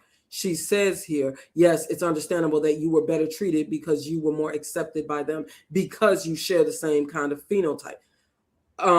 Yeah, I don't think that's a question. Okay, she's telling me why it is that I'm more accepted. Okay, she didn't ask me any question, but anyways, let me find where I was. You said you didn't get bullied, but you did not answer my question, which was you were more accepted because you share the same phenotype. That's a question. Okay, what on earth is wrong with that? I even congratulated you on how great it was that you had not been bullied. I don't remember mentioning hair though. And if you look in my comment section, you will see a message from Rashida, laughing out loud. You don't just have the same features as dark-skinned females. You have the same behavior, something you will never lose. Have a look and see how many biracials you see in dark-skinned comment pages doing what you are doing here in a light-skinned space. None, if any. It's called class behavior. First of all, she's very wrong right there. That's some bullshit, okay? Because I definitely know that's bullshit. Definitely considering what happened with Rashida Strober. And Rashida Strober, when she made her comment and talking about Kendrick Lamar's hypocrisy, she said nothing negative against Kendrick Lamar's biracial fiance. She said absolutely nothing negative. But you had a lot of light-skinned females in there, and biracial females, primarily, they were the biracial ones, calling her ugly monkeys, jealous, and all kind of shit, okay? So that right there is bullshit. I should pull up that damn video out of the vault to disprove her ass. Because you remember I did a video exposing the ugly. Yeah, so yeah, biracial. She got like one video where it looked like that, but it's very, very filtered to make her look younger, where she got like blonde, like extensions and blue contacts. But yeah, if I'll show you her picture. She's got two pictures. That woman looked like kind of older than me. Ugliness that I saw. Yeah, and even white racists just coming up in there, dogging Rashida out. Oh, you call. And understand, I don't agree with Rashida on everything. I'm talking about back then, okay? Back then at that time. Because I do think that Rashida did leave a comment almost like she was kind of co-signing it. I can't recall, though. I don't think she even got this video up anymore. You causing divisions, but But yeah, I'm not lying. Yeah, Fran eventually came to me and said, "Oh, she when I had did this video here. Let me see. I put it on private like soon afterward because Fran was like, "Oh no, don't pay attention to her. She's not." Yeah, because I had never seen this part before then. I didn't know who this was, and I didn't even know at that time. Like Fran Brown knew who that was. So Fran told me after I had did this. This was my first time responding to one of these light skin channels. If you will, supposedly speaking for light skinned people, even though, yeah, you had channels that had been up in here for a minute now. I never felt the need to post anything to Isadora Storm or any of these channels that supposedly represent light skin or mixed people, whatever. But yeah, after I only clicked in because I'm seeing this thumbnail. And of course, I'm curious as hell. Like, what is this? Like, But then when they want to talk about their light winning division, so then I post back to them, go on. Yeah, LOL. Where did you get that vibe? And when they talk about it, it's not. So then I post back to her, I didn't like your comment. LOL. Where did you get that vibe? It seems as if you are assuming that your comment somehow offended me. Like when she's talking about I have a Negro phenotype, whatever. I wanted to stress that I am Black with two parents. I wanted you to know that, which is something that I am very grateful for, dear, as well as my phenotype, face and hair. Do you deep down believe that this is something wrong? Because I don't recall implying that. I was making the point that although my phenotype is put in the category of Negro, because she was the one who first mentioned my phenotype, looking at my features. She was the one who first went there. But she's thinking I'm getting offended. Though the Negro phenotype is not limited, my niece's features are not as Negro, yet she hasn't experienced all of this dark skin haterism as y'all seem to speak of. And what is dark skin behavior? LOL. Are you for real? Okay, it's obvious that you have an issue with darker skinned Black women or just Black women. You sound like a racist, insecure Caucasian woman who just want to believe that other women are hating on you. Maybe sisters just hate you, not hating on you. Your comments display your character, which screams insecure. And a lot of times this shit is attention whoring, okay? So she posts back to me, you seem exceedingly angry that I noticed you were not light-skinned but brown with dark-skinned features. Okay, now she's going a little more in detail. Okay. Yeah, so she's trying to tell herself or convince, I guess, readers, that I'm offended by her, I guess, pointing out that I'm a Negro. Yeah, and then she started referencing me as brown, like trying to do this test. And she was saying I'm brown skin. I'm like, okay. You know what I'm saying? Well, I was reading it back to back. Yeah, I don't recall that. Like, okay, so what? If I'm brown skin, all right, that's all right. I think it's like she wanted me to be offended by her or something. Yeah, but I always find it prudent to use the word phenotype, not Negro. You approach me with the fact that you had never been bullied by dark-skinned women, and I answered this by saying they would have been fine with you because you share their phenotype. Mm-hmm. I then said how great it was that you hadn't been bullied, but I can guarantee that if you looked like me, it would have been a different story. LOL. Well, dear, I think that's why I also use my niece as an example. And the point that I was making, y'all, is that if it's about my phenotype, why they will accept me or tolerate me or whatever, okay, then maybe it's not about light skin. And then that's saying that it's about Caucasian features, right? If that's, it's not then a light skin issue. Right. It's a white skin. It's a whatever falls in the category of Caucasian, right? I mean, so basically, why are you saying that you're speaking for Black? You're not really speaking for Black women. You're speaking for a Caucasian. What you feel is you're defending your whiter side, not necessarily your lighter side, but your whiter side. Okay.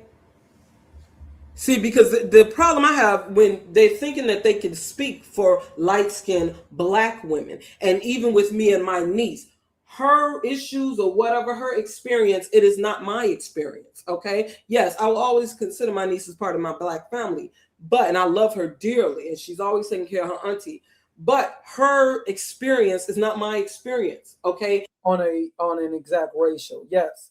Has my niece experienced racism because of the black in her? Yes, she has.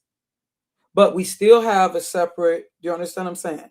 We don't, we still have our own experiences. Like when they had this Light Girls documentary. And okay, but anyways, yeah, oh yeah, but I'm trying to get really, it gets so ridiculous. So anyway, I couldn't relate to the people that was in it. Hair woman had hair like from many wasn't. Yeah, the documentary. Yeah, I had a video where I just showed each of the comments, which would make it easier. But yeah, this was this is one of the images. Yeah, and so she went into, oh my gosh, I wish. In any way, let them have their channel, let them have their space.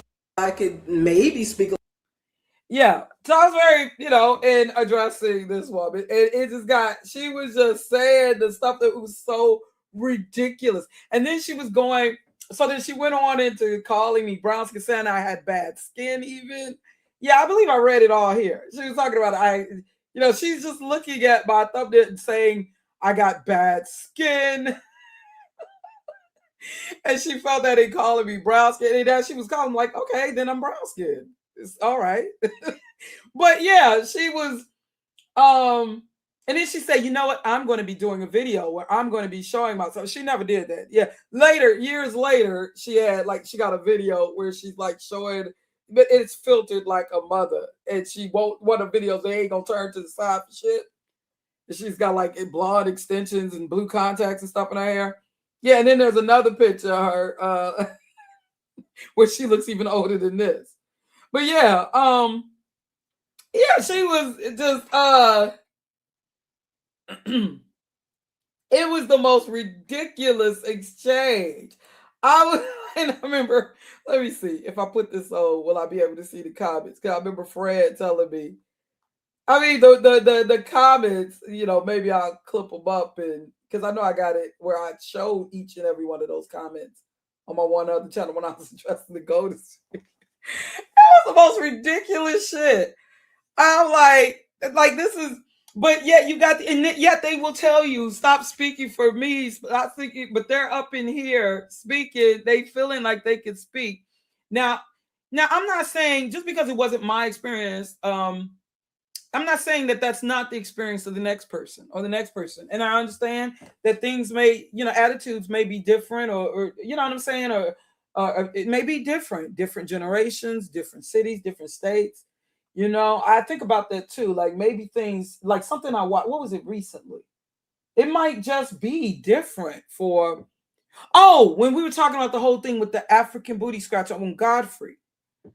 Now I do recall when I was like a little kid, like in grammar school, hearing that, and like probably like even the person one usually wasn't from Africa, but like they'd say, like in taunting someone, like if they were real dark skinned, or but I can't say that I had totally forgot about that until when I saw Boys in the Hood, which came out when I was a late teenager. I was like, oh man, I remember they used to say it. I remember hearing that, the African booty scratcher. I remember hearing that joke. I was like, man, that's how the kids when I was in grammar school. But I didn't really hear it like frequently. But come to find out, listening to some younger people talk, and younger people who are from Africa saying that they were taunted. They're saying that since the movie Boys in the Hood, like, I guess people started saying that even more so. But you gotta understand, that movie came out when I was like in my latter high school years. I was almost out of school. So who knows? Probably from that movie. Yeah, it probably, even more so being said. You understand what I'm saying? Like, I had to think about that. It probably became even more. And then also this younger generation who, maybe maybe the colorism, maybe it's a little more intense with you know what I'm saying? I don't know. It's hard to say because I always felt like going to school in the 90s probably would have been cooler. Now I started, I'm class of early 90s and went to college more so in the 90s, but before dropping out. But yeah, the 90s was more so my young adult years.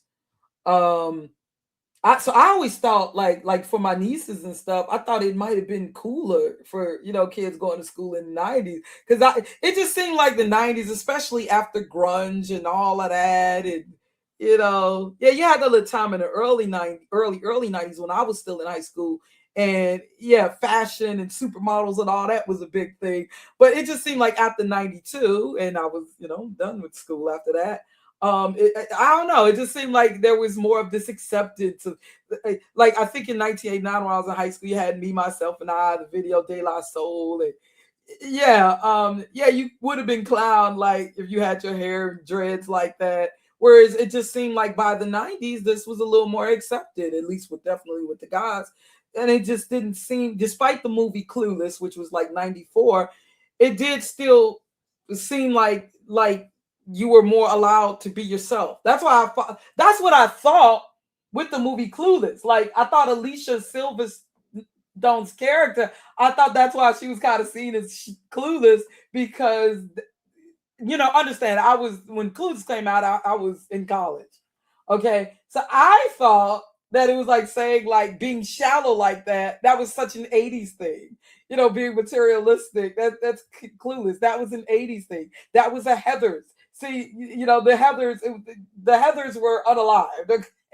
That was an 80s thing because the 80s was materialistic. Okay. You had people broke as hell wanting to wear designer names, wanting to wear they were broke as hell. But it was this pressure to have a Gucci, Louis Vuitton bag. Like when I was in high school, I have a gold chain. In my family, I was broke as hell. There was a lot of pressure. Early 80s, the designer jeans, and my sister getting clowned because her jeans, even though she had a cute shape, it was these jeans called Giovanni or something, but it wasn't Calvin Klein or Jordache or Gloria Vanderbilt. So my sister got clowned because the jeans weren't designer. And yeah, even though people were broke as hell, you had high inflation, all that, but yet people were so materialistic in the 80s. So I thought the 90s, I thought it was a cooler time. Like y'all wearing flannel and shit. At least until the whole at least until the bling era, the Tommy Hilfiger promotion. I remember my two nieces, they was like fighting. It was a Tommy Hilfiger dress, and I did not get it. I did not get it. Like this is something somebody could just easily sew together. But I thought it would be okay. I would imagine though it probably was hard for kids in the 2000s in school. Yeah, because that seemed like a materialistic ass time with the bling and then you had Paris Hilton and all them kind. That probably. But I thought like if you were a kid in the 90s, I'm assuming I assume that that maybe things were a little easier or something. I don't know. Maybe I'm wrong. But I would have thought too that by the 90s, now that we're seeing more diversity, that's another thing too. I would have thought, because it does seem like this younger generation. Now, we've been like in message forums talking about like with the Martin and Gina, that is not a new conversation. We've been talking about these things like that, but it does seem like these they are very with the colorism. It's very like it's more intense now than it was, You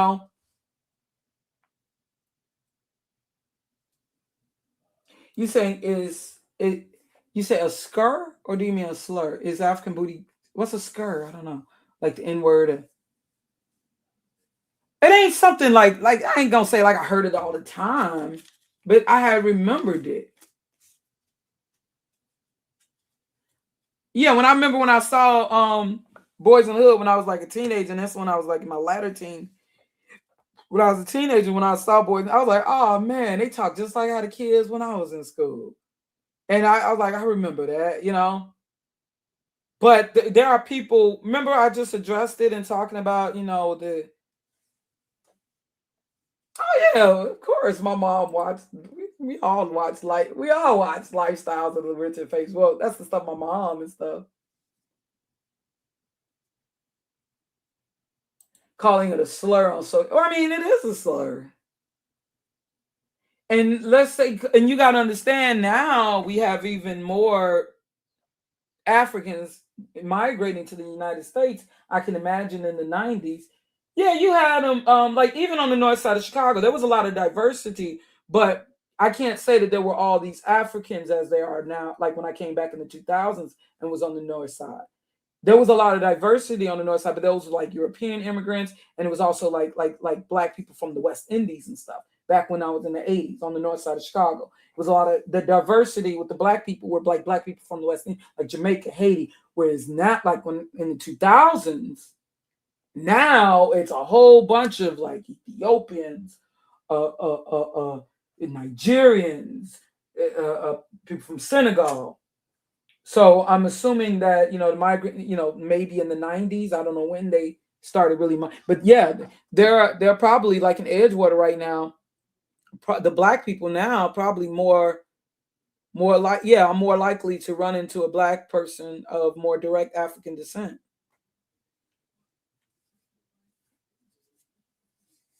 So they probably really heard that, and especially and that movie probably kind of made it more popular to say. Just like I remember when The Color Purple came out. Now that's when I was like in like junior high. And I remember people, you show is ugly. You know how these movies you would think you would think that these movies and stuff. I'm not saying I said that. I'm not a mean kid. But I sure remember you show is ugly, and people taking stuff from that movie and clowning people.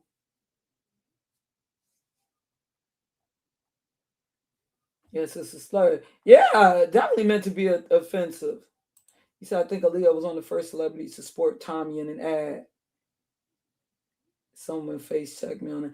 Yeah, I know my nieces, especially my oldest niece, was very much into. She was a big fan of Aaliyah, and so I remember it was this Tommy Hilfiger dress. Her and her sister, like it made me think my sister and my auntie from my grandma's second marriage. I had an auntie that was like my older sister's age, and they were fighting over these Betty Boop panties. I was not, because I mean the Tommy Hilfiger, I didn't get it. It was all right. And see, that's what made me mad too, because you got to think about it. In the 90s, though, like in the late 80s, 90s, we begin to really, you start having these black designers that was getting a little more attention. Not just Willie Ware. Like I know about Willie Smith, rest in peace.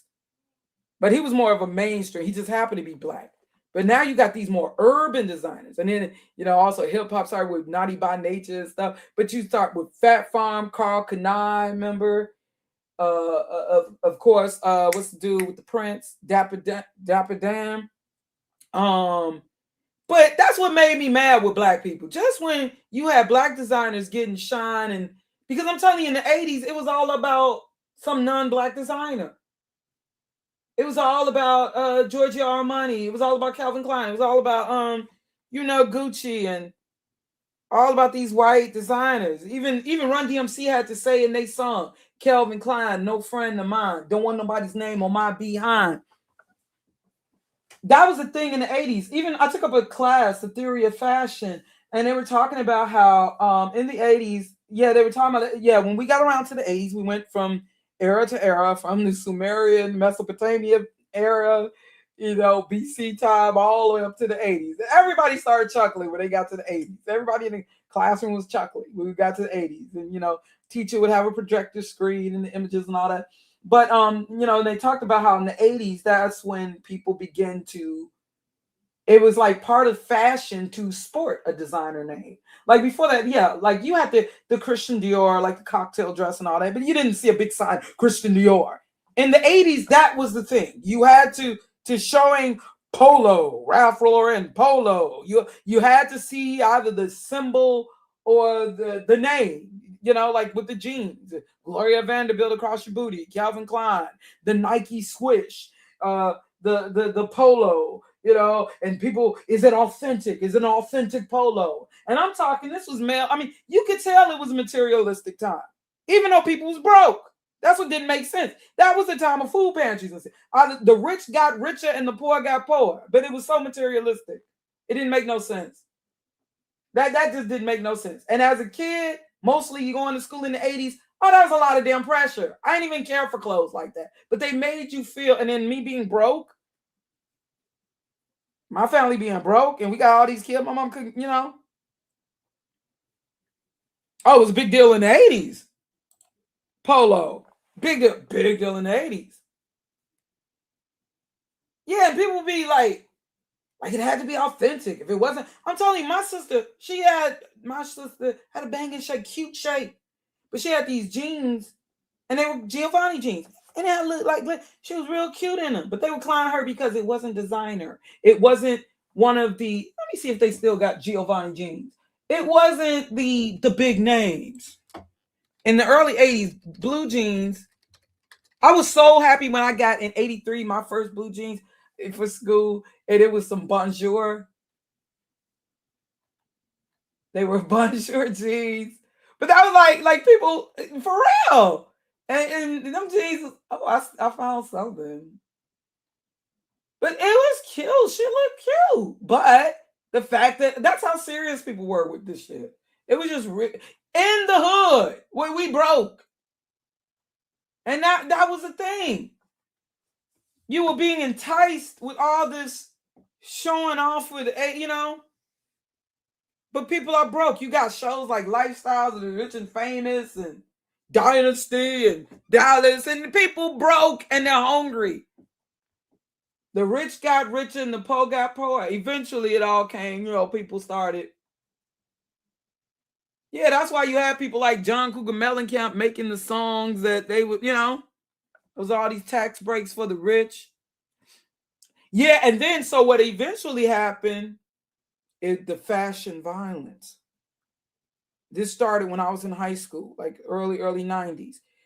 You start late 80s, early 90s. It was bad. It was already bad because we had the crack cocaine. So you imagine you got people, there was times we straight starving in the 80s. There was a lot of poverty. But yeah, under Reaganomics and all that. I remember the government cheese pop, but yet people were still, they be in Cabrini Green wanting to still. Yeah, you had to worry. Now, initially, you would worry, getting your gold chain snatched, stuff like that. I ain't never had no gold chains, man, so I ain't have to worry about shit. But, well, I was a kid anyway, for the most part. But I know when I was in high school, I used to wonder how they get my family came for. I just didn't understand. But I realized these people weren't really prioritizing. Like, I was afraid she would never have no food in the house, but she was always dressing fly. She never had no food in the house, be dressing fly to the bug. But that was the thing. They made you, the 80s was a big illusion.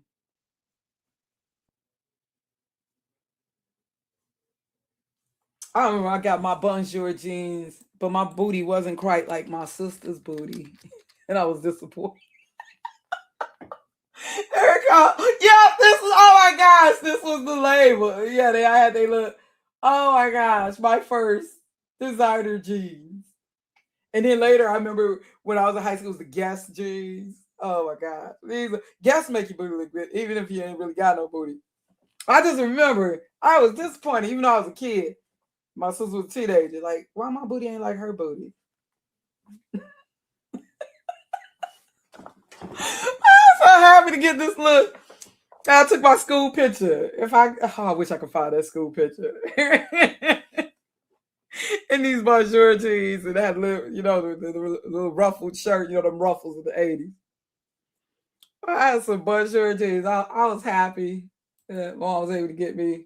I remember when I didn't get the Nikes and stuff, but I got some Pumas. Oh, I got them dirty in no time. Some pink Pumas. Oh, I felt I was. But yeah, but then it eventually, started having and it was serious. I had a friend. Now this was in Milwaukee. I started high school though in Milwaukee. We had moved to Milwaukee, right before me starting high school, and right around the time I started high school. And even I did come back to Chicago for a minute with family members, went to near North. I believe that that's what Cooley High was, but I was a ghetto school. But yeah, and but yeah, in Milwaukee, predominantly non-black school for the most part, blacks and Latinos. Yeah. Nah, it just yeah, my sister, she just had that booty. I didn't have, I had it upstairs, she had it downstairs. I remember being kind of disappointed, like why my booty ain't like hers. But I was a child though, but still, I still, because she looked so nice to her. So when I turned out, you be trying to look at yours in the mirror. It's something was lacking. Like, and I was a skinny child, believe it or not. But it was like just wasn't filling out the pockets or something. Something ain't right. But and that's the thing. They knew my sister was cute, so people got to find something to hate on. Right. Pull up a dress and fly. I remember my friends. I go down. Never had no food. Never had no food. But boy, the dress. she still went to school. See, my mama. Oh goodness, my mom, and she had style and all that. All these, but she would be doing stuff like getting the Sears, like the Jack. What's her name? That woman from Charlie's Angels, I think she had like the Jacqueline Smith. Like, ain't nobody at my school wearing that. And I was never materialistic. I didn't even care about that stuff. I was the tomboy, remember? But that's the pressure they would put on you. It was hard when I was in school. It was tough. So I figured, like, okay, the 90s, there's a little more acceptance. I felt like maybe you could be yourself a little more. But yeah, people be bragging they had a Louis Vuitton bag and it's stuff like that. And I didn't even care. I wasn't even one of them type of girls like that. It just, that's the pressure they will put on you. So you can imagine my brothers, yeah. So of course, and people poor, so there was a lot of theft and stuff.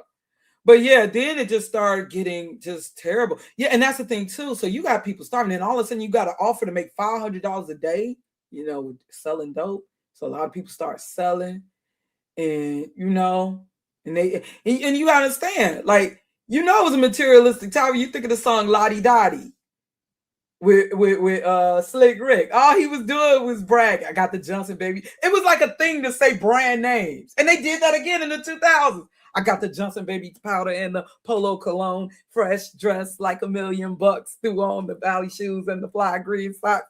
Yeah, it was all this bragging. It kind of go back to the rappers alike. I mean, that was always, that was 1979. I got a Lincoln Continental and but it was just something about, bragging about, but it was interesting. But even Run DMC, they had a big hit and the sales went through the roof. My Adidas. But they were the ones who said, Calvin Klein, no friend of mine. Don't want nobody's name on my behind. Because that was the thing. To have somebody's name, a designer name on your booty. It was, some people eventually started dressing this, though. Like when you had the rappers like Public Enemy and all that. When the conscious era started kicking in, they begin to address that. Like, this is kind of like slavery. Because our people really became, and it wasn't totally our fault.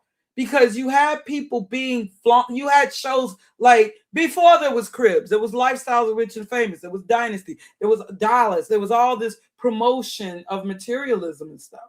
Why do you think you had movies like Pretty in Pink?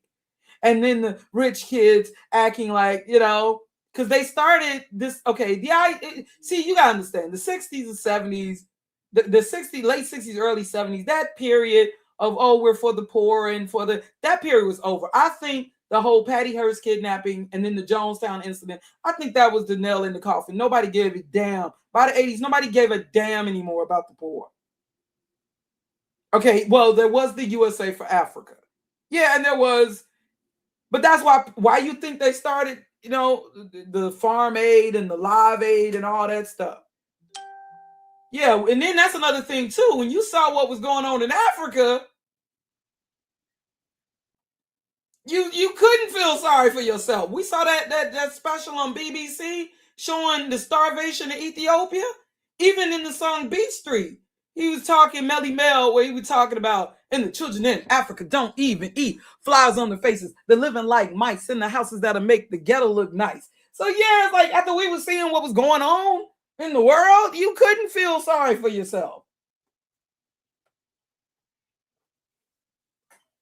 But yeah, so as the gang, okay, so now the gang, more territorial gang violence and kids getting access to guns. This ain't no accident. So we already had with the gang after the whole crack cocaine invasion, which just made things crazy. Crime was crazy. So then you start having the fashion violence. It started when I was in high school. In my latter years, more so high school. And I had a friend who was killed. And we were cool at the school we went to in Milwaukee because we both bonded. He was a light-skinned dude. We both bonded. What was his name? Gregory.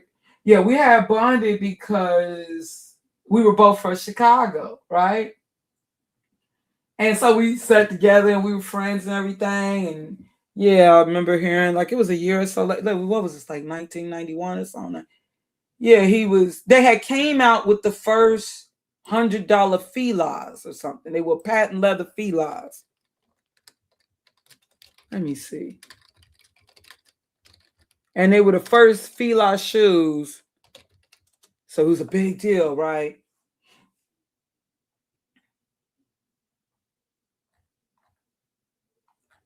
When they first came out, I'm trying to see if I could find them. Maybe if I put the year. I think it was 1990 or 91. Because, yeah, to this day, I don't even want to hear about a starter jacket because I don't know if y'all remember with the starter jackets and how many people got killed. Yeah, it was some patent leather, and they were like the first that were like for $100. I can't find them, the images. I'm trying to see if I can. And what's crazy, man, it was in the newspapers and everything. Yeah, made headline and everything. Yeah, what was his name? Because I probably could find the article, probably, the news article on it. But yeah, it was his friend. It was a friend of his. He was just showing off his new shoes. Why did he kill him though? Like, and he just shot and killed him and for his shoes. It was, yeah, and it was this girl, we knew this one, light skinned girl. She had a yeah, it was a leather coat. Yeah, so they started putting up billboards and stuff. Yeah, it was tough when I was in high school. Actually, the violence and crime was actually worse. People got to understand. Actually, what is called, that's when we started talking about black on black crimes. How are they going to say we don't care about black on black crime? But I remember the fashion violence because they started, when I was in high school, they started putting up ads and everything.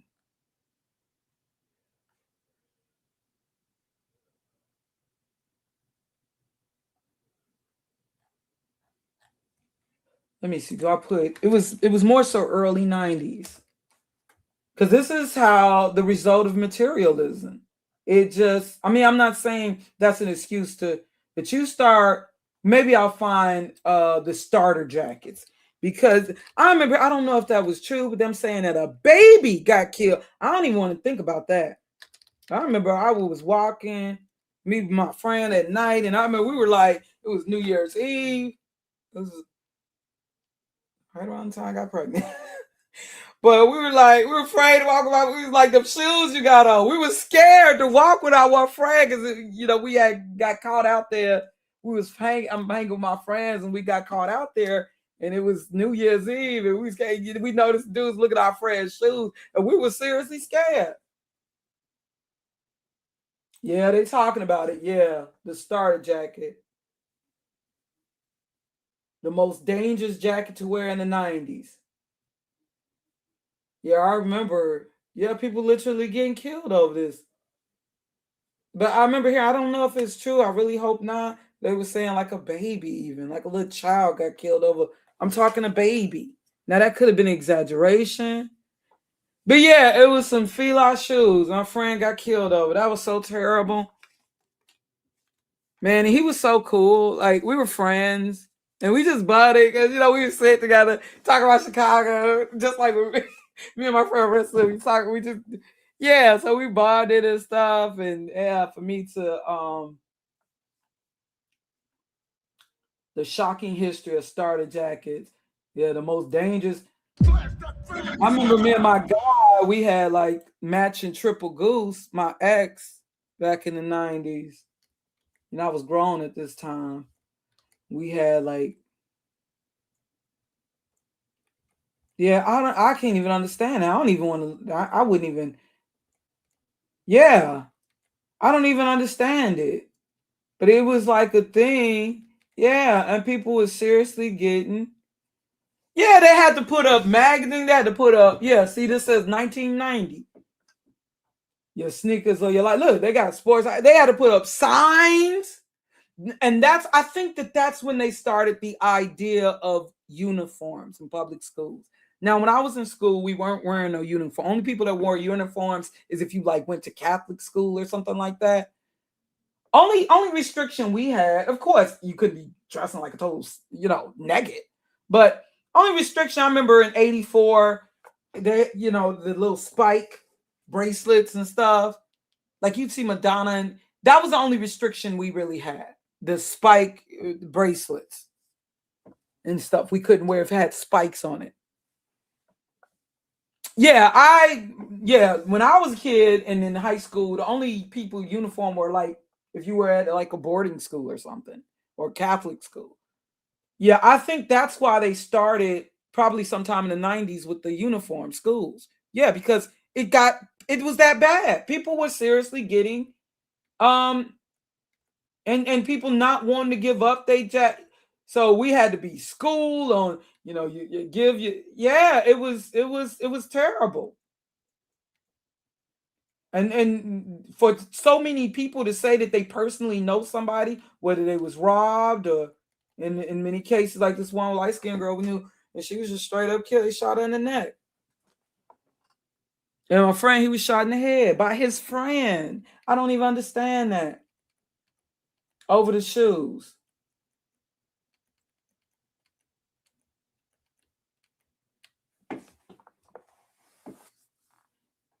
Yeah, why you think oh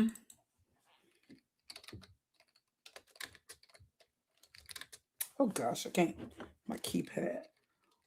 Yeah, in the late 80s, you had Me, Myself, and I, De La Soul. Now, this came out when I was in high school. Because you gotta understand, brothers weren't really wearing their hair for the most part, like what you see. Okay. Yeah. Me, Myself, and I, even though Unplug, I think, has found a more esoteric with this song. But, you know, okay, yeah. But if you see the video, like they're kind of getting teased. They, you know, because you know, you gotta understand the 80s, you know, brothers wanted to look like LL Cool J. That's who they wanted to look like around this time. Mid to late 80s, brothers wanted to look like LL Cool J. I remember them Davy Crockett hats that the dope did, or my uncle had one, older brothers be wearing, like Sir Mix-a. Yeah, so you see, yeah, you would have had your hair like that when I was in high school. Now, when I was in high school, it was them fades, the fades, and they would have like, they'd have their name carved in the back and all of that. Brothers was looking really fly. I ain't gonna lie. When I was in high school, because you remember there was that Cosby Show episode with the Gordon Cottrell shirt. Stuff like that was really serious. Like you had to have this design, the Gordon Cottrell shirt. And so you see in the video, and I think this video did a lot. You see, yeah, you remember them Davy Crockett hats? That brothers started sporting them raccoon hats. Brothers, those who use them old brothers, like dope devils be wearing it. And they just, my uncle show had one. I got my uncle on the west side of Chicago. He was that brother you go to. You want to buy this. I don't know how he got his stuff. He didn't sell drugs now, but you wanted the new barrettes, you wanted to do this, that. He would be that brother. I had an uncle on the west side of Chicago. And he was always looking fly. Always. And he had the hat on. Yeah, you see they got everybody in school clouding them. Yeah, it was De La Soul, Child Call. They kind of represented the alternative rappers, if you will. This was the beginning.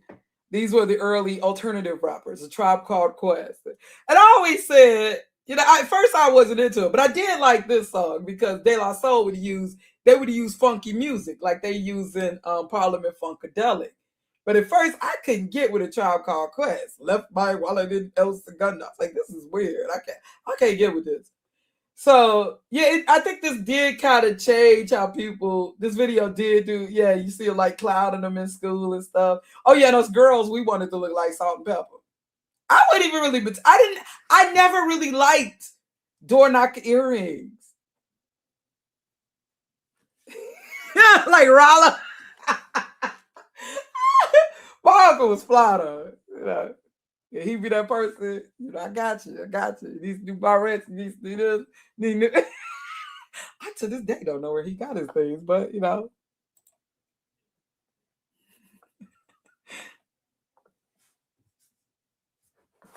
you feel like.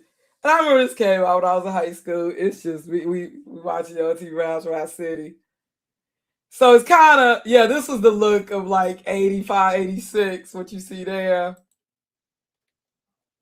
But eventually, because I remember the dude, the bus after school, rest in peace to this brother right here, plug one. I remember a brother came to school kind of looking like him, and somebody got on the bus, and somebody yelled out, plug one, and everybody started laughing. I didn't laugh. I'm not a mean person. But yeah, but then eventually, you start seeing more, wearing their hair, Oh yeah, you still had them when I was in high school. They still was holding on to the Jerry curl until, Coming to America kind of made that.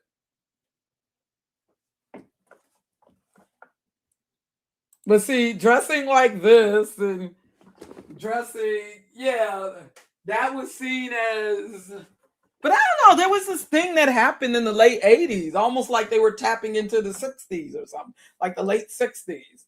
They started tapping, even with the white folks, like that. What I am is, with that Edie Brickell. But she was married to Paul Simon, right? And he was the folk singer of the 60s.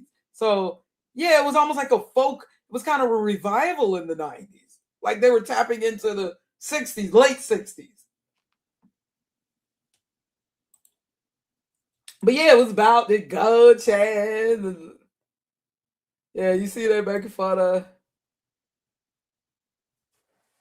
And he's saying that they calling them hippies.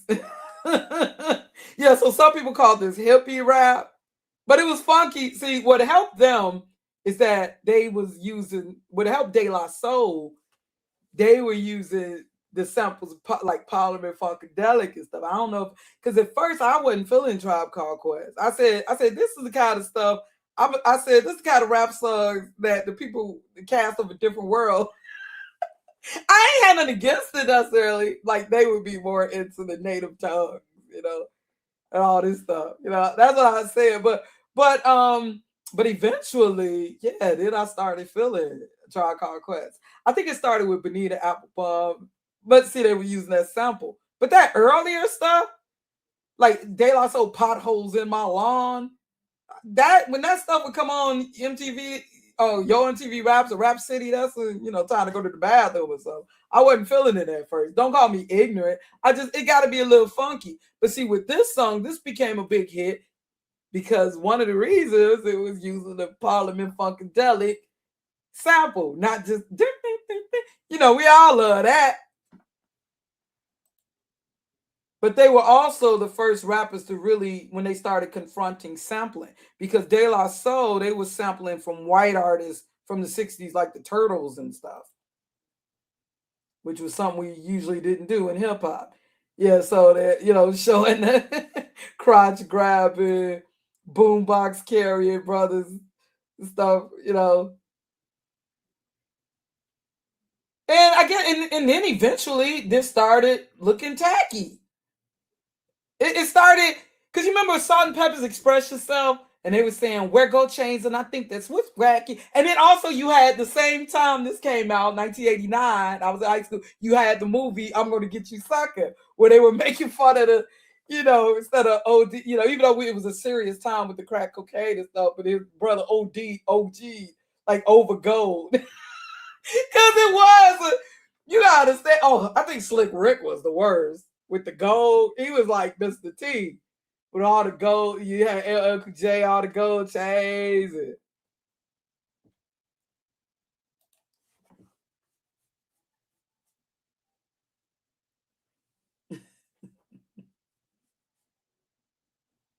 So it was kind of cool that they were And then next thing you know, by 1990, you begin to see, by 1991, you start seeing tie-dye, like 60 stuff. We start getting into tie-dye. And yeah, and then by 92, after 90, I don't know what happened. But 90, 91, it was all about fashion and supermodels. And yeah. so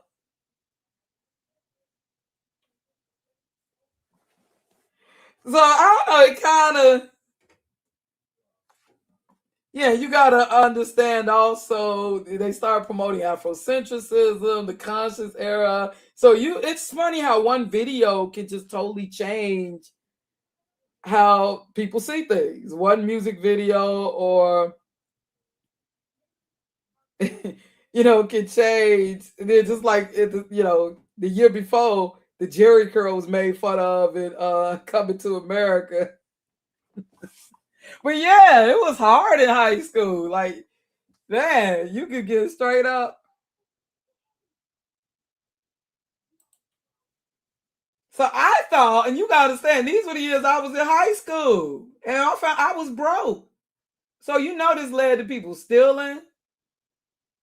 Not me. Well, when I was a kid, but that habit got broke real quick. So the sad thing, though, it became, violent. And this was a big, big hit. This was like an MTV favorite. They played a lot. So sad that, yeah, it was when he died, though, a couple of years ago. What was it, 2023, 2022? That's when I was like, that's what really shook me up to get in shape. Because, yeah, when this brother here passed, because these are people I grew up with, like, oh, man, yeah, he just died. And that's when I was like, yeah, because I got sick. A lot of times with the damn golden, I got real sick. And I was like, okay, something is with my immune system. And I knew I got to get in shape and stuff. When his passing really kind of, yeah. And so eventually, fast forward to 90, but then I don't know what happened. Then it was like people just didn't care. After 90, everybody wearing flannel. Yeah, gold chains. By that time, it was definitely played out. All the big gold chains and stuff. And now you got 93, you got Snoop Dogg, now, and the fro is back, and Afro back. Yeah, but then it's just, everybody, I think they were also looking at the grunge, but it was the same thing like in the 80s. I think because you got to remember the same year, 1989, you had the movie Heathers. The Heathers were unalived by these two golf-like, Chris and Slater.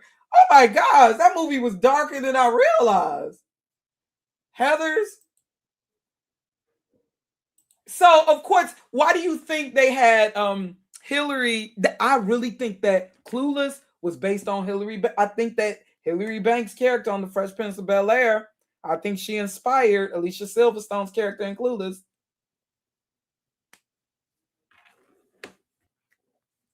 I really do. Nobody ever admit that. But why do you think they had her character kind of like a ditzy character? Because now the idea of being...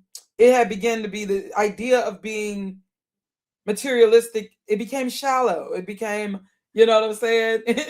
Fast forward to 93. What's going on? Now all of a sudden, now everything is, it's just really weird. It's really weird how things, but it went right back to, the bling and the materialism in the 2000s. After the bling, I think what also did it, what ended that whole 90s Pearl Jam, I think I always believe that it was the Columbine incident, just like how the Manson murders that had people looking at hippies, and then the Patty Hearst kidnapping, where people, you know what, we not caring about these complaining baby boomer brats, when you know the detail with the Patty Hearst, you know, with her kidnappers demanding that her rich parents give to the poor and all that. I think that's what also could, and now I realize, I believe that was a psyops when I think about it.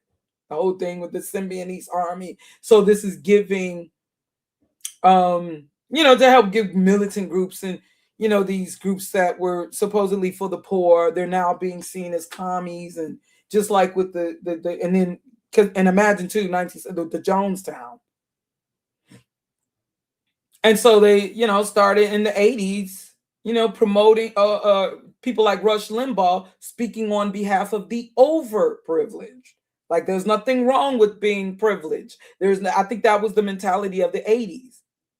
There's nothing wrong. Greed is good. Greed, that became the mentality. A lot of people went from hippies to yuppies. Yeah, so we always go through these little phases. But I think after, and it's the same thing in the 90s was kind of a repeat of the late 60s and early to mid 70s.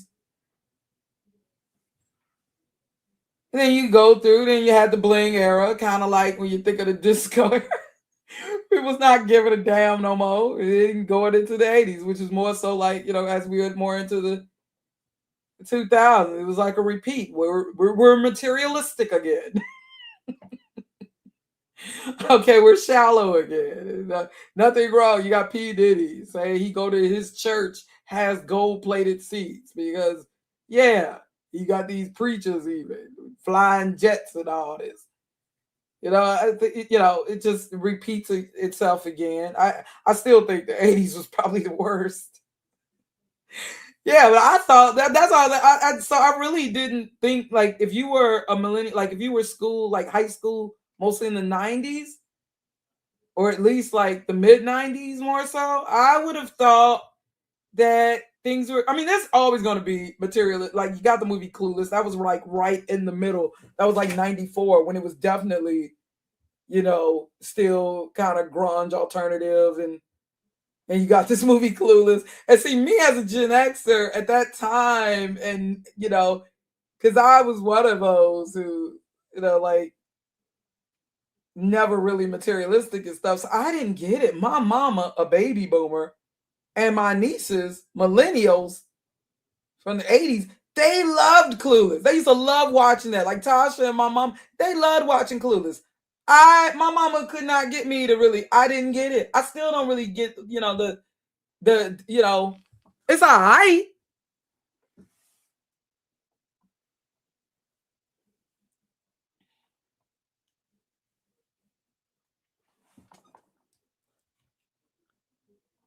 Well, see, my mama, she was a more womanly, girly girl.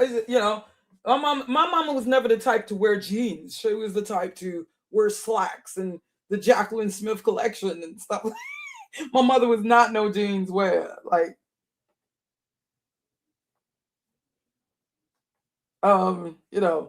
she was the type that would wear, and plus she had, had 6 kids, so, but she,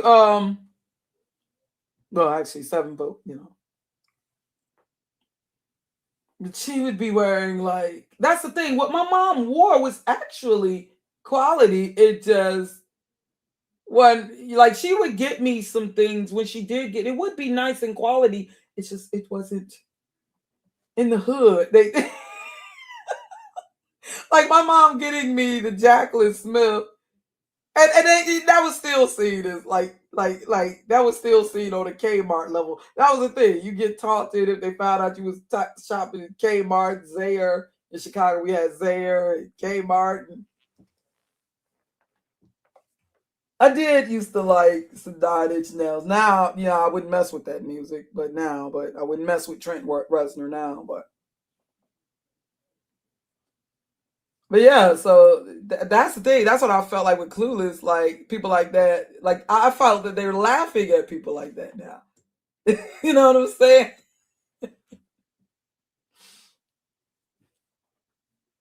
But yeah, I didn't understand. I'm like going to school, like we're all in the hood together. Like how they got these nice clothes and I don't. But I realized my mama's priorities. But oh wait, but we did have entertainment. That's one thing my family, we may not have all the, but we sure had entertainment. That was one thing. We was first family where we was like on the west side. I had a cable on the block, or this black neighborhood though. It was 1981. We had on TV, so everybody was trying to come with watch movies with us. We'd had the best stereo. We've been robbed too. We'd had the best. That was one thing. We had it with a VCR as soon as it came out. We had ours by 1984. We had our VCR. Back then, that was money. That was one thing. We kept the entertainment. When it came to the speakers and the records and the music, we kept the entertainment. Yeah, that was kind of hard. Yeah, I did like, oh gosh, am I saying it? But I realized it's, too satanic. And back then, I was like, look, I like the music. It's funky. I liked when he teamed up with David Bowie too, but I can't mess with it no more. So yeah, I remember that creepy. That's the thing. 90s was but after I definitely think that whole Columbine thing, the whole trench coats, like people like, okay, we tired of all this trench coat wearing, flannel wearing. This shit is too depressing. And come to find out, they weren't these unpopular kids and stuff like the way that Eminem tried. That's why Eminem, he was able to tap into that whole.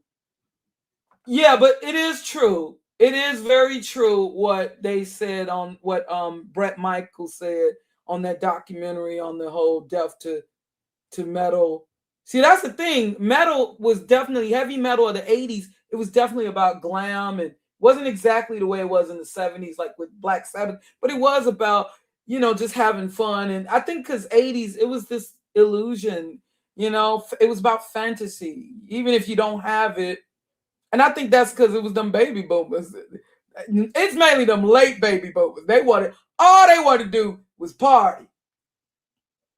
Them baby boomers, they know how to party. They that's why you think they so hated on? Baby boomers knew how to party. Especially the ones that was born in the 50s, even more so. The ones that like Prince and all of them. Like you got them early ones, like my mom and them, but especially them ones born like in the 50s and stuff. Those were the ones, especially the ones late 50s, went to crack and stuff. Sad to say. And them early Gen X's that was born in like the late 50s and early 60s. But they know how to party. That's all they wanted to do. So they didn't want to hear no songs. They were busy listening to funk, disco, funk, house, electro. They ain't care, metal. They just wanted to party. They ain't care for all that grunge. That was some Gen X stuff. That's my generation. The gangster rap. They just wanted to have some fun shit. I got a color TV so I can see the Knicks play basketball. That's why they wasn't feeling it. See, like, what was it with that whole Death to Disco where he was talking? See, but us Gen X's, it wasn't that easy for us. Especially born in the 70s like me. Shit. But I don't feel one bit sorry.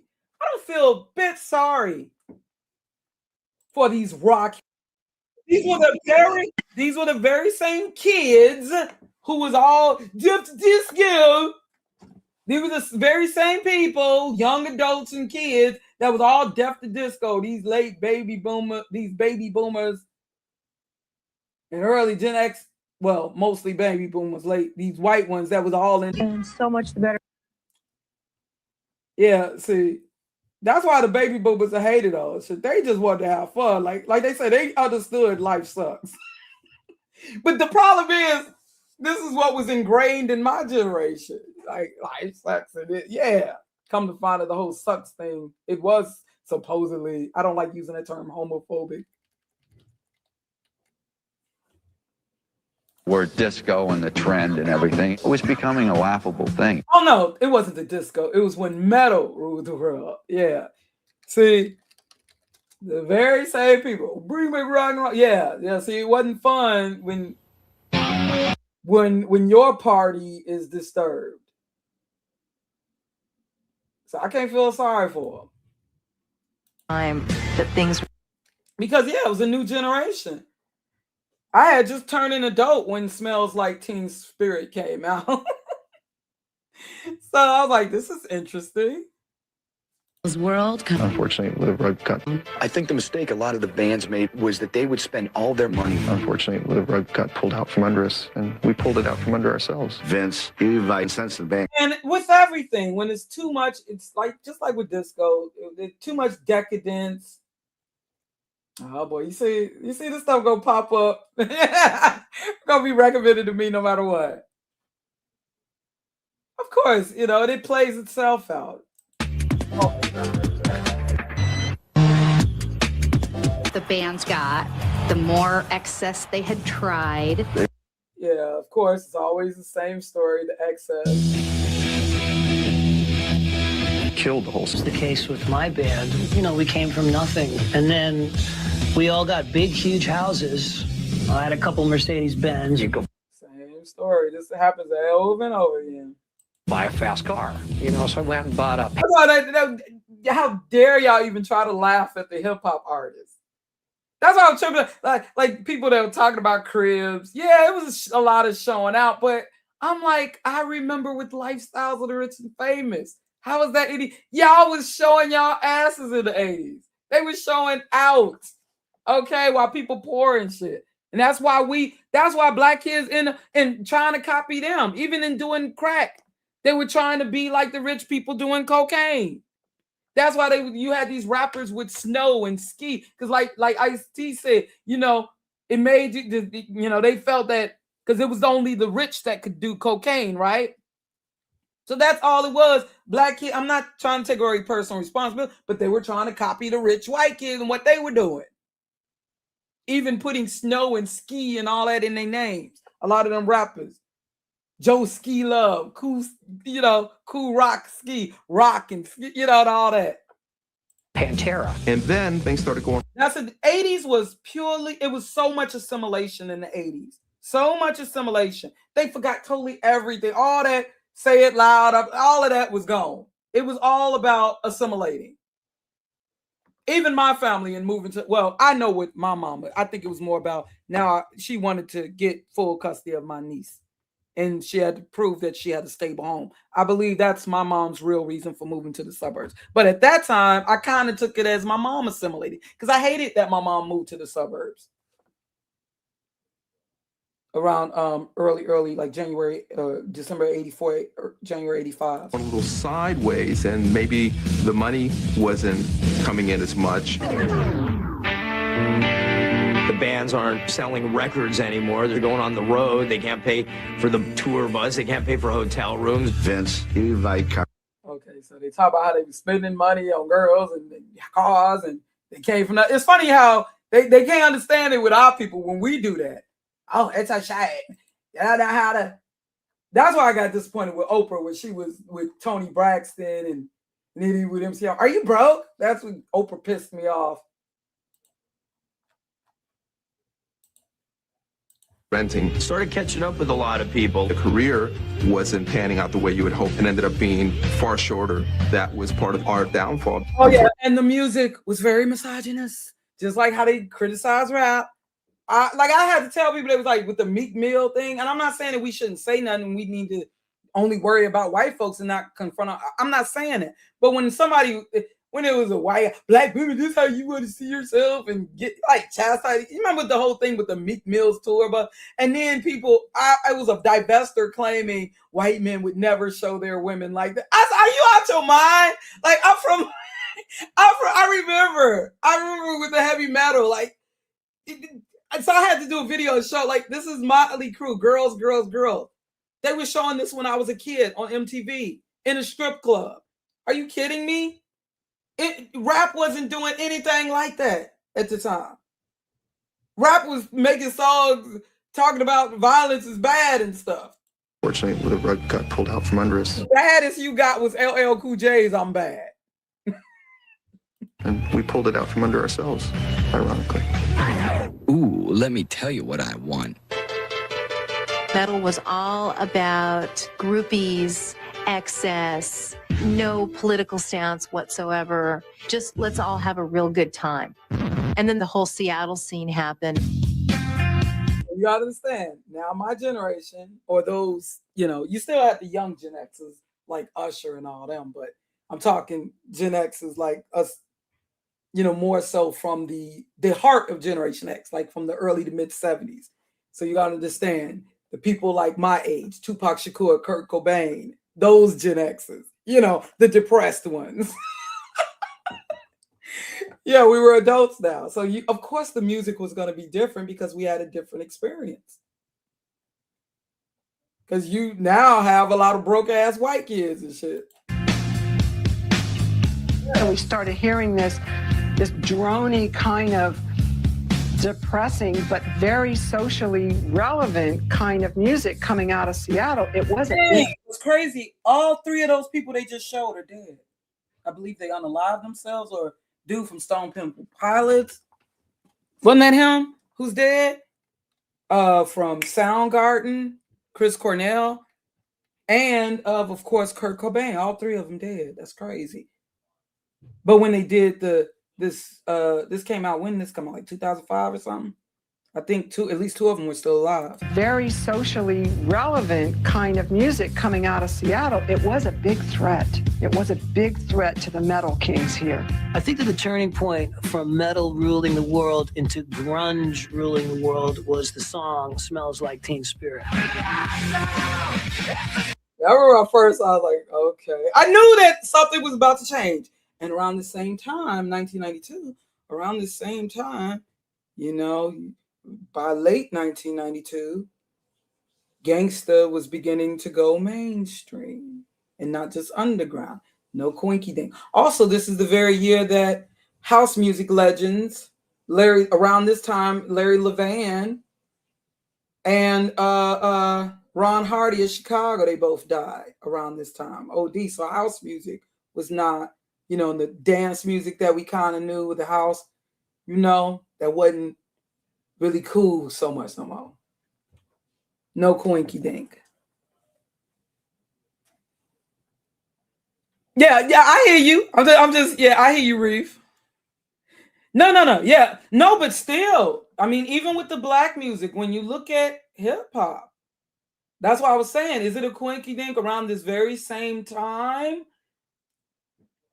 Now everything, the New Jack Swing era was kind of, and it kind of, you had Uptown sound, and it was still, it's like kind of went from New Jack Swing to more so Uptown. And it was very obvious they were kind of keeping it going like TL, because they wanted TLC to be like a female version of Belle Biv DeVoe. That's obvious. Even though I like Belle Biv DeVoe, I wasn't too fond of TLC. But and keeping it real, I know y'all younger Gen Xers and millennials love TLC, man. I wasn't all that fond of them, but hey, I get it. I'm not gonna say that they didn't, contribute. Just not so much my taste as much.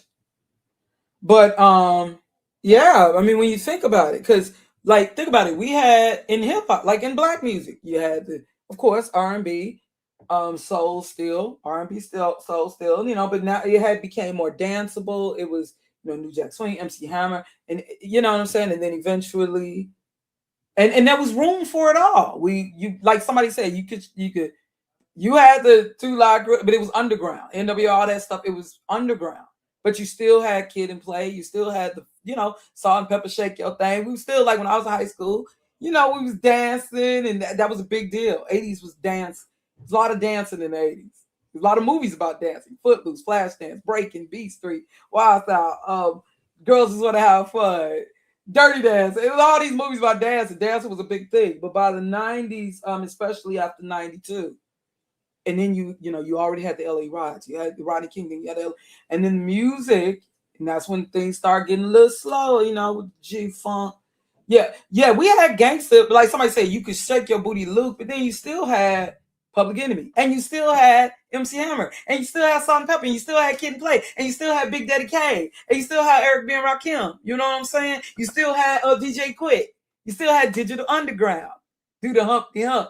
But then something happened, almost like this was planned out.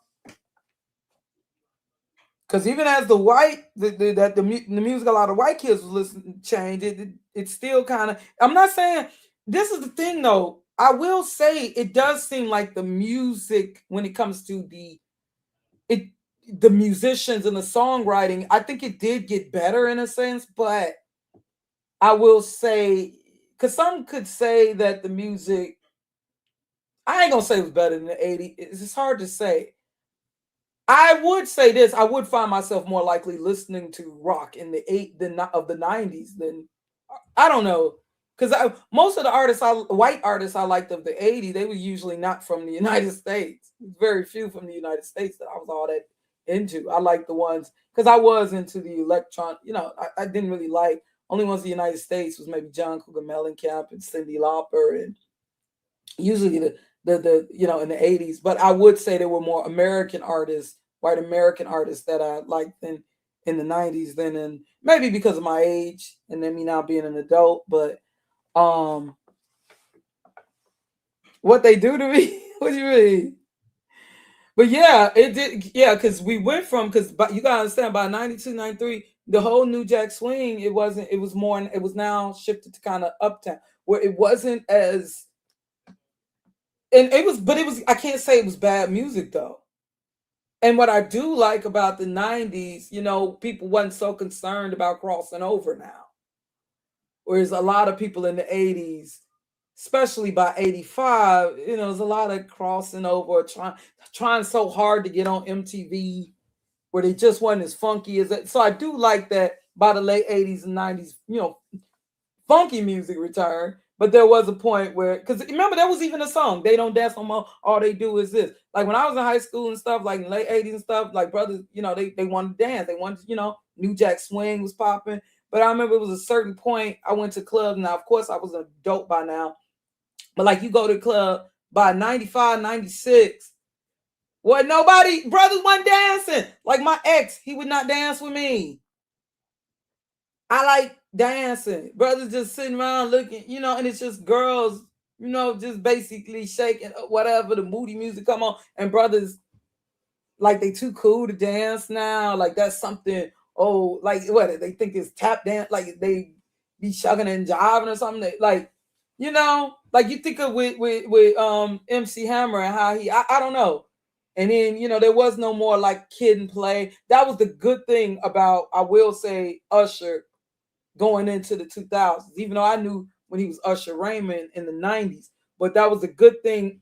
What I will appreciate definitely with Usher, he helped bring brothers back to dancing. And then you had, of course, like Omarion, Chris Brown. But that's the good thing I will say for younger people, like young Gen Xers and millennials in the 90s.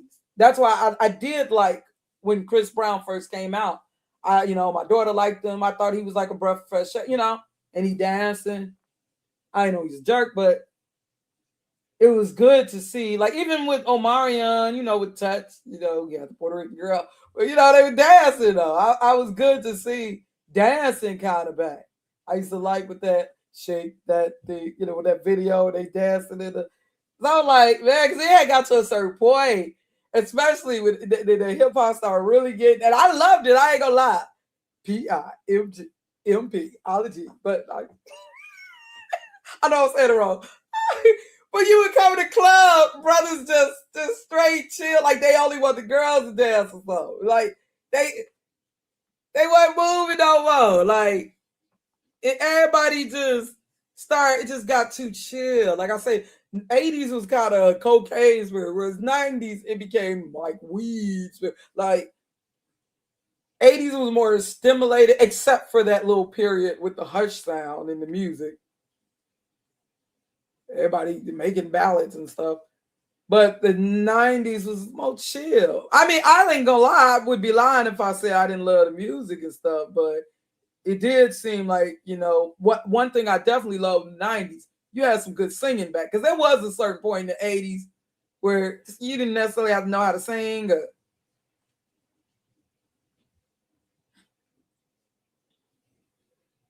But if you had a great video, you could dance. Or if you had a really cool video. But yeah, it's funny, interesting what they said here. Yeah, I think that the turning. But what the point I'm making, see, this is the problem. See, I'm using this wider perspective because we don't. That's why I was hoping my channel would be, when I initially did the live streams, we was all, that I was like, we need to talk about these things from a blacker perspective, a blacker experience in Gen X. Because when I be seeing these videos where they talk about different generations, and it's always from like a white kid's perspective. Like I used to love watching I Love the 80s. I love toys and all that, but I always wanted to, like, that's what I was hoping, like when I had set up the Lashif You Hangout channel. But I let everybody on my panel, and they kind of took over, wanted to talk about the same things, and I didn't really control it as, but I was hoping like we'd have discussions, but like, okay, we were alive then too, but more from our perspective, our experience, you know what I'm saying? Point from metal ruling the world into grunge ruling the world was the song Smells Like Teen Spirit. I knew when I saw this video, like, okay. Anna's Nevermind record started to leak out. There was... I actually had this. almost this collection. Well, even though I would not listen to this now because, things have been exposed. They sold their soul to rock and roll. You know what I'm saying? Some satanic stuff. But my favorite on that album was Come As You Are. That was my favorite. If shiver going through community. If shiver started to leak out. There was almost this collective shiver going through the metal community. Metal was being... I did not get it with Pearl Jam. They just... blindsided by a shift in culture that was so enormous. It was a different generation. That's what it was.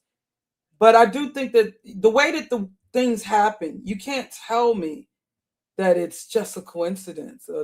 Because everything that when you had the riots, I do think that some things are set in motion to happen. I mean, you went from joy and decadence and party and banging your head and powery ballads and girls, girls, girls into this world really sucks. The next generation was more about, teen angst and, I hate my parents. He talked about Gen X. White kids, though. Because that's why I used to wonder when I was in the suburbs. Do these white kids, they hate their parents? Now, I ended up running away from home, but it wasn't the same circle. I never hated my mom. These white kids, it's like they hated their parents. Like, I did.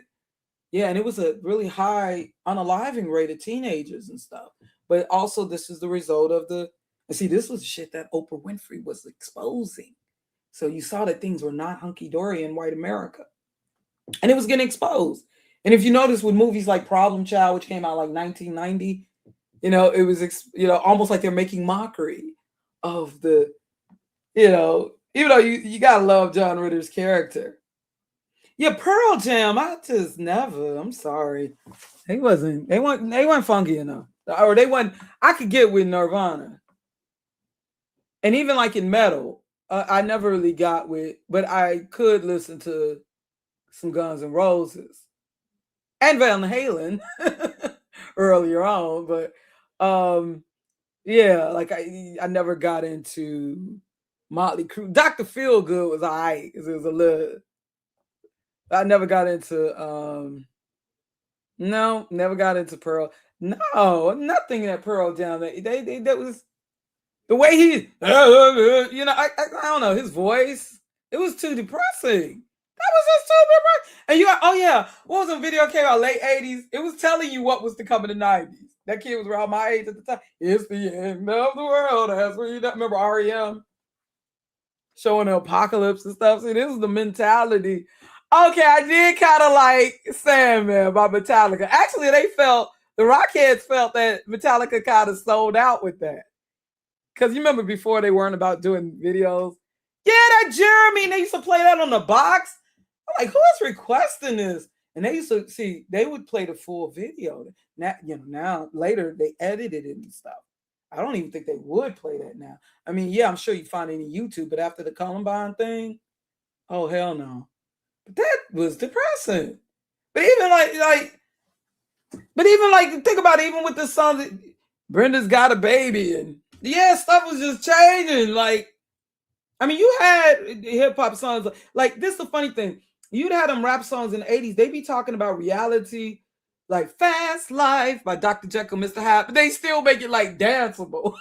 Like Grandmaster Flash, it's like a juggle time. It's a serious song and White Lines, but they make it like you could party to it and stuff. I think maybe that's why people didn't take it seriously. White Lines, you be like, hey, that's my jam. Get higher, baby. Yeah, that's where you got to be careful, because the song will actually end up enticing people to do drugs. Free bass. That's probably why people didn't take it seriously. I was a kid paying attention. I was listening to that. I was scared. I was paying attention. Like that house music song, I can make you cry for me. This is cocaine. I was paying attention. I don't know if my siblings were. I was a kid paying attention. I didn't, I wasn't just dancing to it. Rather than let's go out and have some fun and see, they baby boomers. They talking about, but I hate to say it, but a lot of the guys of my generation, they are very angry. Very angry. Yeah. And these ones came in YouTube with all this anger and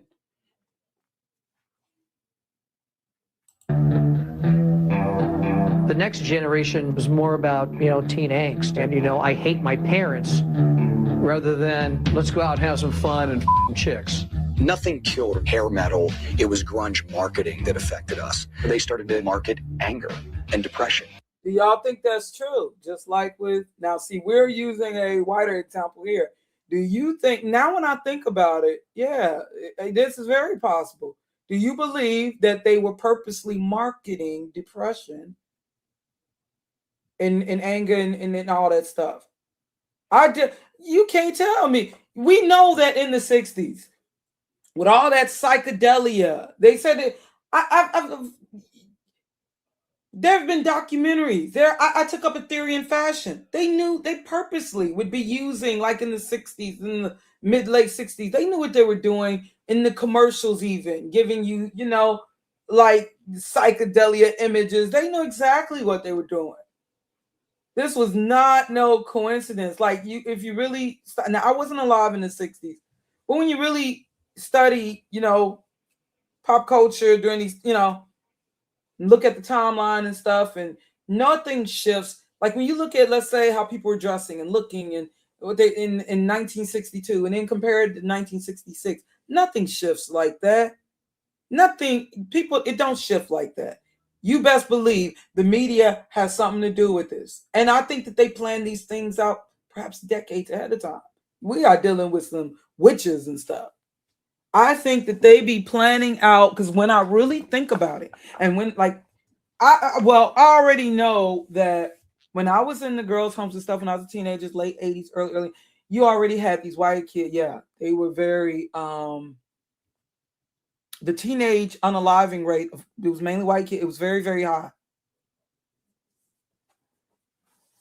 And so these teenagers now are becoming adults and stuff. Many of them in the 90s. And this was the music. That's why you ended up having shows like Freaks and Geeks, And you had the movie Heathers, 1989, with Christian Slater's character, where he's just unaliving the popular teenagers like it ain't nothing. That was a very, very dark, And of course, we know Satan is behind a lot of this. So. And that made it big. I thought, oh, shoot. I'm not saying at the same time, he's also behind what they were doing. Because, see, their music was just about decadence and having fun. And like you said, effing some chicks. So that's just as bad. You know what I'm saying? So I'm not saying that that's better. Yeah.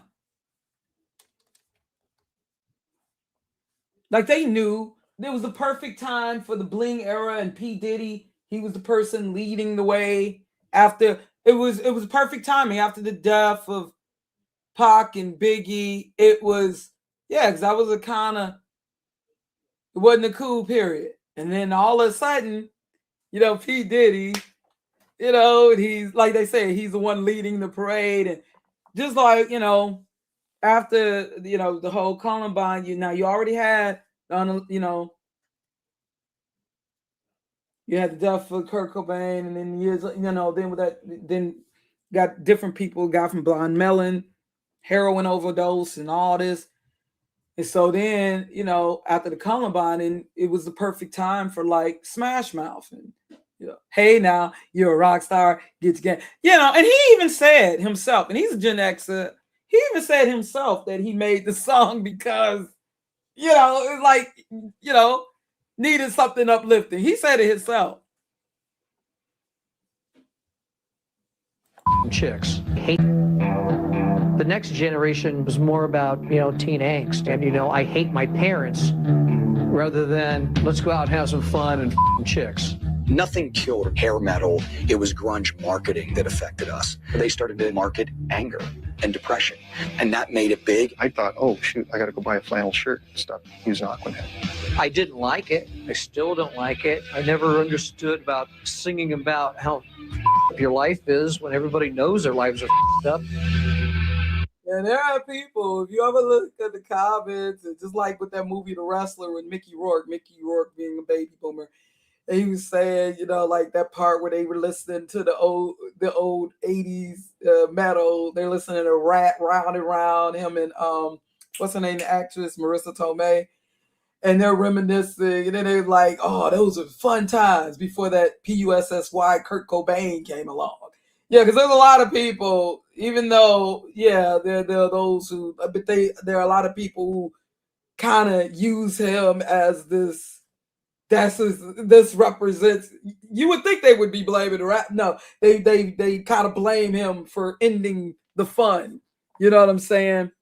Yeah, he sure did pass. That's sad.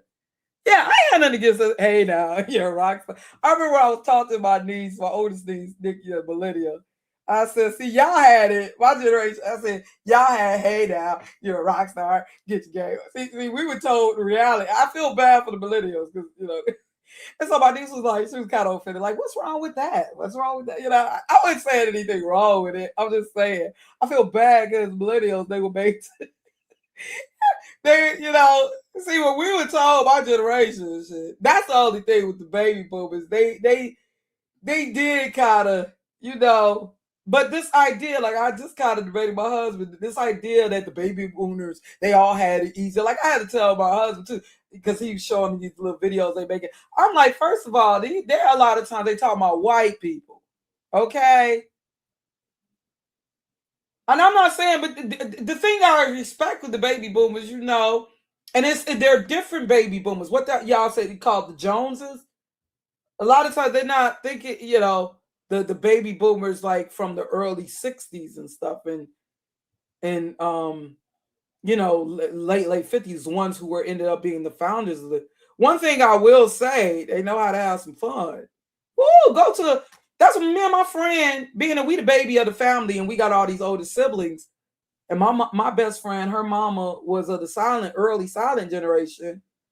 So we're kind of like baby boomers, somewhat trapped in Gen X bodies. But we always loved going where the older people hang out. Never thought my husband would be younger than myself. But we would always, and we still do to this day, shit, baby boomers know how to fun. That's the problem. They had too much fun. But they, sad to say, a lot of them, you know, especially them latter ones, went to the crack cocaine and stuff. Them late baby boomers and early, the ones who didn't, but the ones that, hold on. You know what I showed y'all on my channel? Them baby boomers know how to party, y'all. Let me get out of here. Oh, we're sitting back here in the underwear. Oh, too much information, y'all. I don't care. Hold on. Where's the sheet for you? Well, I love having these kind of streams. Oh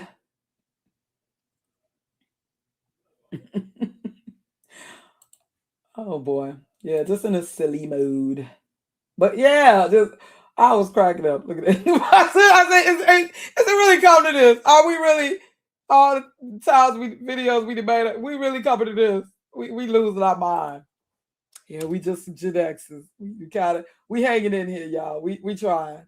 We hanging in here because this stuff I'm seeing, I can't relate to this. And the way they talking about, even you got black folks like this colorism thing is so. We light skinned people need to start our own society. Like y'all weird. I'm sorry, y'all weird. I can't relate to it. I can't relate. Like I'm a Gen X and losing my mind up in here. I can't relate. This stuff is weird. It's too weird for me. I can't hang. These people are weirdos, for real. I'm sorry. Please tell me it's just a grift. I'd rather believe this is a grift than to know that y'all really weird like this.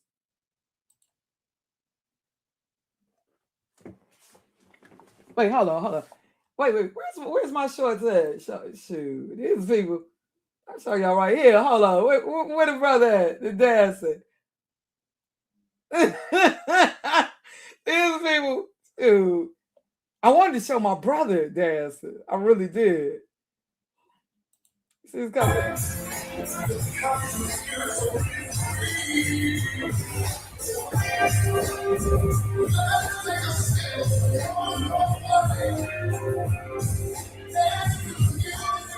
One at the time didn't get all they worked out on the boy this my music is Chicago. Hey!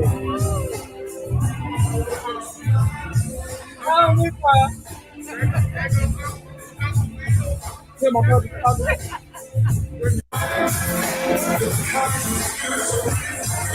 that's all I'm saying. Even a lot of these from my generation, I'm like, y'all asses are weird.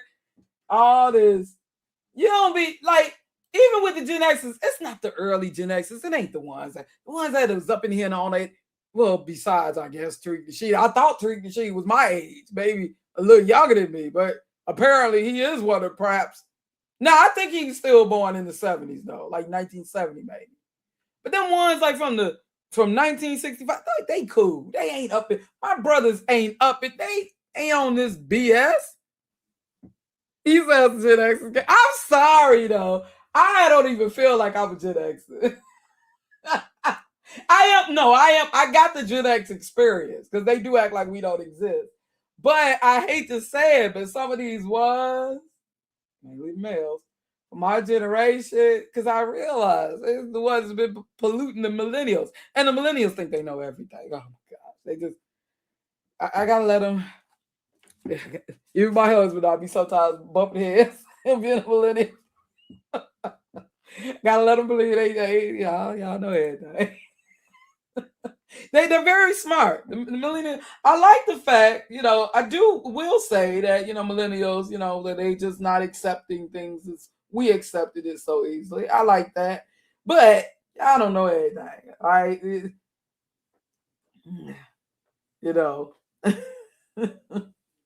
But I love the baby boomers. I miss them. I miss my mom and them. The early ones and but they knew how to. Then you had them latter like Prince. That's the thing. They knew how to have some fun. Though. You want to have some fun, be with some older folks. The ones that they may not be able to move as fast as they used to, but shoot. And I'm telling you, when I go to the gym, on the south side, it's a lot of. I notice I see more people like the baby boomers. I see they be up in the gym and stuff, male and female, black. More so than I see people in my generation. Ooh, my generation. Ooh, especially us born in the 70s. We got to get in shape. I don't know what we did. Sipping on some scissor. Oh goodness. Yeah. And I was one of them a couple of years ago. Still though, I'm still struggling. But oh child. Yeah, but in all seriousness, no, I got friends that's kind of struggling, got some health issues. It's really sad. I had a friend younger than me, actually, really dear friend. She didn't had, she didn't had a stroke and everything.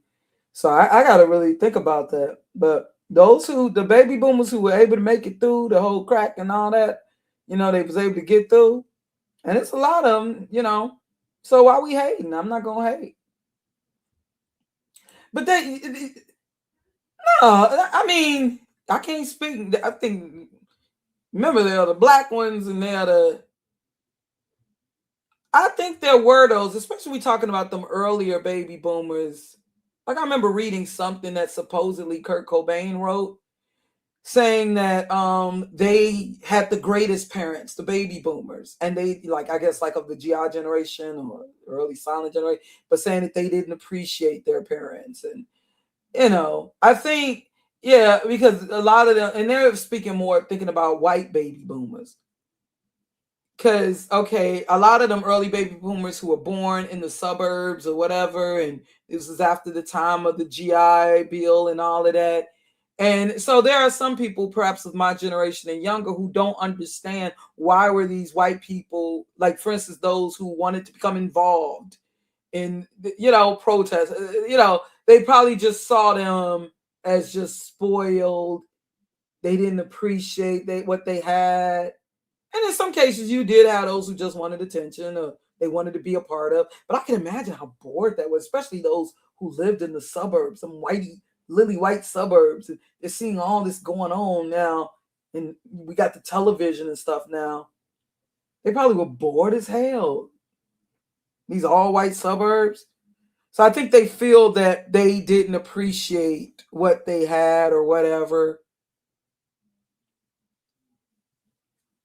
And I guess that. Why do you think too? You got these people who are also salty, whether they claim they're light skinned, biracial, whatever, because they've been hearing privilege. Like for instance, white people hearing white privilege, and there are some people who are salty deep down, and they're not going to say this because deep down they don't feel that they have benefited from that privilege. Imagine you're being told that you're privileged or you have these privileges, and deep down in life you're really insecure. You know what I'm saying? So you're salty, like that episode, that recent Beavis and Butthead movie or whatever. And they were told they got white privilege, so they went out there. I got white privilege. Still ended up with the cops. Yeah, so you guys are for instance, white men. They want to remind themselves they got white privilege, but they know they ain't. So that's got them salty because the privilege, because that's got to be a lot of pressure. You're expected to have everything, and yet you still ain't got shit. Like Paul Mooney said, when he see a white homeless person, he just shake his head like that's a sad thing. What a waste of white skin. I get what he's saying. Like you are the first hired, last fired. What the hell are you doing homeless? I had to tell the white dude that let's stay with the gay dude. Man, he wanna be wearing do-rag, So you got some of these people, they salty because they've been made to feel that they are the preference of this and that. So they got to, and that's why I was listening to what Chrissy was saying. And of course, I don't roll with all that, we already know that. But like she said, some of these people, I think they're purposely trying to, because they want to believe that Chrissy's talking about them. They need to believe that. I noticed that they wanted to,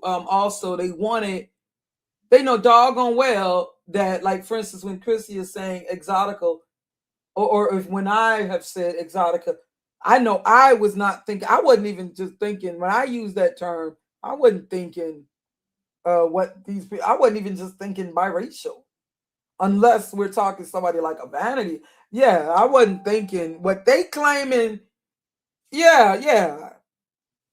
Now I know when brothers say exotical, like things, like when they would talk about that's exotic, 50 Cent, they weren't even talking about, they were talking about like the Cassies. I know my brothers, I know black men. They were talking about like the Cassies, like the Darlene Ortiz in her prime. They've already been with the light skin, but there are some women, they want to believe that they are the ones being talked about, even though they act like they're offended, but deep down they want to believe that. So you got, so they're pretending to be offended when deep down they're pretending to be offended, when deep down they want to be who they believe Chrissy is talking about. And they want you to think light skin privilege. That was the thing I was noticing too with the Golden Sphere. They wanted it to be synonymous with pretty privilege. That's the thing. They wanted light skin privilege to be synonymous with pretty privilege. That's why they're always talking about somebody hating, because they want to believe that, you know what I'm saying?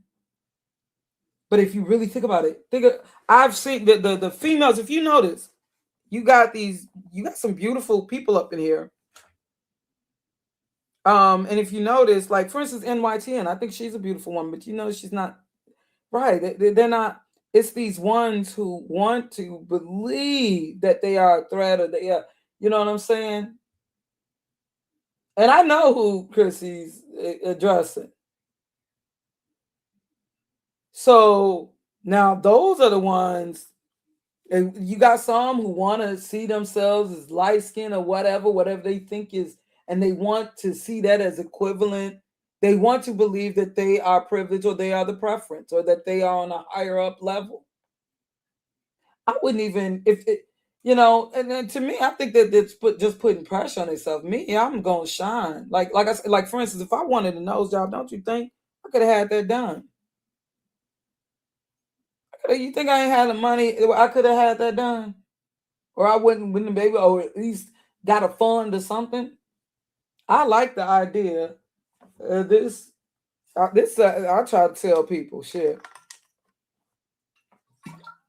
Now, have I accepted my belly or my body? No, I can't say I'm at that point. I want this gut gone. I have a loved one who is telling me, who is scaring me about a tummy tuck. She's scaring me. Shoot. Because I sure was considering that. Now, if I was changing anything. However, with I like the idea, you just break. I'm not saying to rebel for the sake of rebelling, but being cute, and even though you were told, or you're supposed to not be cute, you're supposed to not by societal standards. I don't mean to sound rebellious, but like that's the thing. And when you wear something and you wear it well, whether it's your face, your eyes, your whatever, you know what I'm saying? And that's what I'm saying. Like I'm looking at the sister, the exotical, the young girl, and she's actually cute. And she's like bleaching her skin, this Proudalina or whatever. And she had like this really clear looking skin. When she was dark skinned, it was really clear. It was really beautiful. She just, maybe need to get a little in shape, but she's actually cute. But she's wearing these raggedy ass wigs. And then what she's doing to her skin, you can see where it's messing up her skin. I'll be like, straight up. Like, if she was, like, she could really be, and it's sad. And then you got, and you got some of these ones who they aren't ugly. They're not unattractive. Really. A lot of these ones talking, they know they ain't no threat. Okay? Like that one bot channel, which is probably a man, that depends on AI for every little response. And now it's really gotten played out. It's really tired. But like so they got to concoct images with AI. That's how desperate they are. But yeah, like showing Olandria's wig being snatched off. Like, doggone well. Doggone. I just see some reason. Oh, I got to show with Olandria. She's looking fabulous. Can I talk about her now that she's no longer with Nick, now that she's no longer in the swirl relationship? But which I do not promote. She's looking beautiful. And doggone well. With or with, if Elijah was bald, she looked better than you. I guarantee you. Put yourself on camera. Prove me wrong. Prove me wrong. Show yourself on camera. You know, bald, B to B. I don't give a damn how moist you are. B to B at all. You know damn well. Okay. Oh, she got some. Hold on. First time Nigeria. Hold on. Oh, ads. Let me switch to my channel.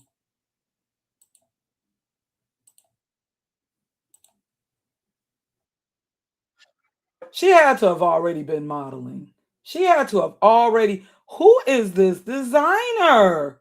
Oh my gosh.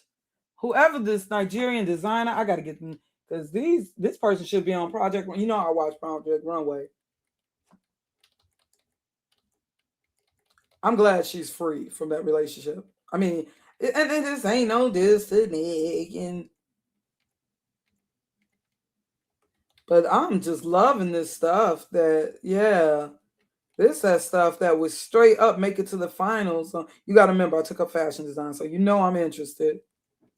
So I feel I can subscribe to that channel now, right? Or I'm loving these. Oh, look at it. They said how long they said this bag took to make with all the little beads. She is getting spoiled. Alondra is getting spoiled. I love seeing her. I'm telling you, they said this girl from her makeup, the light-skinned girl, her friend, I feel I've seen her before. And they said she was from Chicago. I had to ask my husband. I feel I've seen this girl before. But I love seeing their little friendship. It's really cool. But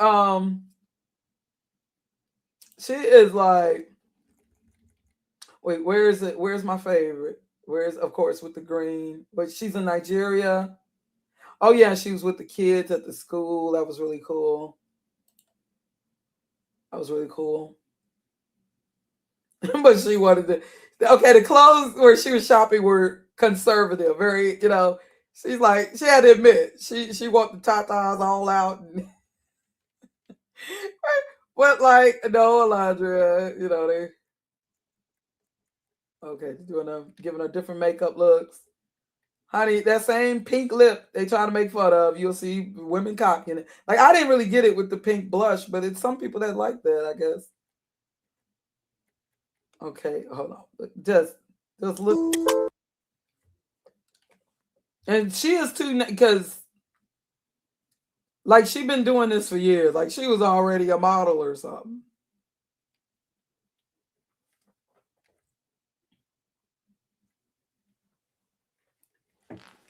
She is like a serious, and she's not even tall.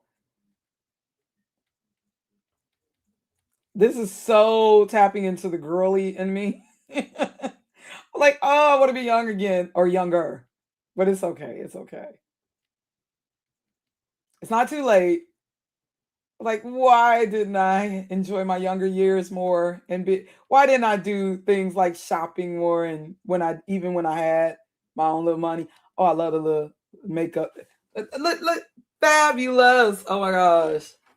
Yeah, she's short. I know it's hard to believe. She's wait. I was when they said, okay, it was like Love Night, they were talking about the shortest girls, and I was like, wait, she is like one of the shortest girls in the house?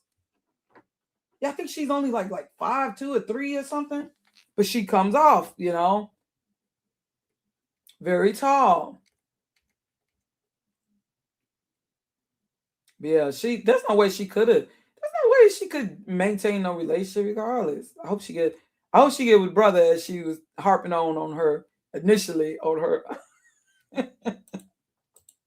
And see, this shows with the more textured hairstyle, this shows that she would look even better if she was wearing a more natural texture, like in the fours. And this shows it, because I think this is the best that she's been looking. I think of all the, wigs and hairstyles, and she's not bald-headed, by the way. But even if she was bald-headed, I know she look better than y'all trying to talk shit while y'all using AI images and Bratz dolls and Pinterest photos that ain't you. I know, living vicariously through Bratz dolls, AI, and celebrity photos. You know what's up.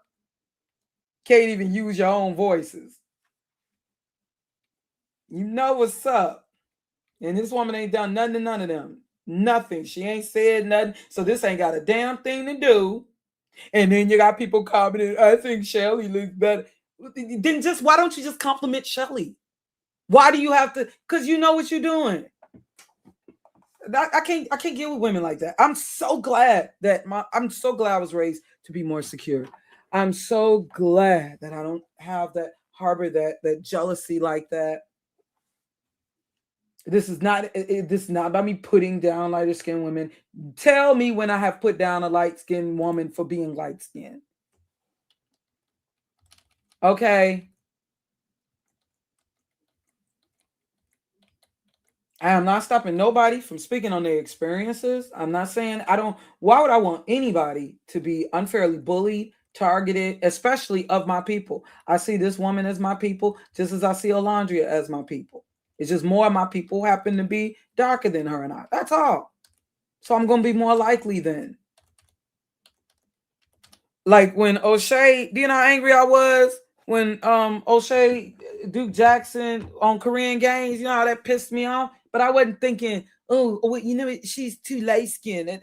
I wasn't thinking that shit. Y'all some weirdos. I'm from a different generation. That's one thing I could say. At least I can say with my generation. I'm not with this. It's weird stuff. All this. I can't get with it. So y'all weirdos do not speak for me on this weird shit. But I know that some of these people, they are just, I'd rather believe that this is just a grift with some of these people. I'd rather believe that it's just a hustle. I'd rather believe that this was purely about money.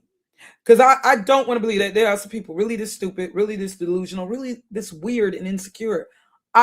Especially when I found out that some of these people are my people. Like, this is the thing, okay? Some of these people, they know that they know doggone well.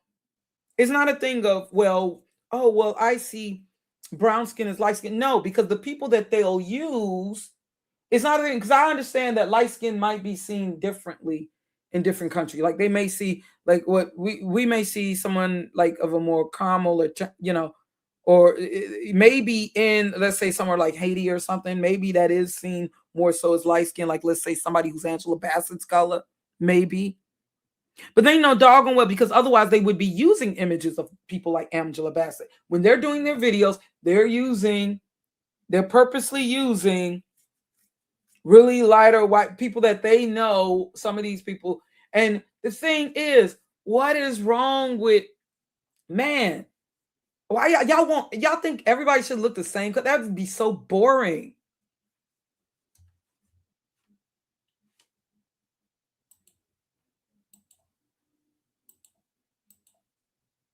Y'all can't,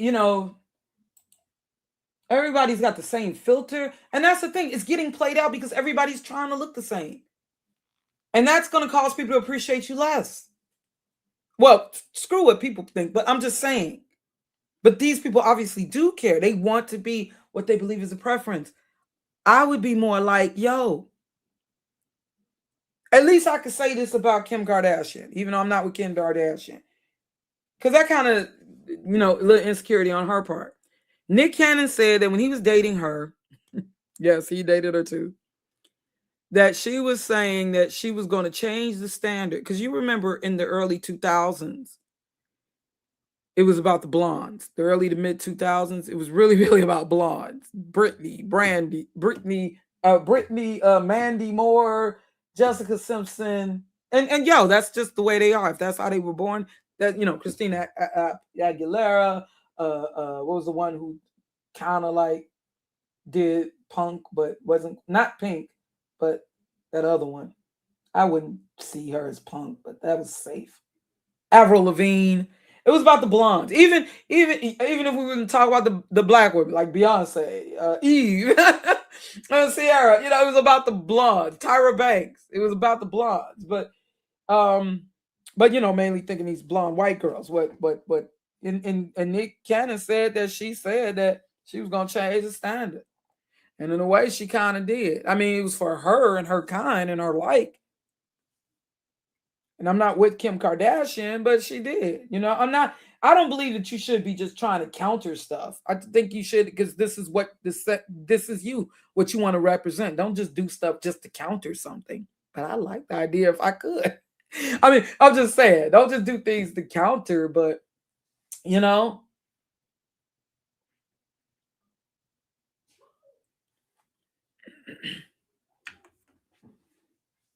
Yeah, people don't like when you talk. They say you're being divisive when you're bringing up the white mother. But look, first of all, I wouldn't. It wasn't black women up in here doing that initially. Like I pointed out with Trick Nasheed. But you do have to take into consideration the whole thing with the mother, the person influential in your life. Just like they want you to acknowledge. That's the thing. I thought biracial. I thought they want you to acknowledge both of their parents, but that's what we're doing. And yeah, and so both of your parents, just as y'all notice, like with my niece being influenced by her black mother, black family. Yeah, the same could be said. And black women didn't start that conversation, by the way. You do have to consider who raised you. And it doesn't mean you know, my friend, her mama was white, but her mama was cool, you know. Of course, she had the potential of any white person, I guess, to be racist, but from what I know, she was cool. She was not a Karen, okay? She was not a and it's a different generation. You've got, you know, it's a different generation. You have a younger generation of white parents who, unlike the baby boomers, they have dropped their white guilt. You know? If you understand what I'm saying.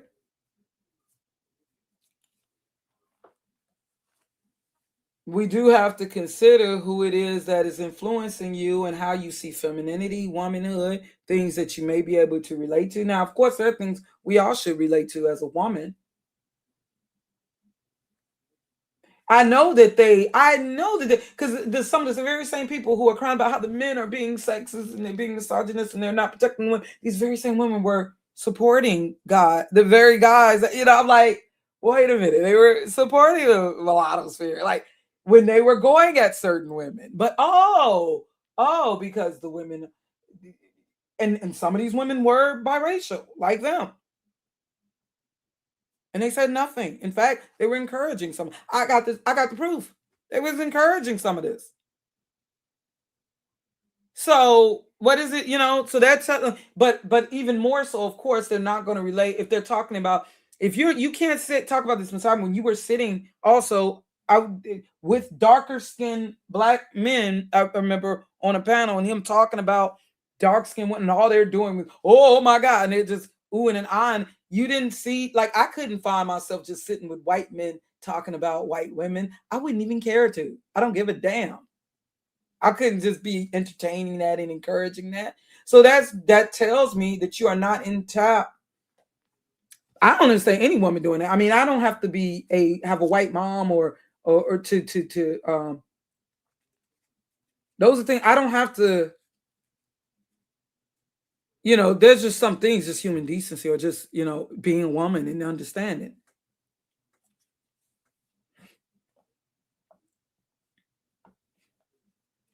But I don't, yeah. So that tells me, and I'm talking to all of them. That's and then they're talking about, yeah, and when dark skin, oh, it's just being a crybaby, a crybaby, a crybaby.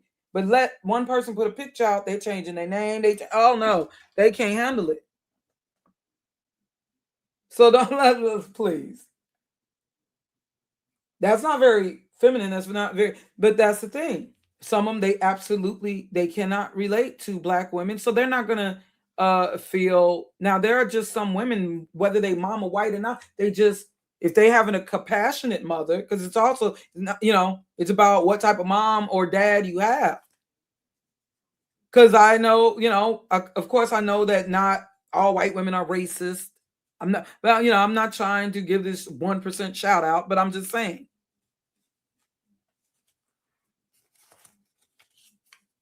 But I can tell when there is a total lack of, like my mom, She may have schooled me on white racism and this and that, but it's just not in me to really hurt people.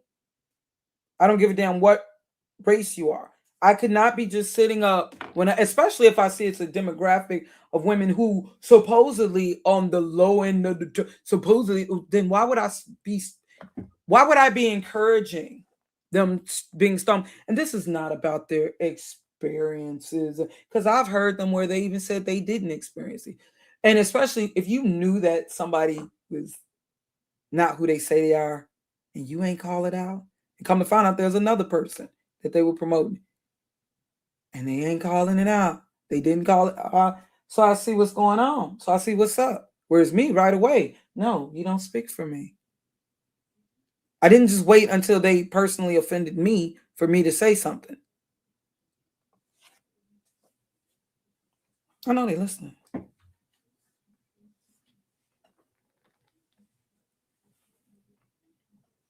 But see, that's the thing. I ruined the fun. I spoiled the party. We were going to just sit and talk shit all day. That's the thing. Stop using these excuses. Oh, I'm just defending myself. Just say you want to talk shit. Just say all of y'all. Just stop saying, oh, I'm defending. Even with these FBAs, just say you want to talk shit. You're having fun clowning people. You're having a ball clown. I'm gonna tell you, I know that deep down, Chrissy, she knew she had to respond to that person. And it's unlikely for her to respond. She wanted to she wanted to clap back. We all had that moment. Chrissy wanted to clap back. Because it's very unlikely that she would respond. Nobody even knows that old girl channel like that. I know what she's talking about. That's only because, but nobody even, but she wanted to. She had an argument. We all get that. We all get that. We all get that. I was having fun with that one troll, but I was like, oh wait, I'm looking stupid now. I have a responsibility. I know.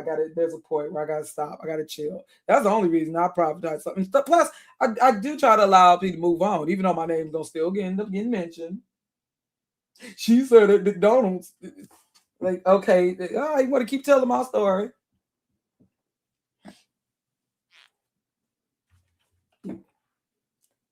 But yeah, so that's not about me being necessarily ashamed. I try to let people, let people do your thing.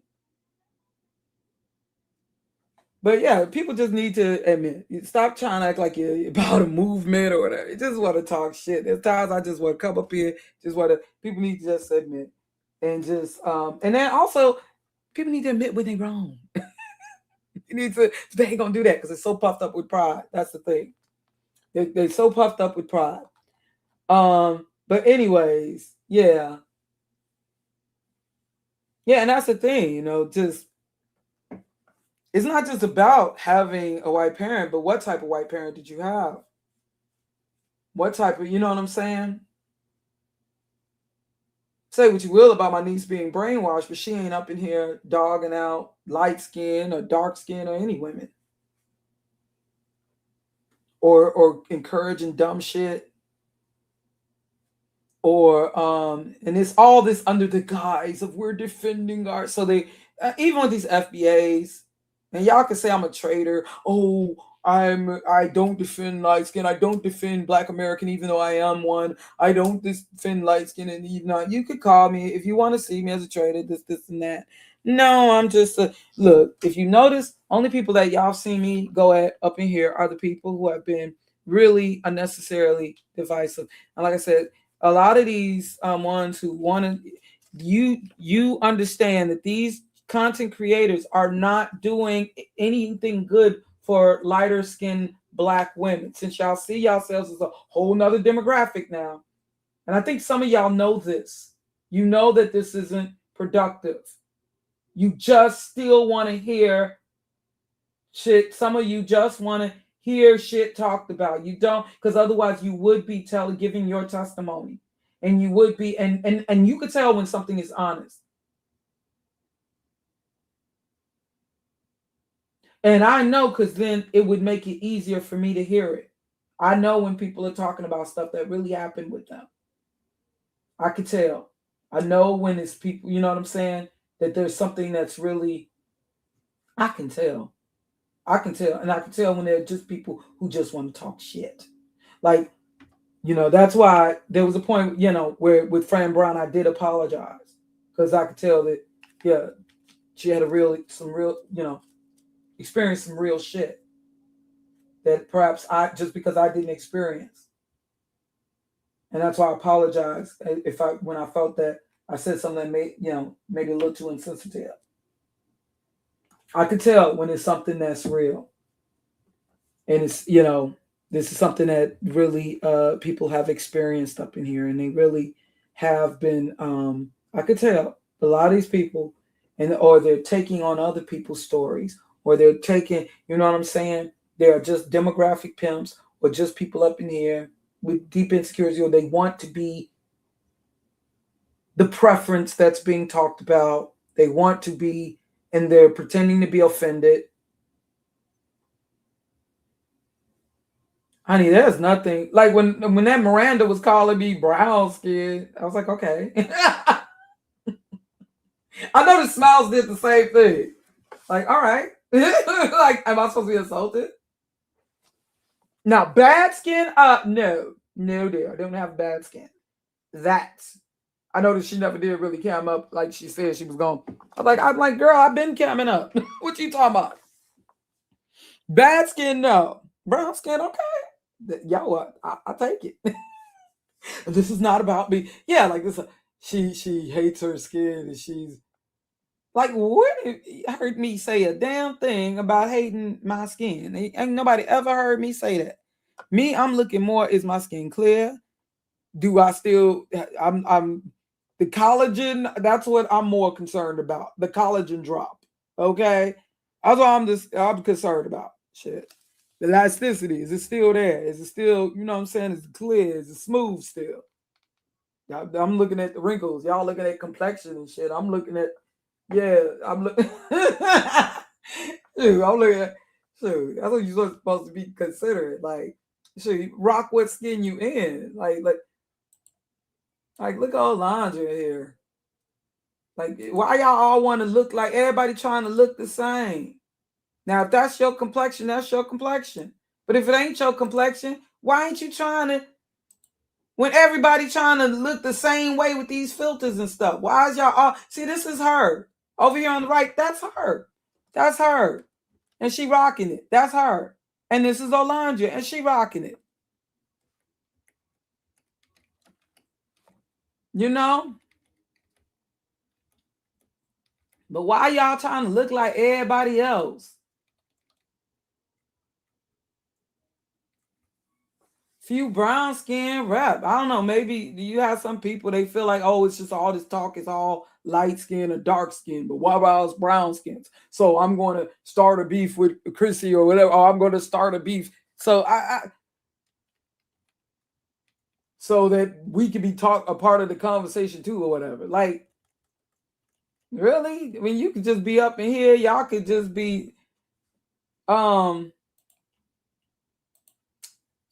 now, yeah, this is really, yeah, I know that can't be just, I gotta represent a modest woman, but I ain't gonna lie, it's like, oh, I'm just loving the fashion and stuff. It's a little revealing, but I'm loving the fashion. And it makes me want to get into design even. Oh, and look at that color blue. Oh my gosh. Right, manufacture, and they know it. They know it. A lot of this stuff is hyped up. They be looking. You be having these people looking for posts, looking. See, that's crazy when you be looking for stuff. I'm trying to avoid this stuff. I be trying to, like, every time I look like with this FBA stuff. Well, I will say, be peeking into, like, people who I no longer subscribe to that do peek into Tariq Rashid and Chrissy now and then. Chrissy stuff be popping up to me though. That's what I noticed. But I do be peeking. I don't know. That's my nosiness. I don't know. Maybe it's like with some people, I'm hoping that they go back to talking how they were talking, or maybe, I don't know. Maybe that's what it is. Because I don't know. Let me see what he's saying.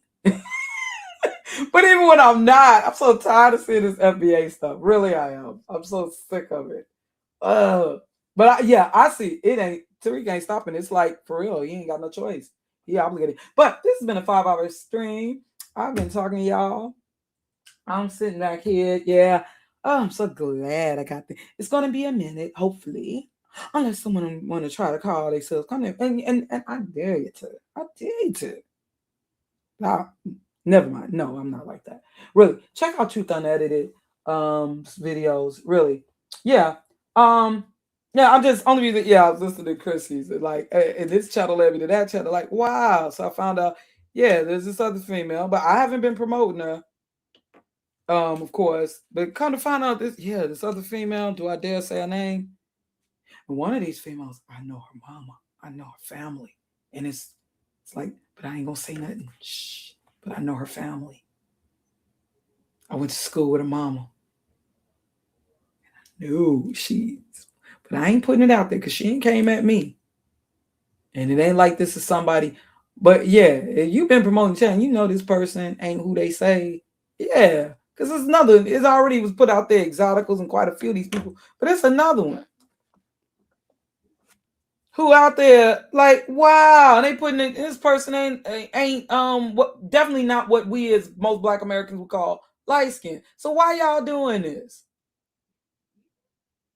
And see, some can take, what if it's a thing of these people, while y'all supporting them as they talking about the dark-skinned jealous girls, how do you know that these ain't people who may not themselves like light-skinned women? They might be, since y'all talk about like it's a different demographic, for all you know, they might be purposely trying to sabotage to make you think that that's all we do, sit around talking about dark-skinned women hating or whatever, or how evil they are and how they jealous, and like that's how light-skinned females, okay, since I'm pretending to be light, I gotta talk like what they think a light-skinned girl talk like.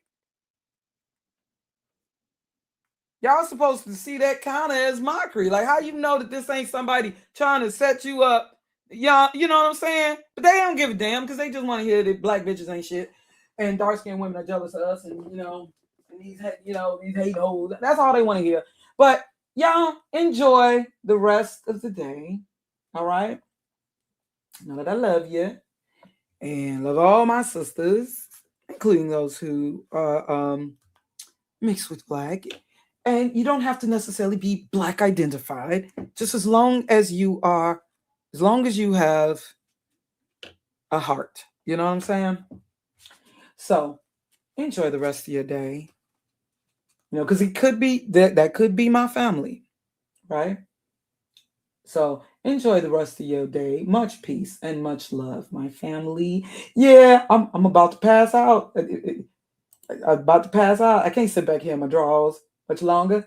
So sorry for giving y'all that visual, but enjoy the rest of much peace and much love, my family.